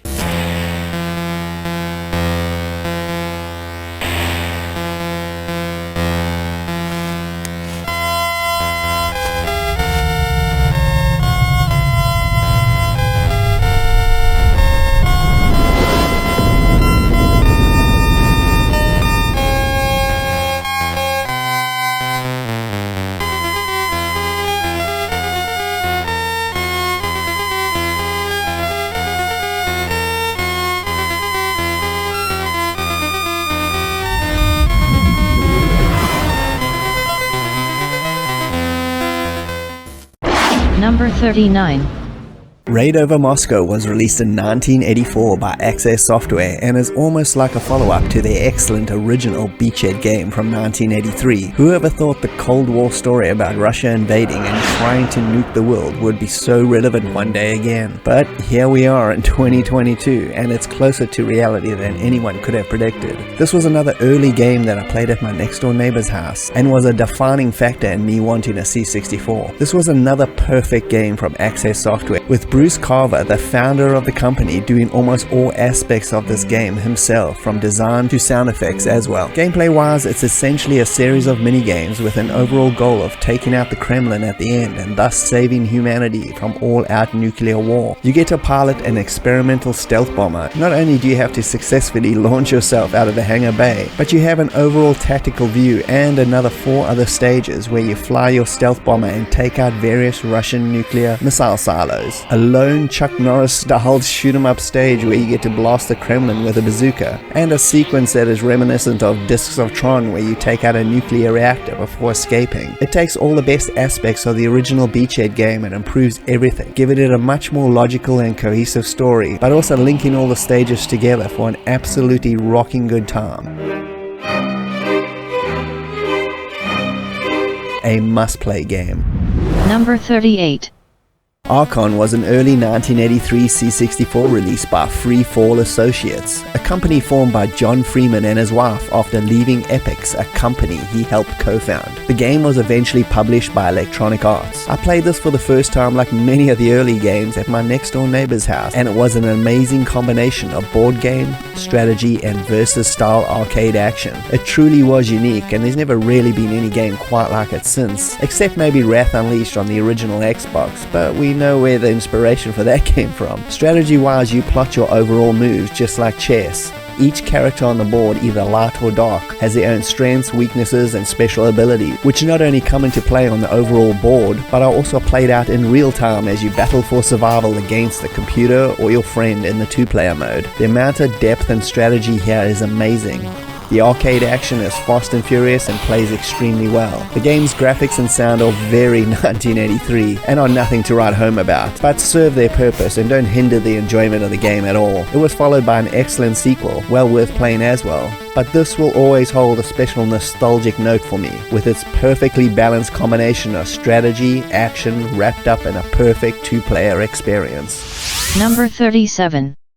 Skate or Die was an amazing game when it first loaded up, as you get blasted by this guitar madness that is Rob Hubbard's title track for the game, and from that point on, you know you're in good hands. Visit the Rodney Dangerfield dude and get pimped out for the 5 skater bands, which are Freestyle, High Jump, Downhill, Jam, and Pool Joust. Every event is an absolute jam. With a little bit of practice, you'll be having a ball in no time. Jam and Pool Joust being my favorites. Top quality graphics by Electronic Arts and just an all-round excellent skateboarding game, as well as a multi-event classic. There was a sequel on the C64 called Ski or Die. It's not as good, but still worth a look if you like this one. And the NES had the official sequel, which is a really weird, dodgy side-scrolling game at best.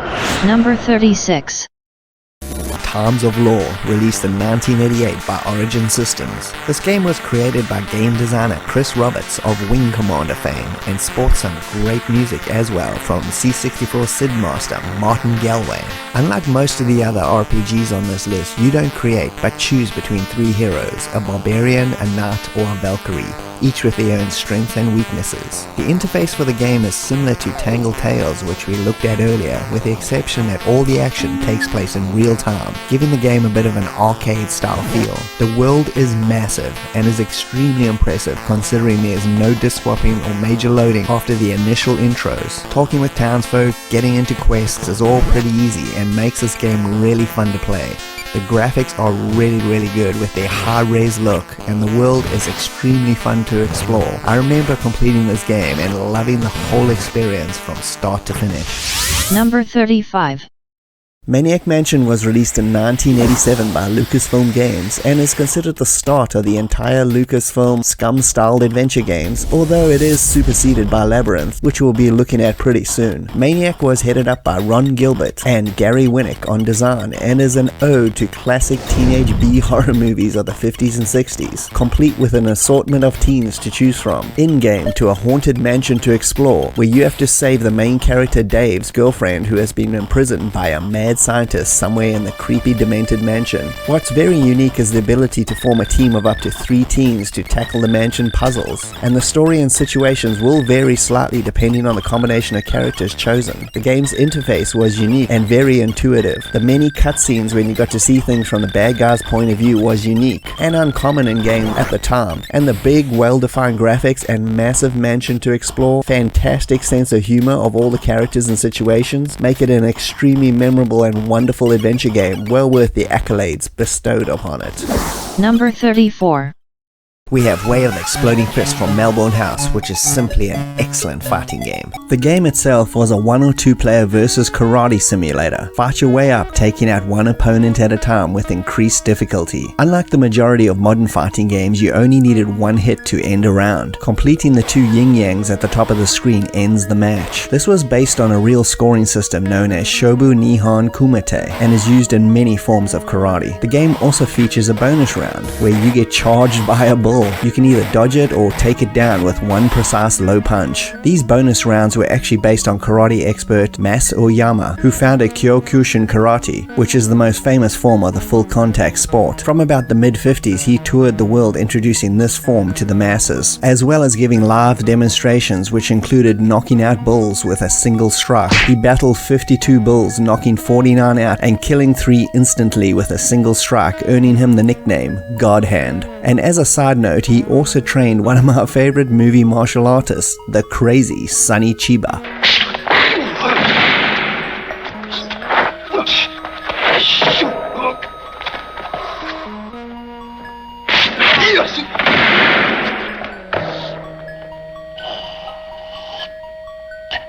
The game itself managed to infuse its 18 moves to pure perfection on the joystick with only one button. It worked fantastically and made the clunky 2-stick style of Karate Champ seem archaic as soon as it was released. The graphics themselves were phenomenal, extremely well animated with some wonderful background classic Japanese style vistas. Here's Greg on compiling the game for the first time and seeing people's reactions. I was never one of the guys that what we used to call them hackers even in those days, who will sort of do things on the fly. You sit at the computer and just type and then compile. I like to plan everything out and get it going. So nobody had seen anything to do with Exploding Fists for it must have been 6 weeks or whatever it was. Nothing had been happening. Everybody was starting to get a bit worried. And then one compile, and suddenly the 2-player game, that is without any AI, was working straight away. So it went from nothing to a 2-player game basically straight away, which was, and then you know when you're onto something because did the compile, tested it, works. Well, we've got something here.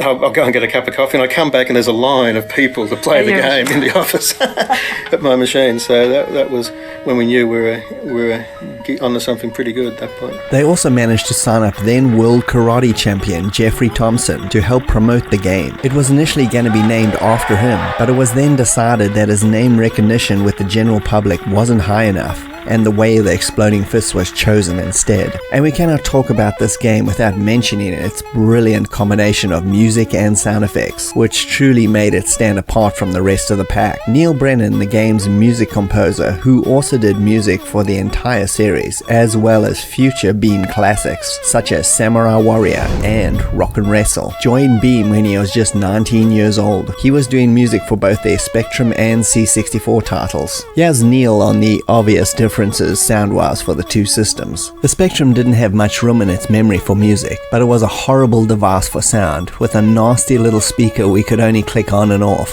We called it Clickatron. With all the tools at our disposal, we could only get 2 simultaneous voices out of the thing at the best of times, and that by clever PWM maths. The C64 on the other hand had a wonderful SID chip with multiple channels, different oscillators, noise filters, and ring modulation. It was like a tiny little poorly quality controlled synth in a box, or Beepatron if you will. I loved it. It let me actually write interesting pieces with approximations of real instruments and had that bit more memory for me to play with, so it was always my first choice if I had one. Neil's main music track for the game was actually a remix of sorts of a classical song called Dance of the Yow People, which was suggested by Fred Milgram, one of the bosses at Melbourne House at the time. Fred enjoyed classical music, not just Western, and not only for its beauty and melodic richness, but also because it was out of copyright. That he loved. The music is a large part in what makes this game so good. Extremely atmospheric, complementing the slightly slower nature of the action perfectly. The sound effects were all samples from old kung fu movies, as well as that iconic Bruce Lee scream on the title screen, which almost gave a 10-year-old me a complete heart attack on loading it up for the first time, as I had the old TV sound cranked up already. They are loud and crunchy and really made the impacts feel legit. Just go and play the Spectrum version for a complete opposite experience. The game was a massive success, becoming the #1 selling game in the UK in 1985, selling over 500,000 copies. And considering how rampant piracy was at the time, that is an extremely impressive number. It was also universally applauded, with Commodore users giving it a 5 out of 5 and Zap64 giving it a much-deserved 93% overall. This game was extremely influential, including System 3 basically cloning it for their 1986 release International Karate, and it also forming the basis for all modern fighters to come, even more so than 1984's Karate Champ. This was my first original game I ever bought for my Commodore 64 and helped form the basis of why I love my beloved C64 so much. Number 33. Creatures was released in 1990 by Thalamus and headed up by the Rollins brothers, with John on coding and Steve on graphics and sound, and they deliver another masterpiece in 8-bit computer gaming. As almost a direct answer to console gaming of the time, the Rollins proved that Commodore's aging 1982 system could still deliver a platform adventure game to compete with the best of the 8-bits, and in most respects it's vastly superior to its competition. The game has you as Clyde Radcliffe trying to save your fellow fuzzy friends that have been captured by a bunch of demons, finding them in the stages and rescuing them, and also saving them from the excellent puzzle-filled torture screens, where quick actions and puzzle solving are required to save the fuzzies who are about to get the axe. Literally. This game has a little bit of everything from excellent weapons upgrades and shops, clever level design, brilliant puzzle-style torture levels, beautiful, colorful and well-animated graphics, and an absolutely stunning soundtrack from beginning to end. Zap64 scored this one 96% overall in their December 1990 issue, and is a platformer hybrid that should not be missed by any fan of the genre. Number 32. So let's jump back to 1988 for the release of Armalite on the Commodore 64. This horizontal scrolling space shoot 'em up was published by Thalamus, who were at the time predominantly a C64 game publisher that was formed as an offshoot to Zap64 magazine. They had quite a streak from the get-go in the shoot 'em up department, with C64 hits like 1986's Sanxion and 1987's Delta and Hunter's Moon. Armalite was developed by Cyberdyne Systems. It was their first and unfortunately unfortunately lost game. The team was made up of John Kemp on system programming, Dan Phillips on main programming duties, Robin Levy on graphics and level design, and Martin Walker on music and sound effects. Walker had previously worked on Hunter's Moon for Thalamus. The game was marketed in the magazines as the sequel to 1987's Delta, but in retrospect it bared no resemblance to it in any way, shape or form. In many ways it's a traditional shoot 'em up, but if you look a little bit deeper, it's very unique in almost every way. First off, the beautiful sparse graphics with their shiny metallic look really made the game stand out from other C64 shooters at the time. That deep thumping sound of Martin Walker's title screen music and the excellent unique sound effects immediately drew you into something altogether different. This was also a shooter that was player friendly, which was the opposite of the genre at the time. Dying meant only a small downgrade in weapons, and you didn't have to restart the level from the beginning. It actually gave you a chance to get into the game and enjoy the experience without constantly restarting again and again and again. And here's a quote from graphics and level designer Robin Levy about that. A lot of single load games and even some arcade games had short levels and the player restarting at an arbitrary checkpoint, minus all his weaponry, which is a horrible way of extending the game's lifespan. So with Armalite we had the player restart immediately with a limited penalty on his arsenal, which meant that the player never got stuck on a single part of a level but would scrape through to see just a little bit further. It was a great philosophy and one of the big reasons I always came back to the game again and again. It comprised of 8 massive levels with this assortment of mid and end of the level bosses to deal with. It was also 1 or 2 players simultaneously, which was an extremely fun way of playing it with a friend. Playing by yourself though was just as much fun, with its excellent array of weapons and a simple and easy to use drone which hovered around your ship and you could manipulate into any position depending on the action. I played this game for countless hours, always getting a little bit further each time, which is one of its best features. I thought I'd finish this off with a quote from Dan Phillips, lead programmer. "We aimed incredibly hard and played it, minor incremental revisions to the code and level design without any real regard for how long it was taking allowed us to craft the game. So check it out, it's one of the C64's best shooters." Number 31. Nemesis the Warlock was released by Martech, the first of their 2 2000 AD games. The character was created by one of the founders, Pat Mills, and artist Kevin O'Neill, and the character made his debut in 1980. It's a mixture of fantasy, magic, with a sci-fi setting. Nemesis is fighting to bring down the tyranny of Torquemada and his corrupt government of the planet Termite. It's full of political overtones, but still a fun, unique read. And now onto the game, which is a flip screen kill 'em up, where your goal, as in the comics, is to make your way to Torquemada, the crazy religious zealot, and kill him once and for all. Unfortunately, he throws his endless Terminator lackeys at you and makes getting to him quite a chore. Each area is a single screen and you have to jump up the platforms and escape as quickly as possible to get to the next screen. The problem is, most of the exits you cannot reach, so the real unique part of the game kicks in, that being keep killing the Terminators in strategic areas and use their piles of dead bodies to jump out the screen and escape the level. How the C64 is able to keep all these sprites on screen and keep going is a mystery, as every person you kill drops to the ground and stays there. Even modern games can barely pull this off. It's very impressive. Nemesis is equipped with 3 weapons: the limited acid spit that kills everything in its path, a gun with limited ammo for each screen, and a sword for some good old hack and slash action. Getting through these screens quickly is the main goal, as the longer you take, the more Torquemada sucks the life out of you by crushing your heart. Also, these weird mages will pop out the random corpses' stomachs and wreak havoc with you, and they take a hell of a lot of bullets and sword swings to kill. Graphically, I like the look of it. It's faithful, at least as far as an 8-bit game can be of its subject matter, with its grim colors and pretty good animation. The title screen music by Sid Genius Rob Hubbard is another excellent audio track that is a C64 gem for sure. I find this to be a really simple yet fun game. The action is very satisfying, with the only downside is that the game is pretty difficult, but still something you should try out. It's a unique presentation of an underrated 2000 AD character. Number 30.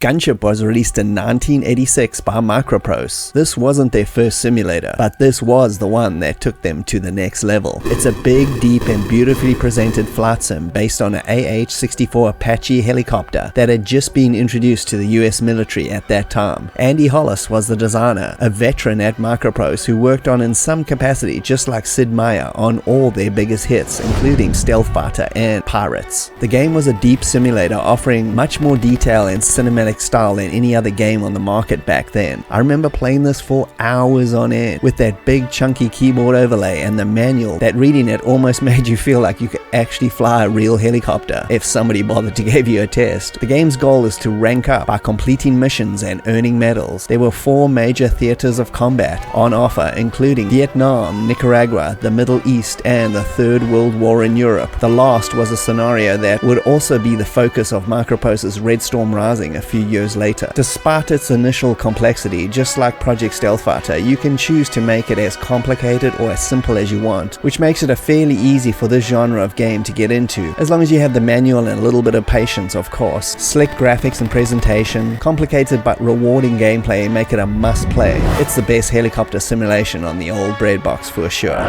Number 29.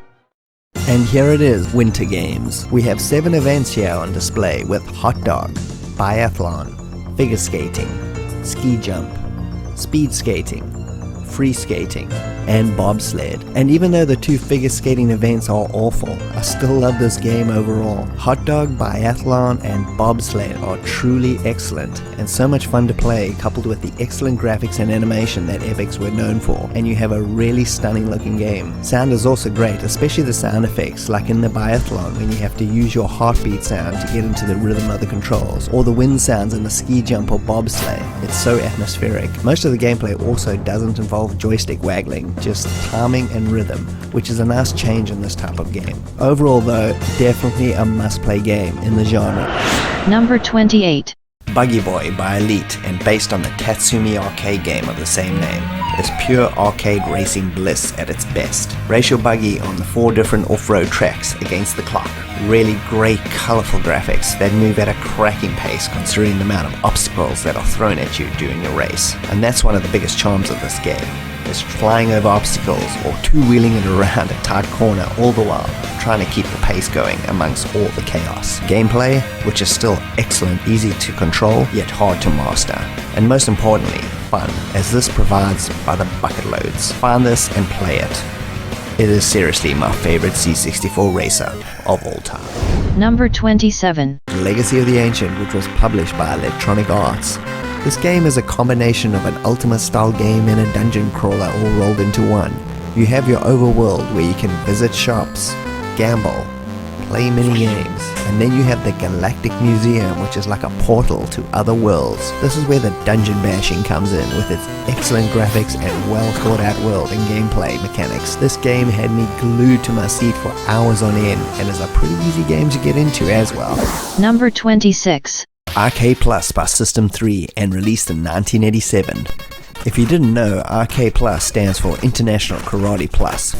RK Plus is a crazy versus game bliss that is a ridiculously fun game to play. As you probably noticed from the footage, this is a 3-person versus game, which can either be played with you versus 2 opponents, who are both out for themselves by the way, or 2 players with a computer extra. This honestly takes the gameplay to the next level, as the game still keeps its awesome one-shot takedowns in effect. Every couple of rounds you also get a shot at the ball bouncing minigame that breaks up the fighting for just that right amount of time. Graphic wise, I'm not sure how this game manages to pull off the 3 characters gameplay without any slowdown at all. It's amazing, and another brilliant feat by programmer Archer McLean, who did the original as well. The sound effects again are meaty and have that digitized arcade crunch to them, coupled with another unforgettable music score, make this my favorite Commodore 64 fighting game at number 1. Number 25.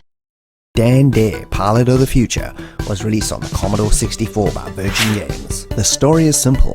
The Mekon demands Earth's surrender to him, or else he will launch a massive asteroid at it and kill everyone. Dan manages to land on the asteroid undetected, and it is his job to destroy the thing before it plows into Earth. The game takes the form of a LucasArts type adventure game, mixing in light puzzle elements and action throughout. As the game starts, you're greeted with this excellent music track that sets the mood for adventure perfectly, and it's my favorite track of all the Dan games. This game is one big maze as you make your way down to the heart of the asteroid, aka the Mekon's lair, solving puzzles, beating up Treen henchmen, and rescuing the imprisoned scientists. The graphics are nice, big, and colorful, capturing that look of a 1950s comic book style. Also, the description menus that pop up look just like the description panels in any old comic book. It's a really nice touch. The environments also change drastically as you go deeper underground, from the asteroid surface to the caverns, the prison complex, and the Mekon's high-tech lab. I feel the gameplay in this was way ahead of the time.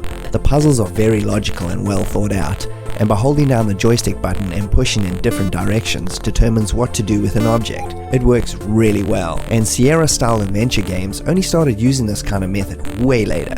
The weakest part of the game though is the brawling sequences. Fighting the Treens is a bit hit and miss, literally. Holding down the joystick button and mashing the controller up into the top corner rapidly gets the job done. But don't even bother trying any other moves, you'll just die. And you only get one life, by the way. If you can avoid a Treen, do it. It'll save at least some energy. It's a long way down to the Mekon. The game is not massive. Once you figure it out, you can probably complete it in about half an hour. The game does have a 1 hour timer, which I'm usually not a big fan of. It's more than enough time once you give it a few goes. Just keep one thing in mind, you might want to memorize that way back up, because without spoiling too much, you may be legging it real fast back to your ship later. Overall, I think this is a classic Commodore 64 game that everyone should at least play once. Number 24. The Great Gianna Sisters was released in 1987 by Rainbow Arts and is basically the C64's answer to Mario Brothers back then. So much so that Nintendo sued and the game got taken off the market. But being the 1980s and a computer game meant it got pirated to the high heavens, so everybody still got to play it regardless. And I'm so glad we all did. Taking all its cues from Nintendo's flagship title and giving it a C64 spin meant it turned out to be one of the best platform games on the system. Programmed by Armin Gesset, with graphics by Manfred Trenz. It's a trip through platform action perfection, with 33 levels in total and an epic soundtrack by Chris Hulsbeck, which is undoubtedly some of his best work on the C64. The gameplay is spot on with clever level design, tons of bonuses to be found, and just fantastic graphics and overall presentation. I didn't get my Nintendo Famicom until around 1990, and that's when I first got to play Mario Brothers, and it honestly felt like a knockoff of Gianna Sisters, just because I played them in the wrong order of release. But I'm sure many classic era C64 owners may also feel that way. Regardless, it's a brilliant platform romp that was followed a few years later by a game that was gonna be the direct sequel, Hard and Heavy. But after the Nintendo incident, the game's assets were changed to feature 2 robots, but is also a very cool original platform style game that deserves a look if you enjoyed this one. Number 23. Turrican 2 The Final Fight is another assault on your senses by the C64's maestro of chaos, Manfred Trenz, and a game published by Rainbow Arts in 1991, and is the sequel to the equally as impressive Turrican. This game is run and gun shoot 'em up madness that pushes the old breadbox to the absolute limit with its 11 massive levels, but this one ups the ante by throwing in some awesome horizontal space shoot 'em up stages to mix up the gameplay, and features another rocky Marcus Seabolt soundtrack. Check out his other work on Enforcer. It's brilliant. Everything from a sequel you could possibly want is here. Bigger, more expansive levels, multiple gameplay switches, more variety in level design, and giant bosses, an excellent soundtrack and sound effects, and even a cool end sequence. Manfred really pushes the C64 on this one, and please check out my Manfred Trenz documentary for more about the man behind the games. It goes without saying that I love this game, and if you're a run and gun shooter fan, then this is one of the C64's absolute best.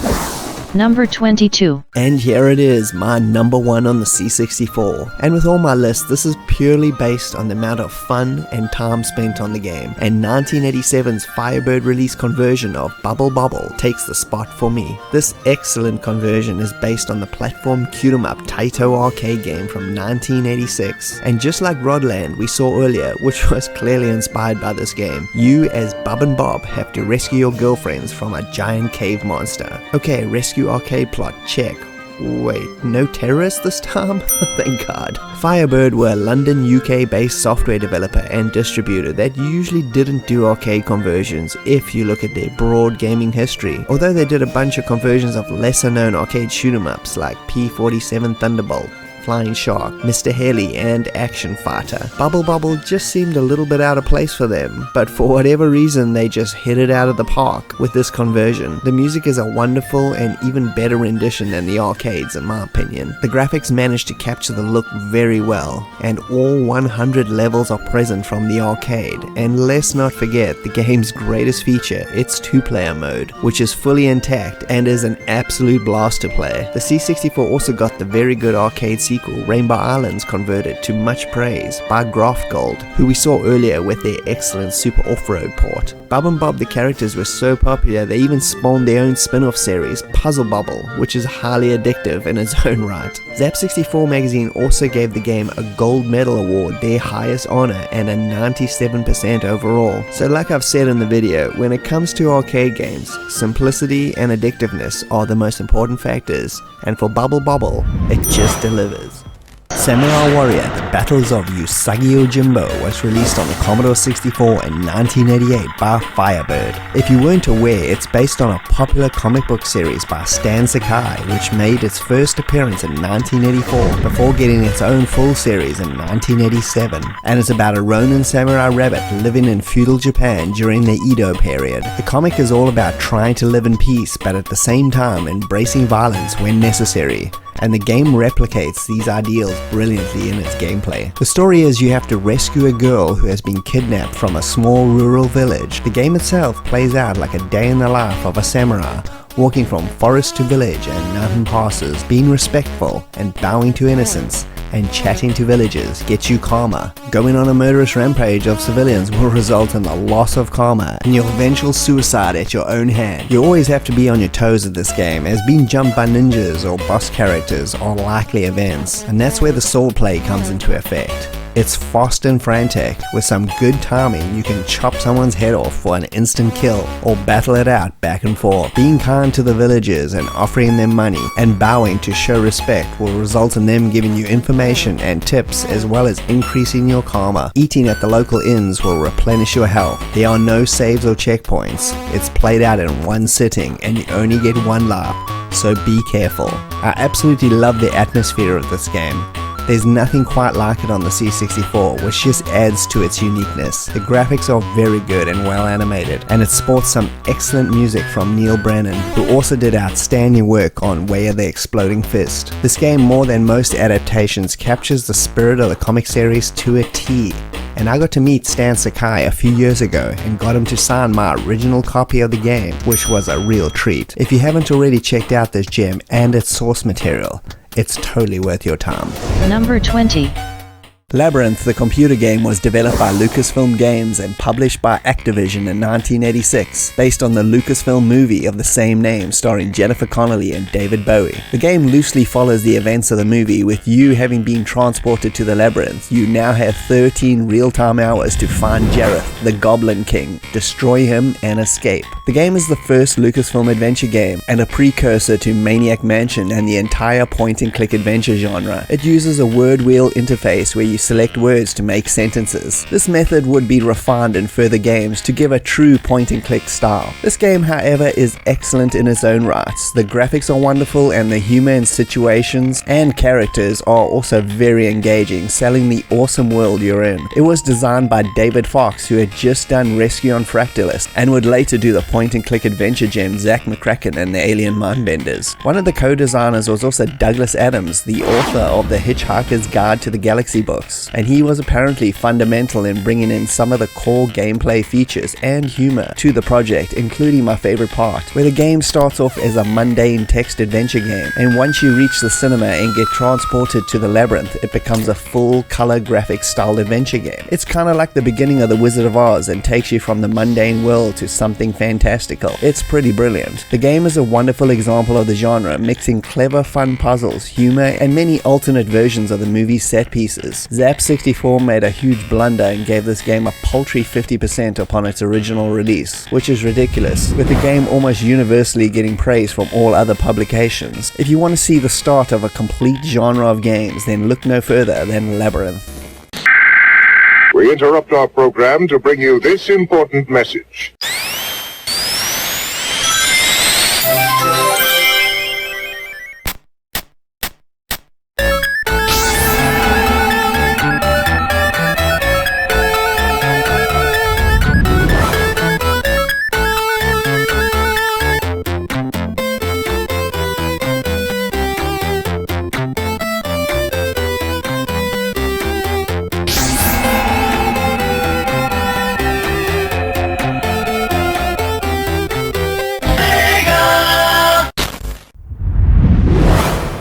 Number 19.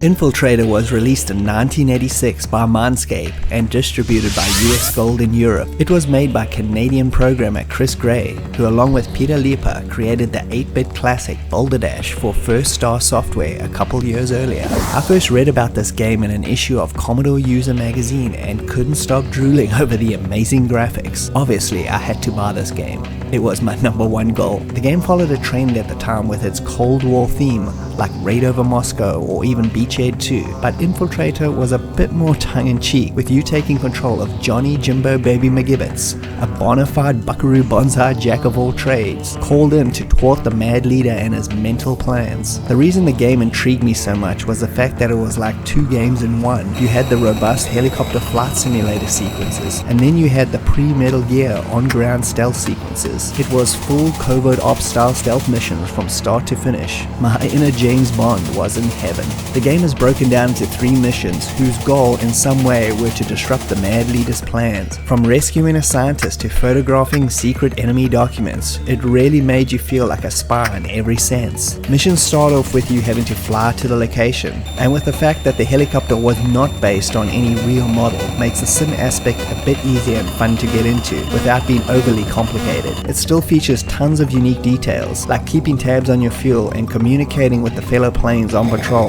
and also blasting them out of the sky if you didn't manage to convince them of your credentials. The second part of each mission involves on-foot stealth infiltrating. You had lots of gadgets to aid you, like fake IDs, mine detectors, sleeping gas, etc. Avoiding the guards and searching the buildings for the mission items or objectives was the goal. Once accomplished, you had to fly back to your base, land, and then the mission was over. Never had I played a game that delivered that full mission package of being a spy from start to finish. Every encounter in the sky and on the ground would make me sweat. One wrong move or poor choice and you were dead. The game sports some pretty good sound effects on the ground and in air, with some really impressive graphics, especially in the flight simulator sequences that blew me away in 1986, and still look quite good replaying it now. Zap64 magazine gave the game a massive 92% overall, which it richly deserves, with its 2 games in one approach that melded together so well in a classic C64 game that everyone should try.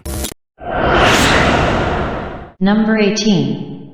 And back to Activision's first of 3 Ghostbusters games, which was designed and programmed by one of their most talented programmers at the time, David Crane. David had a knack for making really original, well-made games, as seen with the excellent Pitfall and, of course, Little Computer People, which is basically The Sims a decade and a half earlier. I've mentioned this before in a video, but this game could have easily been some really trashy Pac-Man clone or a variation on an arcade game, which is exactly what they used to do with movie license games at the time, at least until Ocean's multi-styled interpretations really kicked in. This game was a fully fledged Ghostbusters simulator, meaning you ran the business as well as busted ghosts, which really makes it feel like you were helping quell the ghost infestation of New York City. After you got your loan from the bank, you had to make a bunch of choices with your money. You have to decide on equipment to purchase and the vehicle you want to use. Then it's off to protect New York, driving your car to infested locations and capturing ghosts to keep the city under control. The chaos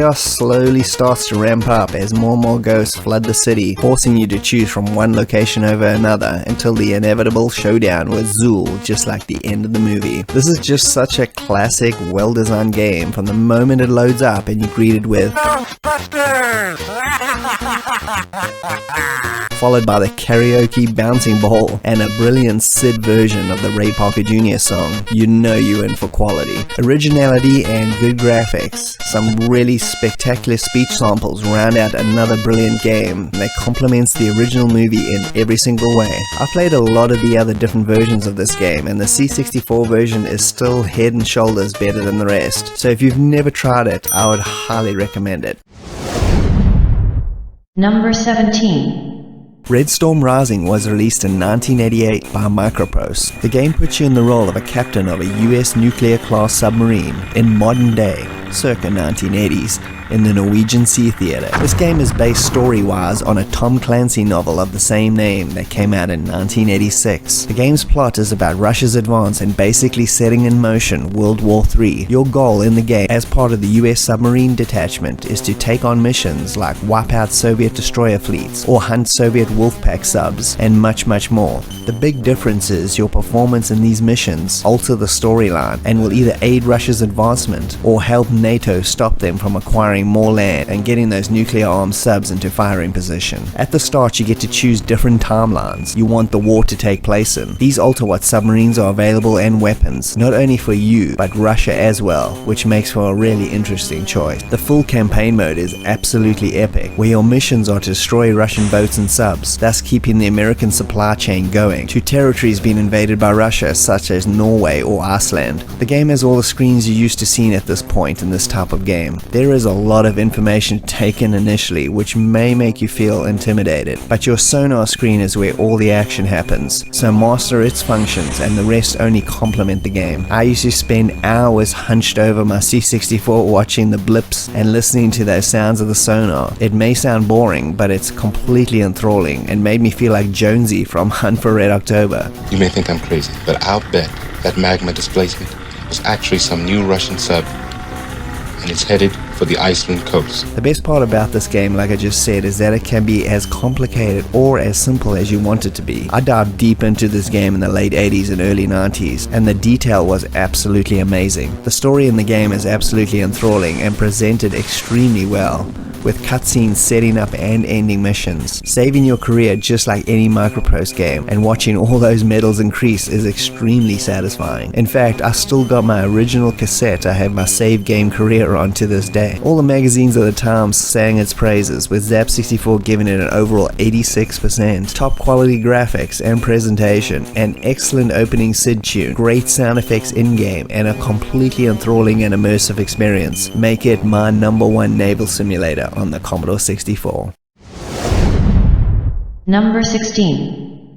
Rocket Ranger was released in 1988 on the Commodore 64 by Cinemaware. If you owned a computer in the 80s, then Cinemaware was a sign of quality. Whether you owned an Amiga or a C64, it was gold all the way, with classic games like King of Chicago, Defender the Crown, The Three Stooges, Wings, It Came from the Desert, Sinbad and the Throne of the Falcon, and many more. Rocket Ranger was designed by John Cutter, who'd previously done the aforementioned Defender the Crown, and this game, like so many of their projects, drew inspiration from classic pulp movies of the 50s and 60s, like Captain Cody and Flash Gordon, with his hero dashing about in his rocket pack, saving damsels in distress and taking out bad guys one punch or laser shot at a time. As a game, it had many different gameplay styles that all mashed together for an unforgettable experience. The basics of the story and setting is World War II, with the Nazis advancing over Europe. You, while in your lab, receive a mysterious piece of equipment from the future which teleports its way in, with a note explaining the Nazis win World War II. It was now your task to set history right and use the rocket pack and gun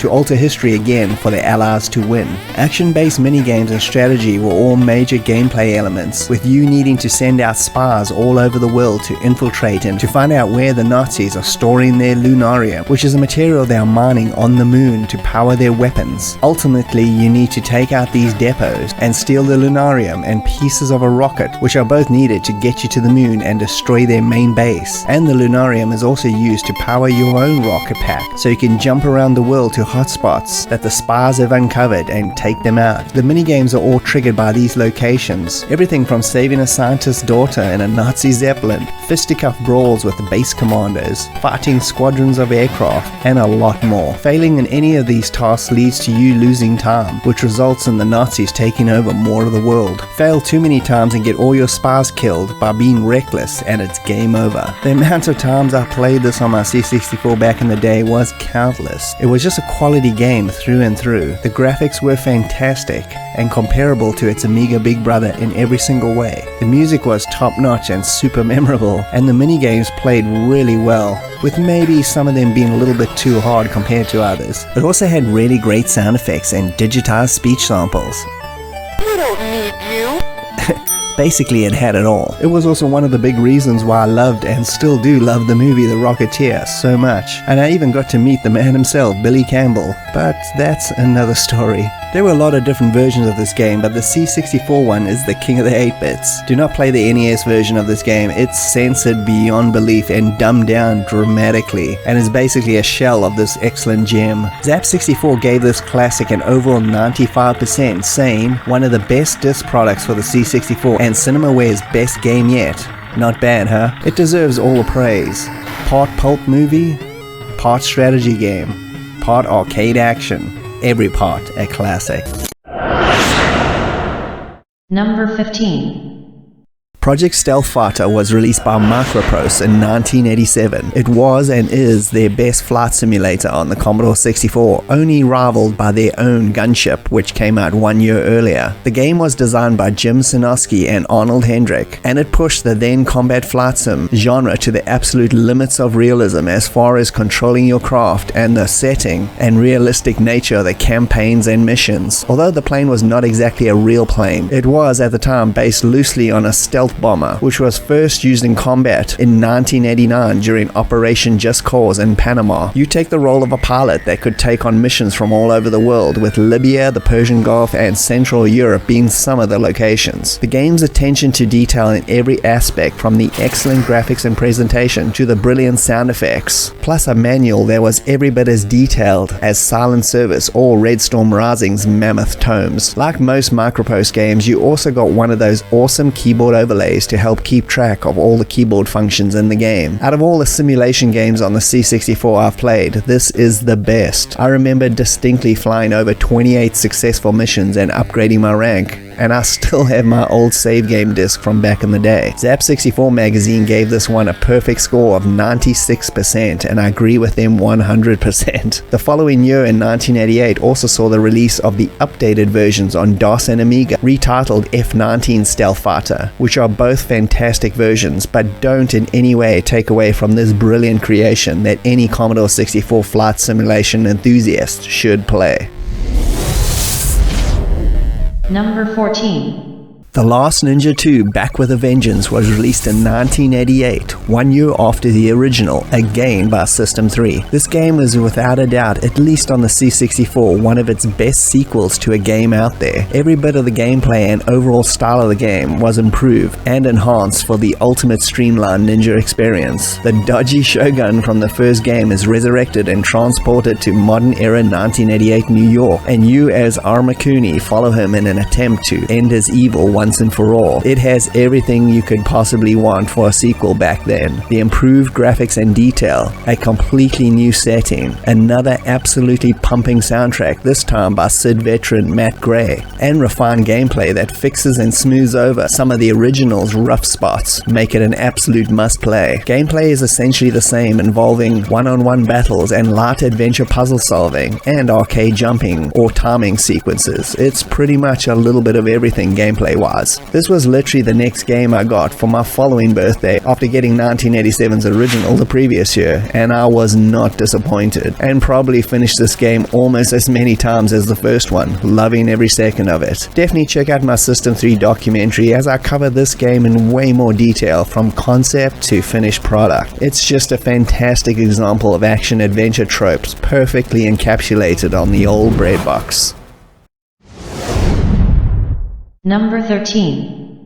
Law of the West was released in 1985 by Accolade for the Commodore 64. This game is set in the Old West, where the premise of the game is to survive one day in Gold Gulch as a sheriff of the town, and that's easier said than done. This game falls under the adventure category, but it's quite unique in its own right, mixing text-based choices that have cause and effect in with light action sequences make this a game that definitely stood out from the crowd. Basic gameplay plays out with you going from location to location around town and talking to people, solving problems, or finding out info which leads to stopping bank robberies or train heists. The conversations and the way you treat people have a massive effect on the story. For example, buying the alcoholic doctor a drink will mean he'll be drunk when you get shot, and may or may not be sober enough to save you, which leads to your death. Conversations are clever and can lead the game in all different directions as the story unfolds randomly. If things get heated and bullets start flying, you may have to gun a person down, which is going to reflect on your overall score at the end. And it's not merely a point system, but grades your overall performance as sheriff of the town. You'll grade you on maintaining authority, how many thieves captured, your romantic encounters, the number of bad guys shot, how many times you were shot and survived, number of innocents that you killed, and the number of crimes committed. It was really fun trying to balance being a good sheriff or just having fun. And being able to pull out your gun at any time and shoot anybody was a lot of freedom for a game at the time. As per Accolade's high standards, the graphics are excellent and really make this game shine, as is the great cowboy-esque ditties provided by musician Ed Bogus, a great forgotten gem by Accolade that seriously deserves a Kickstarter campaign for a new version. I'd pledge for that in a heartbeat. Would you? Number 12.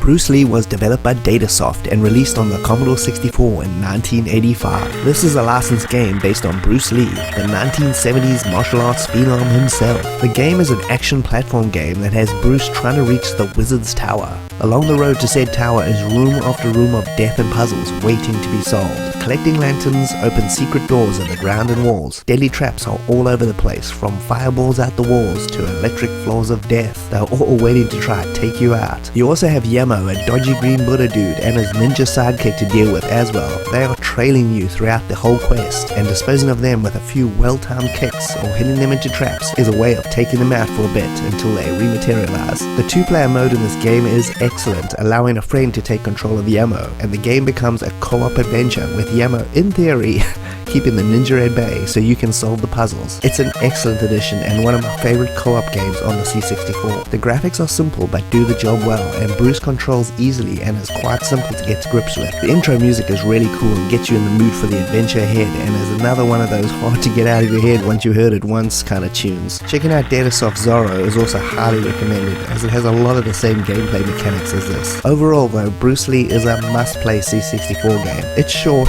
very memorable, and all the right places. Number 11. Neuromancer was released in 1988 by Interplay and was based on the William Gibson novel of the same name, which pretty much defined the rules for cyberpunk genre as we know it. And as a novel I absolutely loved reading in the 90s and would highly recommend checking it out if you have the time. The game was headed up by Brian Fargo of Wasteland and the Bard's Tale fame, and the game takes a loose approach to the plot of the book, more so borrowing the characters and settings and using that to great effect to create its world. It's another fantastic mix of point-and-click styled adventure gameplay mixed with first-person cyberpunk hacking sequences, which both play out and complement each other really well. The plot involves you trying to find out what's been happening to your hacker friend, as people have begun dying while jacked into the Matrix, and you're one of the only ones left that can solve the mystery. The game's excellent adventure elements allow conversations and buying of items to update or enhance your skills, which can also be used in cyberspace to hack and fight your way through corporate security to steal valuable data to aid in the investigation. The layers of depth and world-building information really set this game apart from the rest. The great combo of adventure and action, and that awesome digitized intro song sampling Devo's Some Things Never Change, was just the icing on the cake. It received a well-deserved 84% in Zap64's February 1989 issue, with them saying Interplay came up with the goods on an unusual and interesting license and turned it into a very satisfying RPG. If you want something different on the C64 unlike anything else on the system, then this is it. Number 10. Catechus, which is a horizontal scrolling shoot 'em up that came out in 1988 on the Commodore 64 and released by Rainbow Arts. This game also goes by the name of Deneris, due to a legal matter involving the game being too reminiscent of the arcade game R-Type. Rainbow Arts was sued and they had to change assets and the name of the game. As a fan of scrolling shoot 'em ups on the C64, I'd go as far as to say that this is my number one, eclipsing even the almighty Armalite and R-Type on the 64, who Rainbow Arts actually ghost programmed themselves. 12 levels of shoot 'em up action await. The variety of the levels themselves is fantastic. The asteroid fields, inside the alien ship, inside the giant computer, etc, etc. The graphics are exceptional and a real feat for the system. As with all these types of games, you collect power-ups that have a variety of weapons and speed-ups for your ship. You also have a mini drone pod that is attached to the front of your craft that you can shoot off at will, and it goes around randomly blowing stuff up. It can attach to either the front or the back of your ship, and depending on the situation, this is pretty vital. You also have a classic power-up beam that is charged up and shoots a powerful shot that is great for dispatching of bosses. Another feature that makes this title stand out above the rest is the excellent two-player mode, where one person is the ship who is vulnerable, and the other is the immortal drone.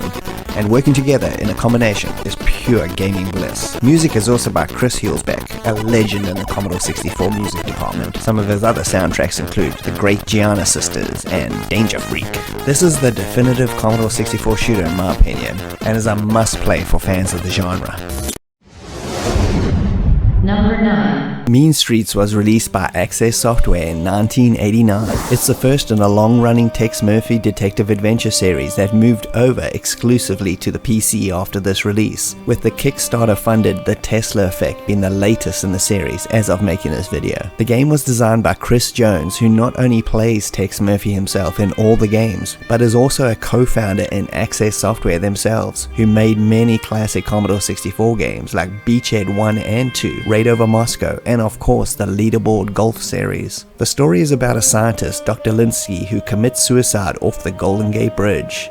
But did he really? His daughter Sylvia then hires you, Tex, a retro 1930s style gumshoe, to investigate the mysterious circumstances involving his demise. The game is set in the future but still retains that film noir style in characters and wardrobe. It's very reminiscent of the movie Blade Runner. Gameplay is a mix of a bunch of styles. It's a flight simulator, point and click style adventure game. It has interrogation elements and some action. And if you're not into flight simulators, don't worry, don't let that put you off. The hover car can be set to auto fly and land, as long as you have the coordinates for a location, which you'll end up finding through investigations anyway. You also have a bunch of resources in your car, like calling your secretary on a vid phone, and you can ask her to find out information about people you come across or locations. She'll later fax you the info. As well, you can contact an informant who you can bribe for info. Conversations with people involve mentioning keywords which you should write down, like names of other characters, locations, and any other weird clues you come across. You can also be aggressive or diplomatic, which has different results depending on the characters you're trying to question.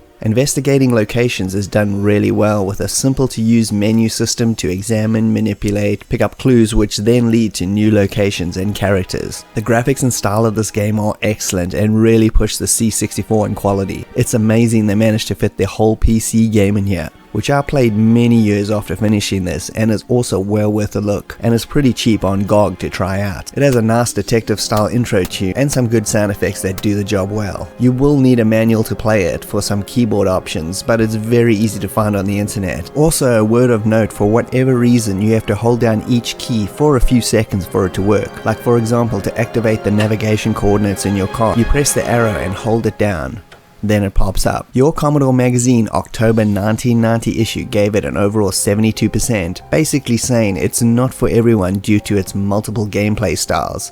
But if you enjoy that, then it's definitely for you. This game is such a classic to play on the C64, and I feel not many people did, which is a shame. It's written really well with an excellent story and characters, great graphics and atmosphere, really good simple to use gameplay elements, and the game even has a cool ending which most C64 games don't even bother with. And that's simply why it's my favorite C64 detective adventure game of them all.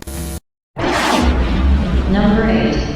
California Games was released in 1987, somewhere in the middle of Epic's whole game series, and you can tell they had their winning formula down pat at this point. This time we got 6 extreme sports to try out, from half-pipe, roller skating, surfing, BMX, footbag, and flying disc. There's not honestly a single event that I despise in this one, just all straight up fun in my opinion. Although it can be said that you're gonna need a lot of practice on certain events, especially the BMX and the half-pipe, because they have some really tricky controls, but once you understand the mechanic, you'll be on your way. As far as epic sports games go, this has the best music, from that great opening title track to the excellent surf guitar track in the surfing event. It's really very cool. Top-notch graphics that are colorful and well animated as usual, and you have a total winner in California Games.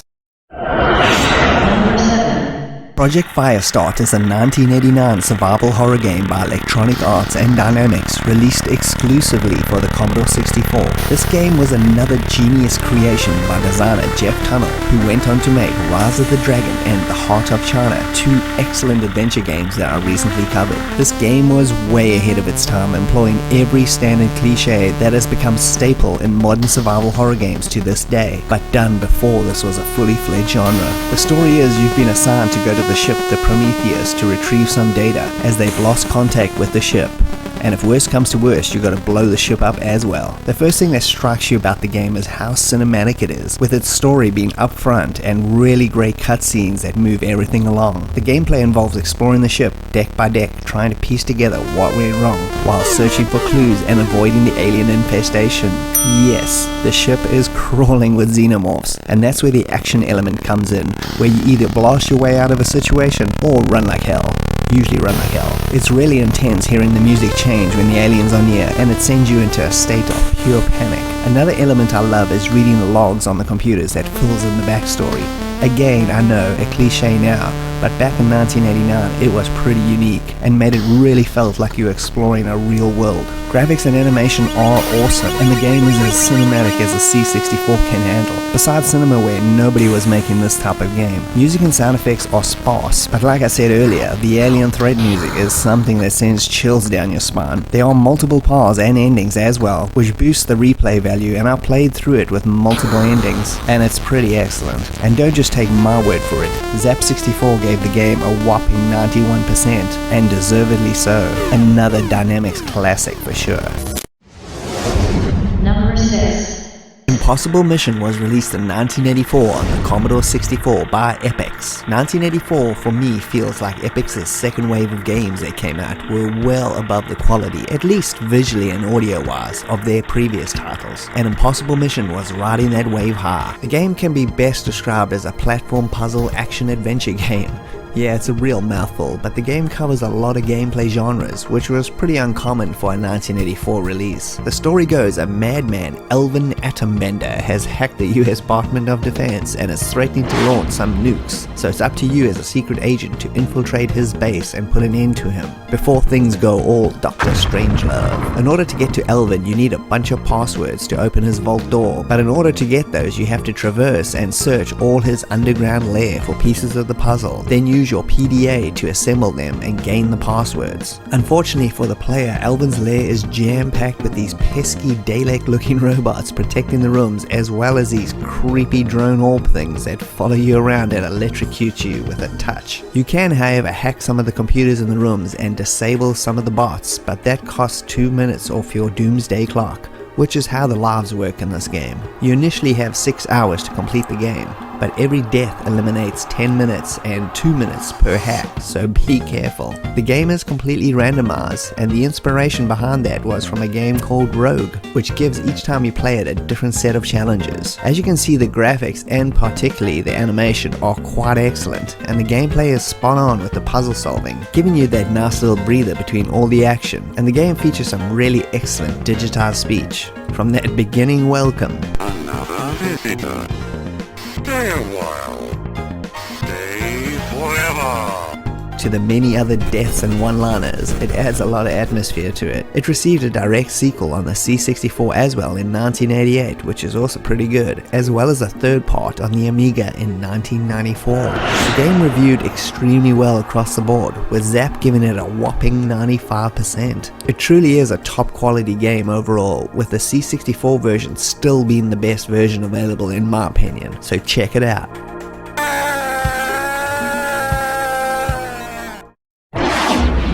Number 5.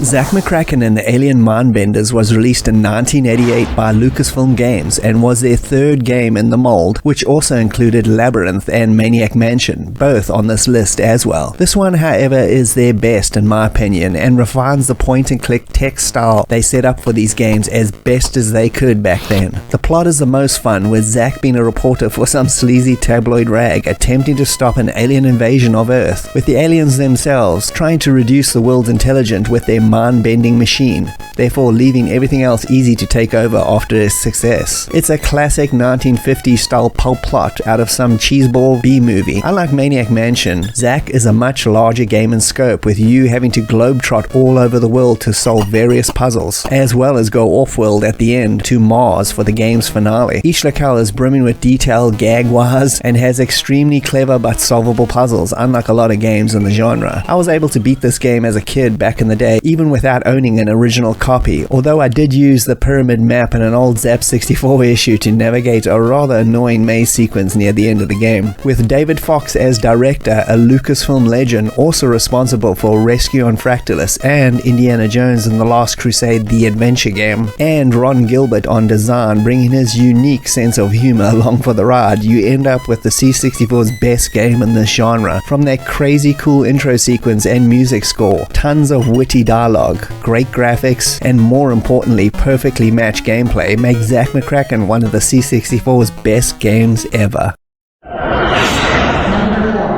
Defender of the Crown was originally released in 1986 on the Amiga by Cinemaware. This was their first game release and would help them carve out a genre which they just dominated for many years to come: the interactive movie genre. The game over the years has been ported to over 15 different systems, but we're looking at the Commodore 64 version here. The game is equal parts strategy, action, and an interactive movie, all rolled into one, and was a genre that Cinemaware continued on in the form of other excellent releases like Rocket Ranger, It Came from the Desert, Lords of the Rising Sun, and Sinbad and the Throne of the Falcons, plus many more. Defender was set during the Middle Ages in England, with the story being the king had just returned from the Crusades, and all the lords of the land are now fighting to control the country. You get to choose one of 4 characters in the beginning, each obviously with his own weaknesses and strengths. Your objective is to take over the land, thus acquiring more taxes and money, and with that you can buy and build up your army for further conquering of the country. But that's just the half of it. Random events play a large part in the game and can swing dire situations into positives depending on your skills in action-based mini-games. For example, jousting tournaments can be held or entered where the winner can claim a piece of land from the loser. You can also accept or dismiss a chance to save a damsel in distress at a local castle, which cues the sword-fighting minigame where you and Robin Hood attempt to save her. If successful, you gain a wife and a new castle. As the conquering continues, you'll have more money to buy more elaborate troops and weapons, such as knights and catapults, which are essential for laying siege to local castles. The military clashes take place based purely on stats, as your armies automatically fight, and you can issue orders to help swing the strategy to your favor.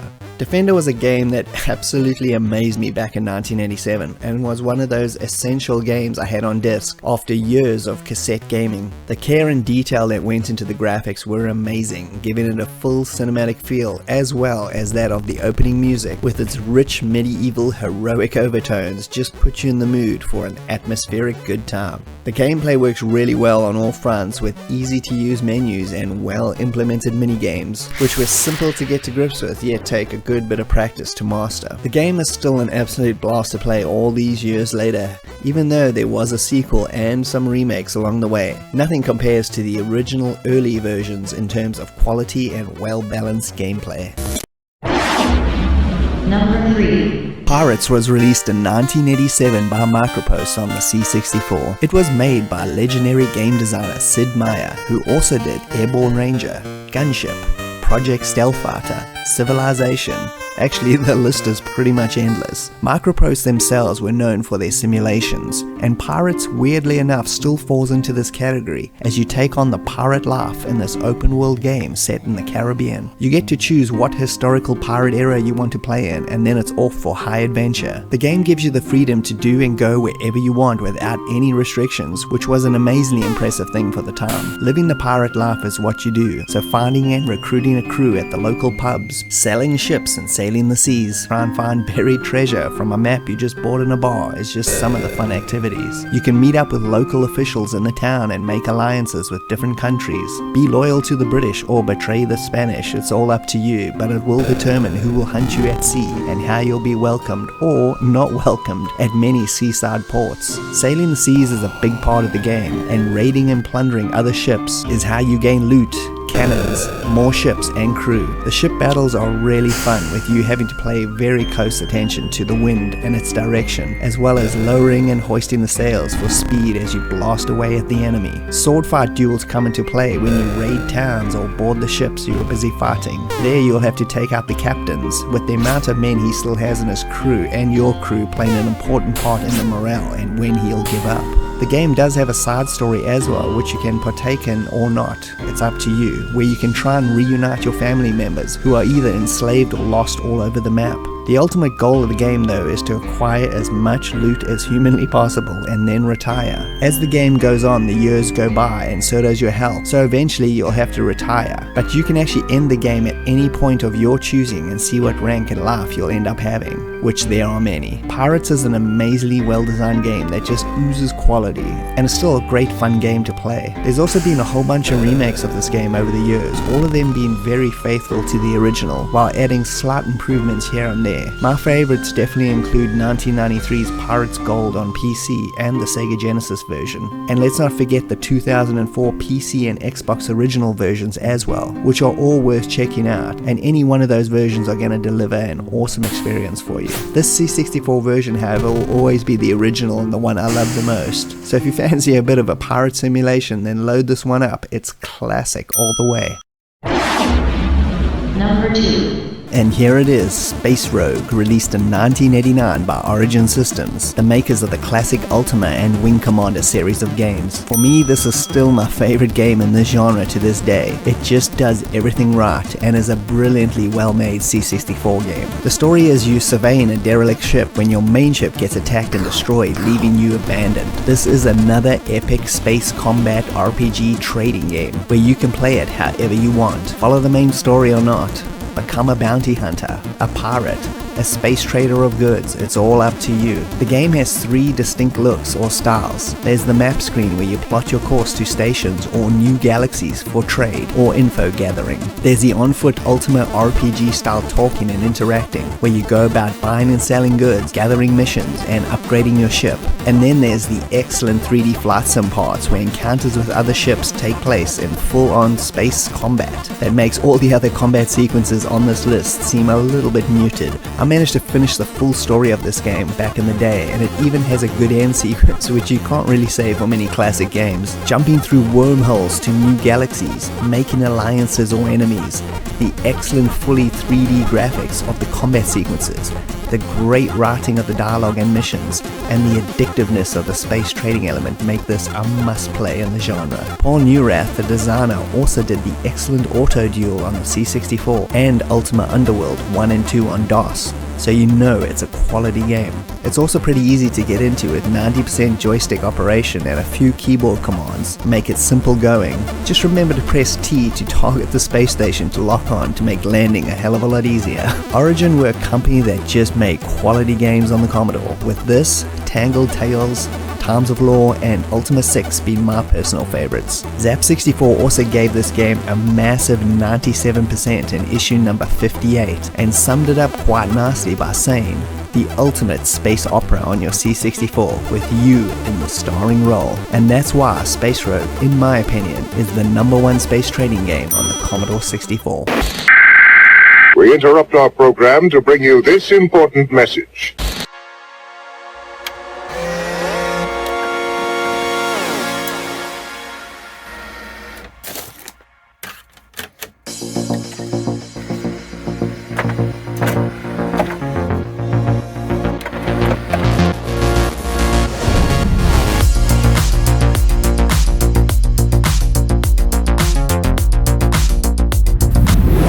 And here it is finally, my favorite Commodore 64 game of all time. And here it is, The Last Ninja, released in 1987 on the C64 by System 3. Probably responsible for some of my most nostalgic C64 memories out of any game on this list. I've mentioned this isometric action-adventure game many times on my channel, so I'm not going to go too deep on the gameplay mechanics here. But like all System 3 games on this list, you can check out my full C64 history on them in much more detail in my System 3 documentary if you wish. Here's my original double cassette copy I got for my birthday in 1987, and I still treasure it to this day. It was a game that just hit me at the right time. The cool ninja character Armakuni, the ancient Japan setting, the combination of not only action but adventure puzzle elements, and of course one of the best C64 soundtracks by Ben Daglish and Anthony Leese was an unstoppable combo for me back then, and I soaked up every element of gameplay, completing the game many times and enjoying the experience like it was new each time. Its isometric graphic style and attention to detail across all levels was amazing, and that music just sucked you in. Whether it was the in-game music or loader music, it didn't matter. The quality was just as high for either. It's a game that may not appeal to everyone, but then again, what game on this list does 100%? And my memories and time of playing this factor strongly into my love for the game, which I'm sure is true for most of you with your favorites. And that's simply why System 3's The Last Ninja is my favorite C64 game of all time. And that's it. That's the show. I hope you enjoyed it. Bear in mind, this is just my favorite top 200 Commodore 64 games of all time. This is not saying that these are the best or anything. These are just my personal favorites. Whatever your personal favorites are obviously way more important than this. You can think of this list as more of a guide to help new people find games on the Commodore 64 easy, or if you're a veteran, maybe you've forgotten about some of these classics and it's jarred your memory, now you can go check them out. So thanks for joining me, Bastish B at 64K. I hope you had a good time. And if you can please like and subscribe, they'll be greatly appreciated. And I'll see you next time. Cheers.